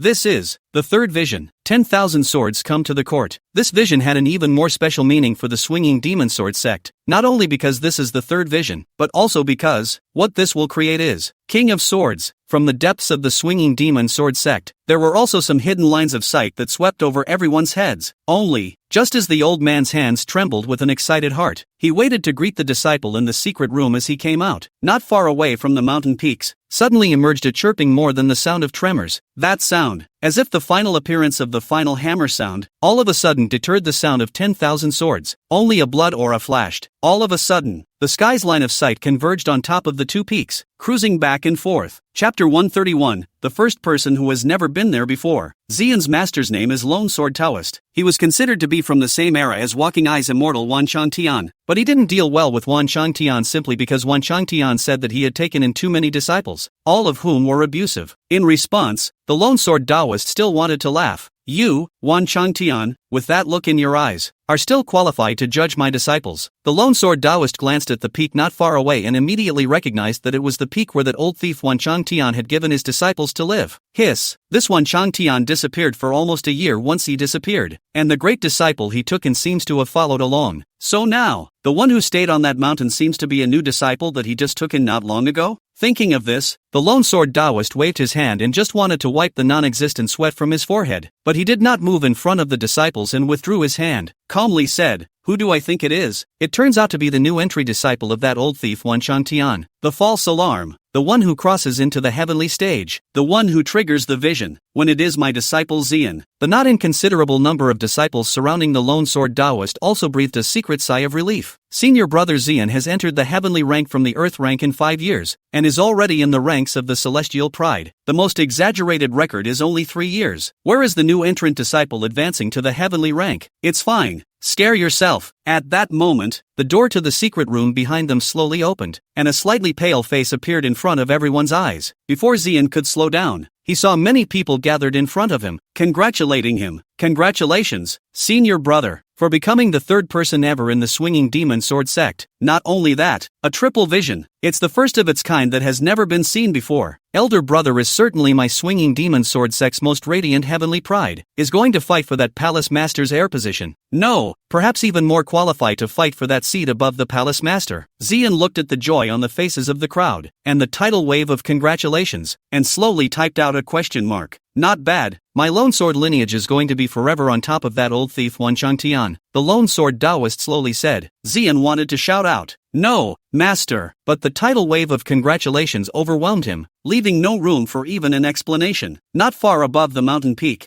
Yuan took a step out. In front of his body, a flash of purple small sword emitting a magnificent color quietly suspended. The purple chi in the sky was vaguely converging towards it. The boundless stars and rivers were shining for it, and every sword had to tremble and chirp in front of it. Even the bitter sea sword at Yuan's waist let out a chirping and trembling sound, seemingly responding. The triple vision outside Yuan did not observe, and when he put away the original Xian sword that had already crossed into the heavenly stage, he only just went out the door, only to find that above the sky outside, there was a figure stepping on the ground. Among them, there was also that sword Saint Lei Shen and some of Wan Changtian's close friends. At this moment, all of their sights looked towards the area they were in. Yuan? Lei Shen was quite surprised to see Yuan alone. "You've come out of the customs? I came to look for you a few times before, but I didn't see you in person." Counting the time, it's been almost half a year. Su Yuan couldn't help but be shocked at the bottom of his heart. It's amazing how long this simulation took. Doing the math, the longest time he had spent in the underworld would have been the period in the Void Realm. Almost a year. The timing of the two, which have become more and more similar to each other. Doesn't this mean that the underworld was likely extremely close to the 5 realms and 10 heavens? The next is Yu Shi's world, and the farthest away should be Ling Frost's world. 100 years of time. In his place, but only one incense stick of time. Yu stepped into the heavenly stage? Lei Xian was shocked by Su Yuan's progress. Su Yuan had just joined the inner sect when he was just at the earth stage, and it had only been more than a year, and he had already crossed over to the heaven stage, a speed that even he felt unbelievable. What made him feel even more incredible was the vision in the sky just now. Triple vision, deservedly the first person of the swinging demon sword sect. It's you! Lei Xian went from his earlier skepticism to certainty all of a sudden. If he were to say who was possible, the only one who could convince him was Su Yuan, who had been favored by the immortal sword. It's me what? Su Yuan just wanted to ask if Master and Sister and the others had returned during this period of time. At this time, a pair of middle-aged men and women appeared in the distant sky, one of them graceful and amiable, the other elegant and indifferent. And the moment they saw this pair, many people who were good enough to be called loose immortals or martial saints, including Lei Xian, became silent, and the direction they were advancing in was precisely this area where Su Yuan was. Master Xian's pale face tried to explain, but the lone sword Taoist in the midst of his elation didn't give him a chance at all. Xian I'm going to make a big banquet and invite many of my old friends to join me in celebrating.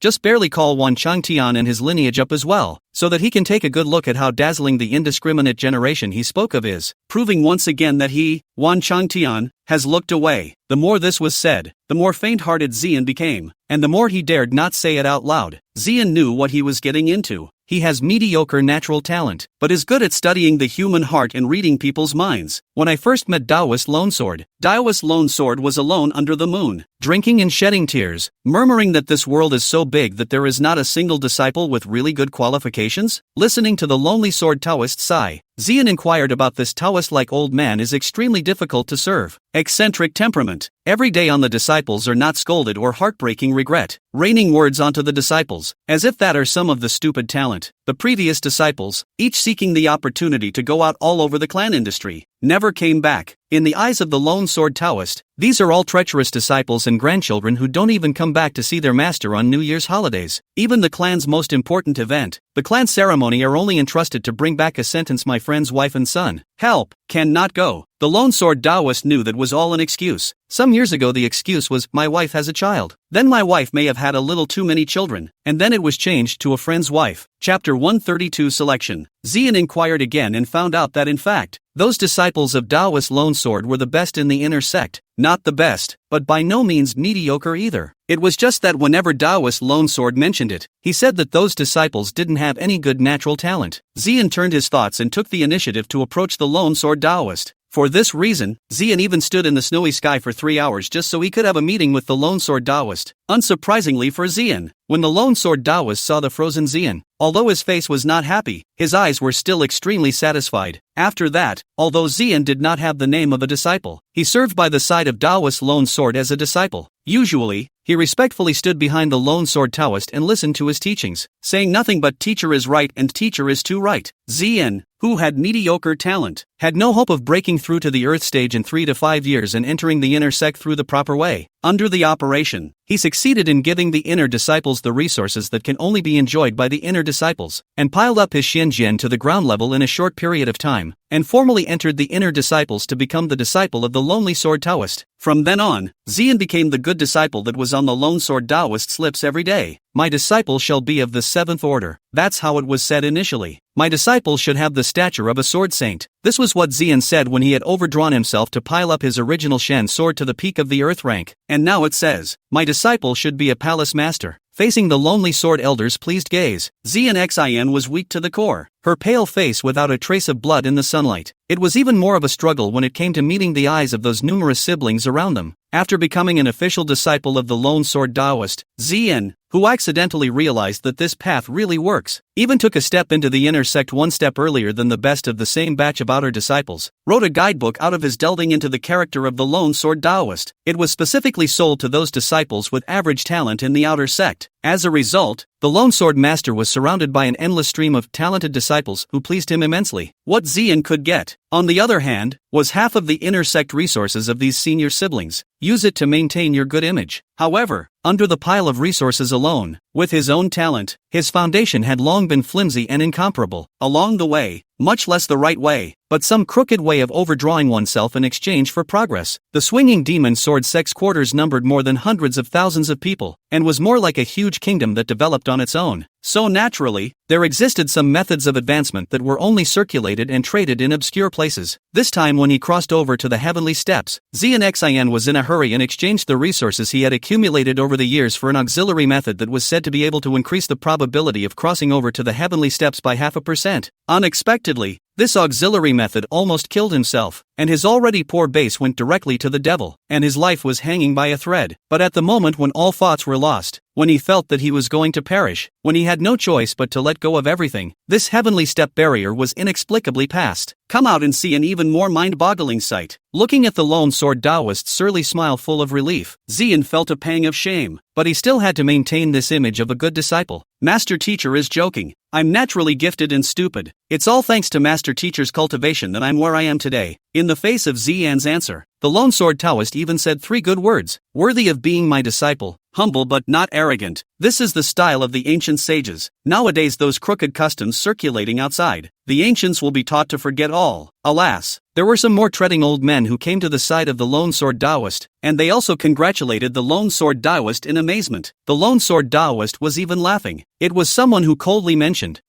why does it look like there's someone celebrating on that hill too? Aside from those less familiar powerhouses of the same rank, all those who had an encounter with the lone sword Taoist had come to the lone sword Taoist's mountain to congratulate him, and not far from another mountain peak, a handful of 7th-rank powerhouses who were on good terms with Wan Changtian and knew that there was still a disciple of Wan Changtian in the clan had landed down, sizing up Su Yuan with suspicion. After surveying the situation, he released a smile and sent his congratulations. There were also some people who saw that Lei Shen, the sword saint, had even taken the initiative to fall down and followed over to take a look. The fact that the center of the triple vision is here anyway proves that it must have been triggered by someone here. This look and then ask, from Earth Order to Heaven Order in a year or so? It's good, can't go wrong. Congratulations, Elder Wan has taken in a good disciple. The Walking Eye Immortal's name is true. You're only saying this because Wan Changtian isn't here, otherwise you'll see how he fights you. Wait, why is the opposite side of the street also hot and celebrating in the same way? Hiss, we got it wrong? This is a statement that some people are at a loss for words. Is it possible to get this kind of thing wrong? It was hard to believe that there was someone even fiercer than this disciple of Elder Wan in front of him. The people on the 2 hills looked at each other in disbelief, favoring the fact that they both had excellent sight, and what was a kilometer away was just as close as what was right in front of their eyes. At this moment, 2 figures appeared in the distant sky, a man and a woman, their figures ethereal, their aura very different from the many 7th-order powerhouses that stepped in midair. As soon as they appeared, even this heaven and earth were vaguely suffering from the effects and leaning towards them. Upon seeing the faces of these 2 people, everyone, including the lone sword Taoist, stared in shock. That's the 2 palace masters, the palace master of the Heavenly Pass Palace and the palace master of the Earthly Axis Palace. The swinging demon sword sect's 7th stage talent was endless, never broken, and every generation there were even hundreds of people who were able to step into this class. But the 8th order, there are only a handful. There are only a few people in that area. There is a world of difference. The direction that the 2 palace masters, a man and a woman, came from was exactly the lone sword Taoist's area, and the lone sword Taoist's heart immediately drummed. No way, come to my place, right?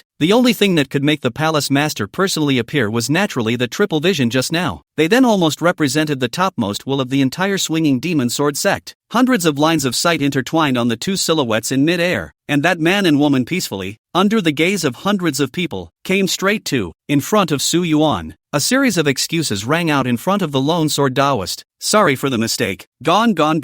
Next time. Oh no. Not next time. Neither. Never mind. Next time for sure. Whether they knew each other or not. One ran faster than a rabbit, fearing to be a step late. Only the lone sword Taoist's face was blue. The mountain that had just been bustling with activity instantly became cold. The only people there were Xian, who was covered in cold sweat, and the silent and speechless senior brothers and sisters. The silence lasted for a long time, until I don't know who among the senior brothers and sisters opened their mouths first and asked, "Master, aren't we going to take a look at that strange person who triggered the threefold vision?" The lone sword Taoist passed on a gaze that could kill. A teaching stick appeared in his hand and swung at him. "Look, I'll show you. Like to see the fun. Like to see." Ow ow ow ow. Pig-killing screams echoed over the hills. Su Yuan looked at the pair of man and woman in front of him with slight curiosity, and stepped forward with a slight salute at Lei Xian's gesture. Greetings to the two palace masters. It was just that the gesture, in the eyes of the others, didn't seem grand enough, not like the gesture that a disciple should have when meeting a big shot like the palace master. Some of the old men who valued the ancient laws and rituals even frowned silently. This person, I'm afraid that he didn't think that he was proud of the heavens just because he was able to trigger the triple heavenly anomaly, and he was even so disrespectful to the palace master. That man and woman were however smiling slightly. Su Yuan, right? Are you interested in undertaking the selection of the palace master's heir? Chapter 133, The Palace Master's Successor Position. Facing the sight of the two palace masters, Su Yuan's face did not change much and nodded his head in response after hearing this. It's all up to the palace master to arrange. Seeing such an attitude from Su Yuan, an uproar arose even more amongst the surrounding old men who were looking at the ancient laws and rituals. This kind of gesture made it seem as if it wasn't him, Su Yuan, who had gladly accepted this status, but rather the two palace masters who were begging for him to make arrangements for him. There was a shake of the head. At a young age, the heart is too high, too rigid but also easy to break. I thought that Walking Eyes Immortal really didn't look away this time, but now it seems that the outcome is still unknown as well. The position of the palace master's heir, even when we were young, we could only look up to only a handful of places in 100 years. Even Lei Xian was a hair short back then. In the face of those lowly words of discussion, the two palace masters only smiled faintly at Su Yuan and did not speak for him. On the contrary, Lei Xian's face slightly showed a different color, and said beside Su Yuan, "Don't mind the words of some people. Within this swinging demon sword sect, there are quite a lot of geniuses and heroes, but there are equally quite a few who rely on the remaining shade of their ancestors and barely mix up to the 7th stage. And there are all kinds of birds in a big forest." Lei Xian's words were not hidden in the slightest. He directly said it, and when these words came out, many people's faces also changed, somewhat embarrassed. Su Yuan threw a smile at Lei Xian's relief to express his gratitude. After all, Lei Xian did not have any name with him and his master could not be counted as a master. Being able to speak up for him and offend so many people was already valuable. The middle-aged man and that man and woman smiled at this time and said, "There are also 3, 6, 9 classes among geniuses, but geniuses and the final realm that they can arrive at are also often not linked. I don't know which one you will be, Su Yuan. I am very optimistic about you." The woman handed over a golden token, but looking good doesn't mean anything practical. Ultimately, how it is still up to you. Take this token. You are the 3rd inner disciple of this generation to formally become the palace master's heir. Su Yuan curiously received the token. It seemed that becoming the so-called palace master's heir didn't mean that the palace master's position was directly locked in. How about the follow-up? It was still necessary to select the competition. What made him marvel even more was that without saying a word, it turned out that 2 people had already become this so-called palace master's heirs. Curious, he asked again. 2 palace masters? I have a question. I don't know. Palace masters pass on. Which palace is the one that passes on the heavenly pass and the earthly axis? When this was asked, even Lei Xian was stunned. Su Yuan's tone was so big that even he had not expected it. Good fellow, it's hard to believe that you can't pick the position of the head of the 2 palaces of the heavens pass and earth's axis. Or maybe, you want it all? The 2 palace masters, the middle-aged man named Qiu Si Qiu and the middle-aged woman named Lu Yin Yun, were also stunned. This is the kind of question that doesn't seem to have been asked before. They looked at each other and replied, rather amusingly, naturally, they will pass it on to whichever palace it suits. The selection of the palace master's heir is not divided into heavenly passes and earthly axes. The relationship between these will naturally be known later. Having said that, the 2 felt that they had said all they had to say and had nothing to show, and disappeared from the spot with that mysterious feeling of being attracted to heaven and earth. The people in the arena, especially those old friends of Wanshan Tian, all felt extremely dignified. This was after all the disciple of their old friend. So, one by one, they also contributed the most, maintaining in front of Su Yuan. taking over those tedious human affairs for Su Yuan. Lei Shen looked at those faces with a variety of different colors to come colleagues, cannot help but sigh, even if it is to become a mortalized fairy general existence, or cannot be exempted from these mundane human affairs. Even I try to avoid on weekdays, living alone in a quiet place to calmly cultivate, but there are some big things on the still have to maintain maintenance of the relationship with some of the elders. Lei Shen knew that Su Yuan had not been in the inner sect for long and did not understand the situation within the sect, and introduced again, don't look at some elders who have crossed over to the 7th stage as imposing and unrivaled, but in fact, their natural talent has already reached its limit, and they have long since had no hope of moving up to the next level. No matter what method they rely on to break through to the 7th stage, the moment they cross over, it's already the highest end they can reach. Since there is no hope of further advancement on their own, these people, since they have dug their hearts out to tend to the trend, only to fight for more resources for their families or apprentices and grandchildren, and to be able to cultivate a few more 7th steps, and to have a little bit more power of speech within the clan. After thousands of years of growth, today's swinging demon sword sect is no longer a pure sect. Under the sect, hundreds of thousands of people. There are also large and small gate families. Outside the mountain gate, there are millions of derivatives of the children, which relationship all kinds of, complex and difficult to say. That is something I fear you will soon realize. Although Lei Xian concentrated on cultivating without asking questions, he was not ignorant of everything. It's good that Elder Wan's faction is more pure, and these few elders who are good friends with Elder Wan are all top-notch talents that have grown up step by step from within the sect, and are the mainstay of Tianguan Palace, so most of the time they can be free from being trapped in these tedious matters. After listening to Lei Xian's explanation, Su Yuan also understood that the swinging demon sword sect's huge territory, in charge of the entire swinging demon realm,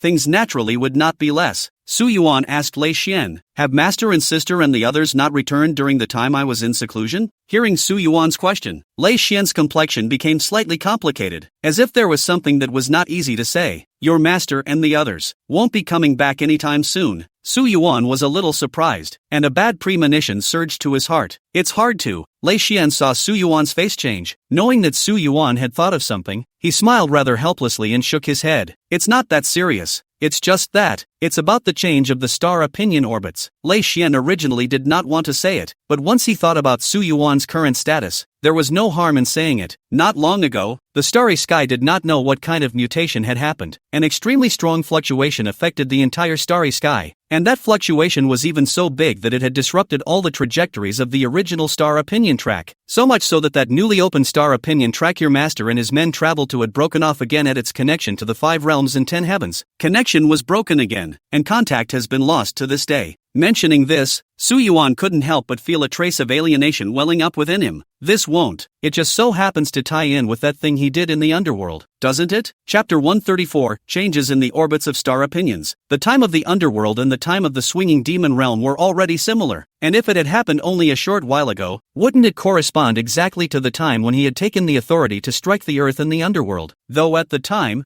I was not interested in paying attention to what kind of impact that flopping commotion had caused, but now it seemed that the impact created was even greater than he had imagined. Lei Xian did not know what Su Yuan's heart was thinking, spoke out to comfort. This matter is already being discussed within the clan, but the news is only known to a few people. After all, the number of elders sent out on that new star opinion orbit is large, and it involves a wide range of people. Not only us, but even the other clans are also numerous elders and disciples caught up in it, and by then, all the major clans will inevitably be discussing how to resolve this matter. Other clans. A flaming red silhouette flashed through Su Yuan's mind. The Baiyu sect. Which people have been sent to that newly opened star opinion orbit? Su Yuan still asked this question. At the mention of the Baiyu sect, even Lei Xian's look at Su Yuan became strange. Lei Xian heard some of the legends circulating within the clan. He moved his mouth to speak before finally saying, that red kite fairy is indeed among them. I didn't ask about a specific person. Lei Xian patted Su Yuan, who was trying to cover up the situation, with a look of I know. If I can take down immortal red kite, it will also be considered as raising the prestige of my swinging demon sword sect. Su Yuan wanted to explain, but thought that he seemed to take Lei Xian as a scapegoat once before, so he also returned Lei Xian's gaze with a different meaning, letting him think blindly there. The two men each looked at each other with a look that only they understood, and felt sorry for each other. A world located nowhere. The ethereal figure with a stunning face, like a fairy under the moon, stood at the edge of the current world. This star opinion track, the end was supposed to be connected to another star opinion track. Now, it's broken. Her eyes were icy cold. An aptly named blue dress wrapped her figure in a clear and lofty manner. and she carried an ice sword in her hand. An ice sword made up of many fragments put together into an intact and then frozen sword. Among the transparent ice, one could see that the body of the sword made up of fragments put together was full of rubbing marks. The path ahead was blocked, and the fairy-like figure under the moon looked out into the endless darkness, only being able to see extremely vague points of dim stars. This suggests that the next orbit of the star opinion is extremely far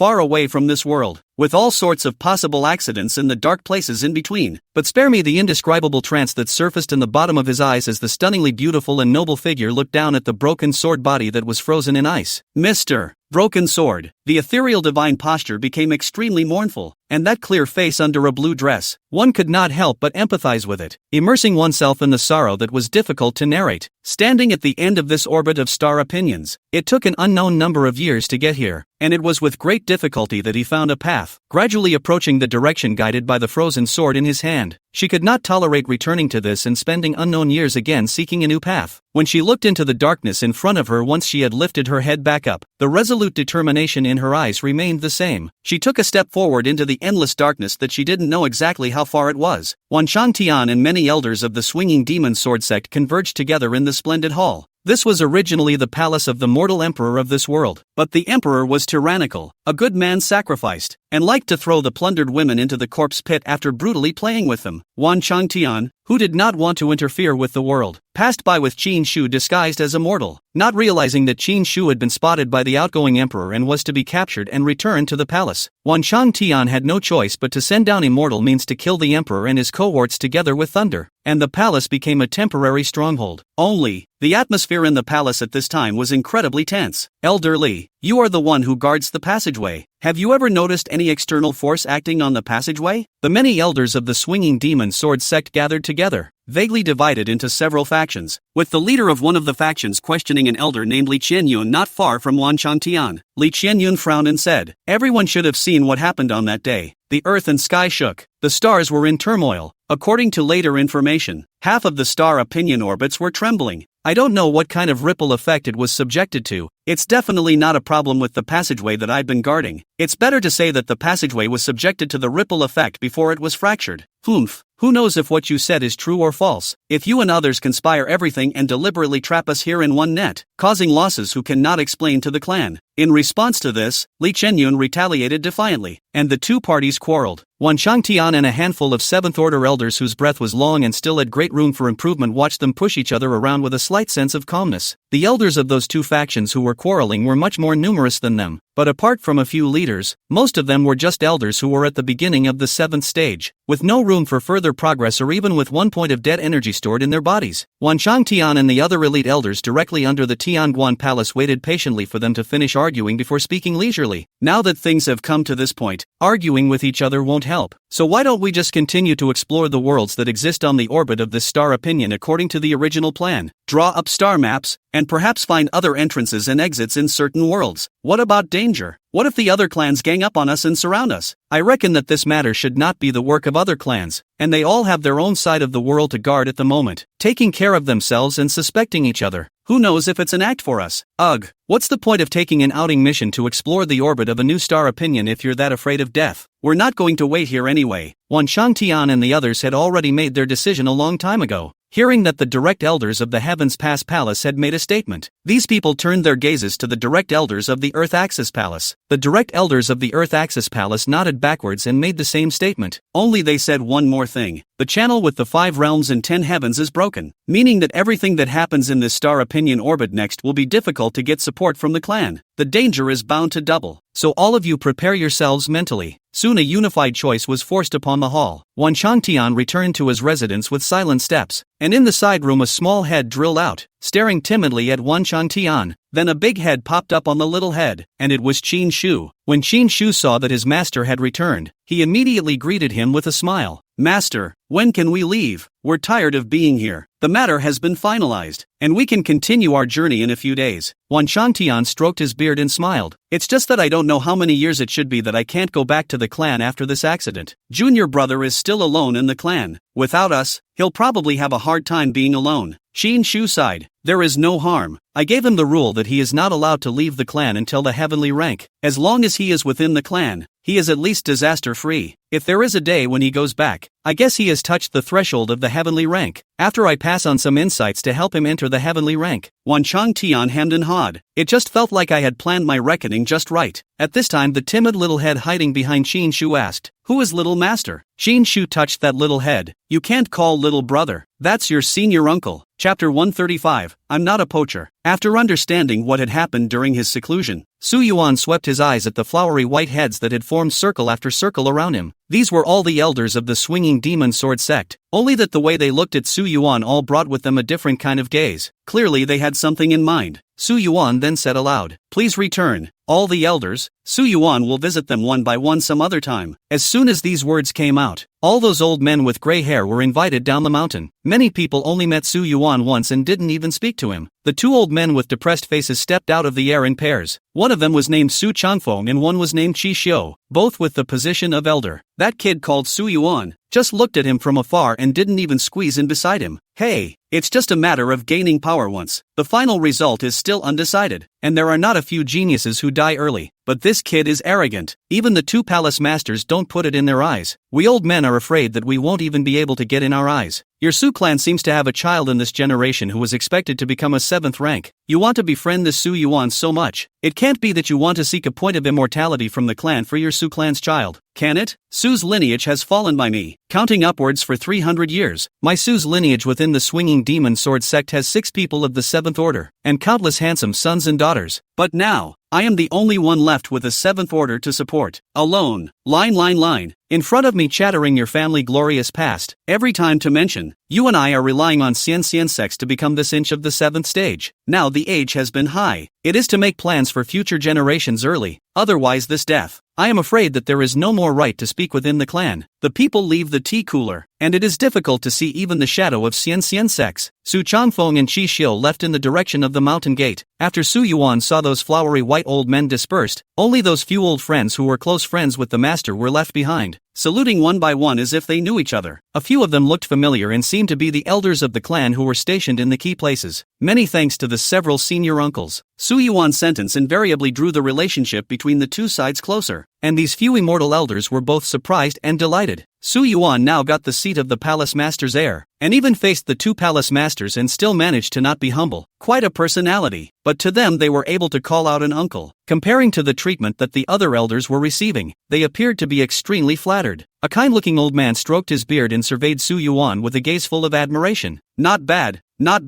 Although your master just explained that we will help out again in critical moments, but I am usually stationed at Tianguan Palace and lead the patrols, so if there is any trouble, you can come and find me at any time. The moment these words came out, a trace of displeasure rose in the hearts of the remaining few elders. Wan Changtian, this old thing has been instructed to help out again in a pinch, so you're breaking the rules? So, they too were not shy to say, under the old man. I am also in charge of the Heavens Pass Palace's alchemy hall, so if senior nephew finds rare herbs, he can send them to be refined for free. Tianguan Palace disciples out of the task dispatched to go through the old man my hand. Master nephew, if you want to go out, and I said hello on the line, we'll give you a good errand dispatched. What a coincidence. The old man has 2 days a week to guard the hidden scripture mountain. Master nephew, come over at that time. The scripture mountain casually you see. At the end of the sentence, several old men of unknown age stared intently at each other, vowing to compete with each other, and the smell of gunpowder grew stronger and stronger. Even to the end there is an old man thievishly asked, Master nephew, I